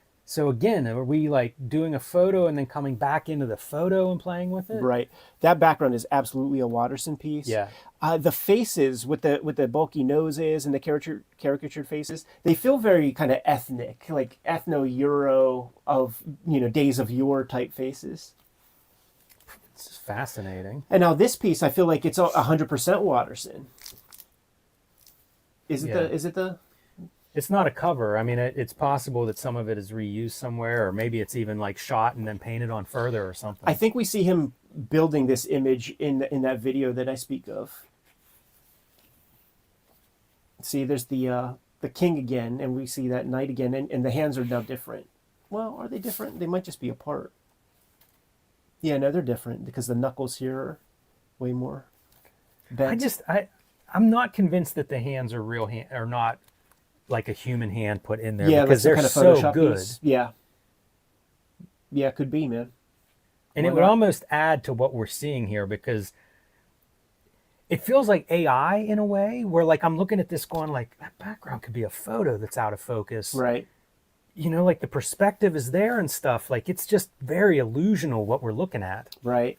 We were in the video, man. You watch him building this wheel, and it's all just cardboard and paint, and it's pretty astonishing to watch. Yeah, it's fascinating because that stuff looks like old wood. It does. Yeah, he knows exactly what to do. Like when he's making the roof tiles of things. You don't see one clear roof in here, but like they show him building this roof and like all the work that goes into it, because like he builds it, but as you would tile a roof, it's this big and it's cardboard. But then he goes in with like a stylus of sorts and is just kicking up some of the tiles to make them seem weather beaten and water damaged. To speak to the doing the roof that we don't see, I bet when he's making it, he doesn't know what this picture's going to end up being. So Totally. See, it would be the roofs to this kind of stuff that you get to see. And I think this is like one of those great tandem pieces where the background is a Watterson painting, and then these 3D objects are Casage's work. Yeah, it's just bizarre. Like I don't even know how you conceive of doing that as a method for making images throughout this. Yeah, let's do a couple. So sometimes the background is a 3D object that they have out of focus, but then Watterson is doing these out of focus backgrounds. Right. During their collaboration, they both kind of like set up a bunch of rules, and it was like each person had veto power. Nah, this doesn't work. So they were vetoing everything. Like that year that they spent, where you don't get to see the results. It was a year of veto.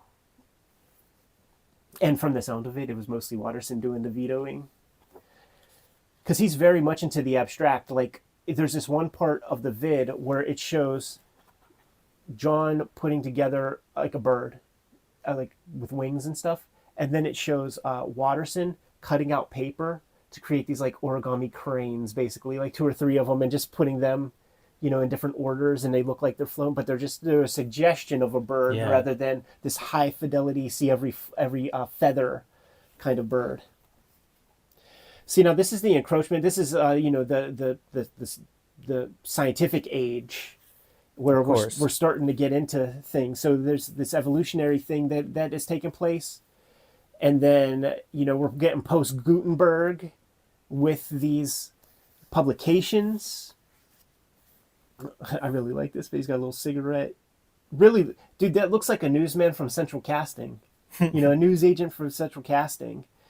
The headlines: boring, yawn, so what? Like just everybody apathetic. A tabloid with the king on it, and then you have your presumably a Watterson piece in the background.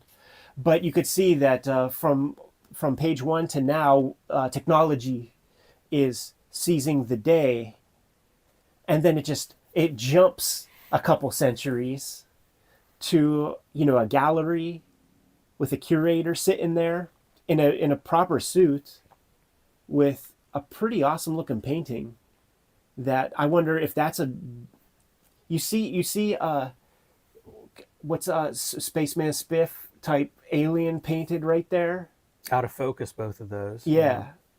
And then so like maybe Watterson does all 3 paintings.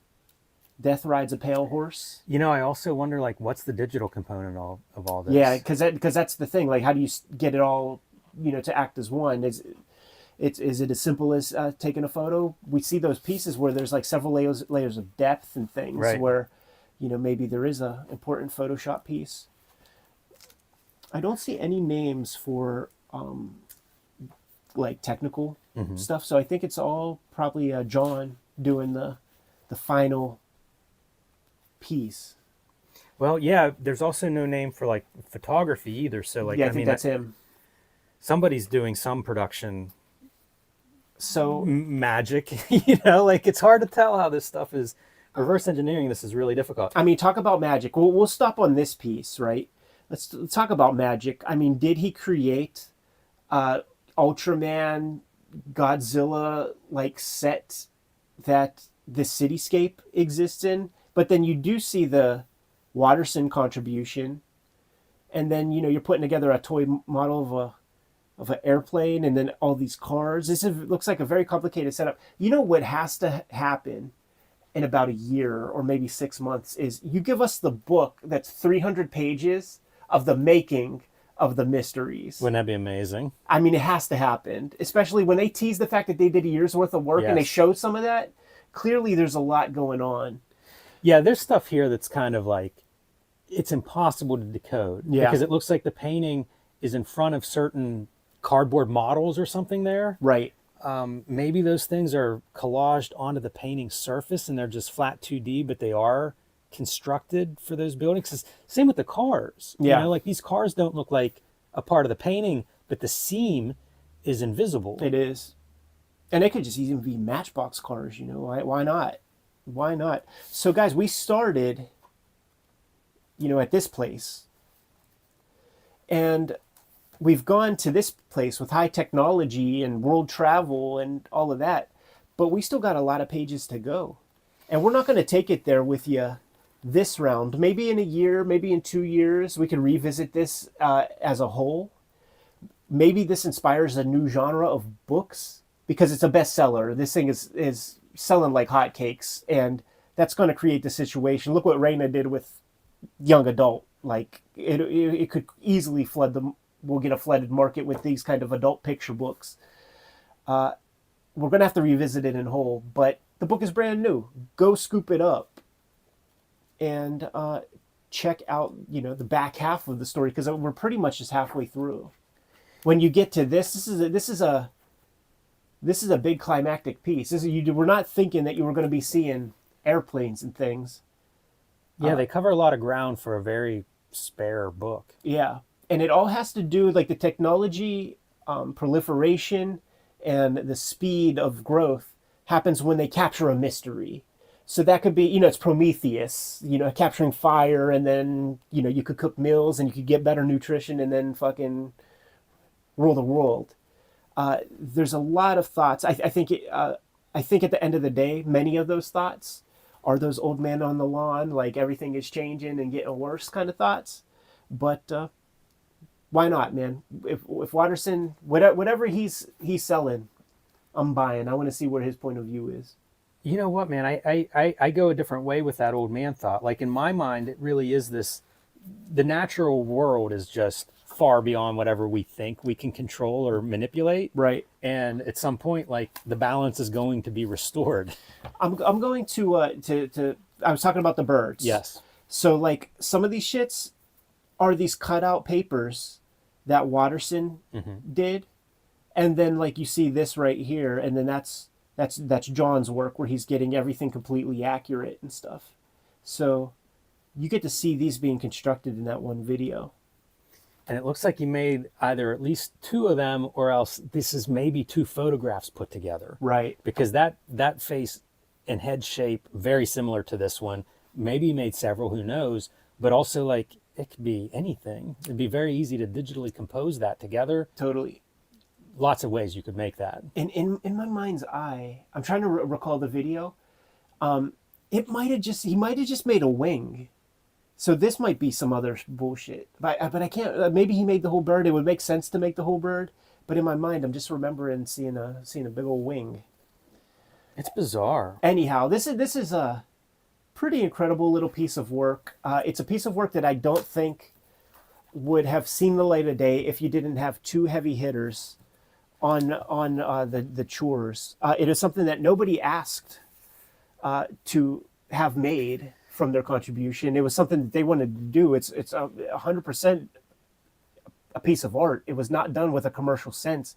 When you waste an entire year, and these guys could do whatever they want all day, every day, I'm sure they put in more than an 8-hour workday on this stuff. They took a big pay cut to put this together. So we got to rejoice in that. And I'm always up for creators who are set to push themselves into a weird direction, try something new, and you might create a whole new model. I go here because Bill Watterson created the newspaper comic strip Calvin and Hobbes. His work is on a long-term loan at the Ohio State University Billy Ireland Cartoon Art Library and Museum. I'll never forget the first time we stepped back into the archives, and from a distance, from 50 paces, you could tell where the Bill Watterson stuff is being warehoused, because in the old Billy Ireland, I don't exactly know how they do it now, but in the old facilities, it was like Clive Barker Cenobites, where the Bill Watterson stuff was. It was every strip, it's very famous for like not getting rid of too many of them. The market does not have too many Wattersons out there.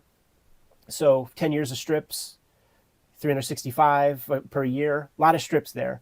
And it is bound literally in chains and padlocks and several rounds of chains and several rounds of padlocks. And it's like Mr. Miracle kind of escapo type shit. No doubt about it. Should note, though, if you haven't been to the Billy Ireland, there are Wattersons on permanent display there, too. Yes. So do go check that out. Yeah, absolutely. Absolutely, man. Super fun to go through. Big pleasure. Check out the book. You good to go, Jim? Yes. Yeah, it's a fascinating object. There is like some precedence for this. I don't know if you'd sell this without Watterson's name on it. Yeah. Mr. Punch is this. It's possible, yeah. There was a book I bought at Barnes and Noble, and it's this hardcover book that's not a picture book, but it has drawings like maybe on every spread. It's very bizarre format, but it's of this nature where it's like it's not a kid's book, but it feels like a weird format for adults. Yeah. So there's some stuff like we should go down this. Maybe we'll get some comments maybe with other stuff, because I always like when I started looking at picture books several years ago, I remember thinking like, why doesn't this exist for any age? Like, why would this be limited age wise? Get a really good illustrator, like it doesn't seem like it should be age limited. One of the things that we do have to do, and I it'll be interesting to see the reaction. Though I know how we have to sell it is, Neil Gaiman's greatest comic, Neil Gaiman's greatest work, something like that. We have to do Mr. Punch, because in several places, I think even in that Endless Nights thing, and when we saw him in person, he talked about Mr. Punch is his favorite work in comics, like from his mouth to us. So it's like we got to fuck with that. You know? Yeah, I gotta read that. I bought a copy of that, and my cat threw up on it. And I threw it away. I in the very first Wizard that I got, like the day I bought it. In the very first Wizard I got, it showed this stuff, and it was like exactly like the Punch and Judy, like throw the baby out the window, and I was just like, what? This is scary. Yeah. Like this is a demented that stuff fucking looks comic. Scary. Yeah. It's funny to think of like sculpted dolls or whatever, but they look terrifying. You know what it is? It's the rule, right? Like it's like chicks with the crazy eyes. Like if you could see the white all around the iris, you probably want to steer clear. And so it's all that. It's like the big circles with like the little dot in the middle.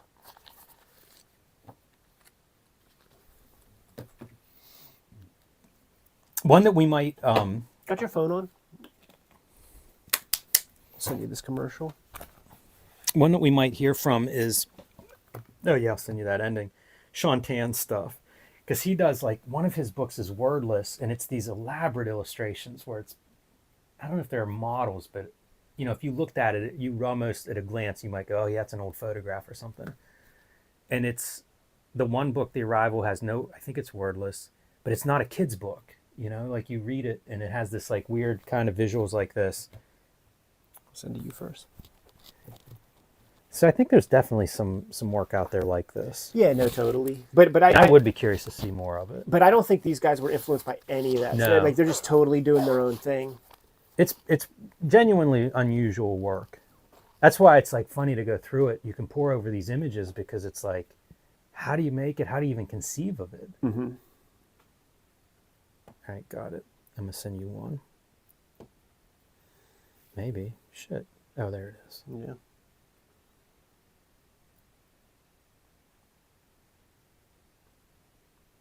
Oh, that's not.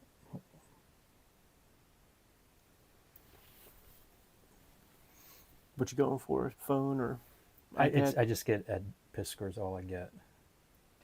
Well, my iPad. But. Cool. It's real sick now, like the way the new iOS works, where the AirDrop shows on the main page, and it just there's no danger. Like the AirDrop is pretty weird on my old phone because I'm sending it to the right place, but then it'll have like, my mom's name show up and show the meter going, and it's like, am I AirDropping something on my mom? What? And it's not. It's just a glitch. But also another fun thing is like in Instagram, when you upload like a story or something like this, and you close it, it'll decline, it'll fuck up, but it lets stuff happen in the background, and it'll give you an indicator, like letting you know how that's going. So guys, we're gonna split. We're gonna go set up in the other room. Jimmy, just the folding tables will work. I think I could put like the one in between us, and that'll have the Yeti. Because I would hate. Yeah, I would do the Yeti until we have a good test. Yeah, but it's also like if we use this for the streams, I'll never be comfortable using these because it's just like when we had that rental car, and it's like you have 20 miles left, and then it just we didn't know what we had left. This says like 9 hours, but I don't know if it's 5 hours or 6 hours. I just don't want to trust it. Yeah. Shit, mine might even be dead. Oh no, I see the light. Yeah, the light on mine. And thanks King Kayfabers too, by the way, for supporting that sale. Like, yeah, you still getting stuff coming? I go into this stuff, and I have goals, right? I guess I shouldn't throw that down. I have goals of like whatever, like I want to sell X amount, and we're halfway there, so not even 24 hours in. That's how you do, man. It's going well. So thank you guys for making that happen. Cool. We're gonna cut out. So take care. This is the new and improved stream. Thank you guys for contributing to the channel, for investing in the channel. It makes it possible for us to invest in the product, and you're getting the net results right now. And I think that with the shoot interview, we're using the same video. Like it's gonna be a very clear video of us at least. So, bound by the other guys, but it's at least like that webcam is dead. Fuck that webcam. Like we got something so much better. So without further ado, we'll get the fuck out of here. Yeah.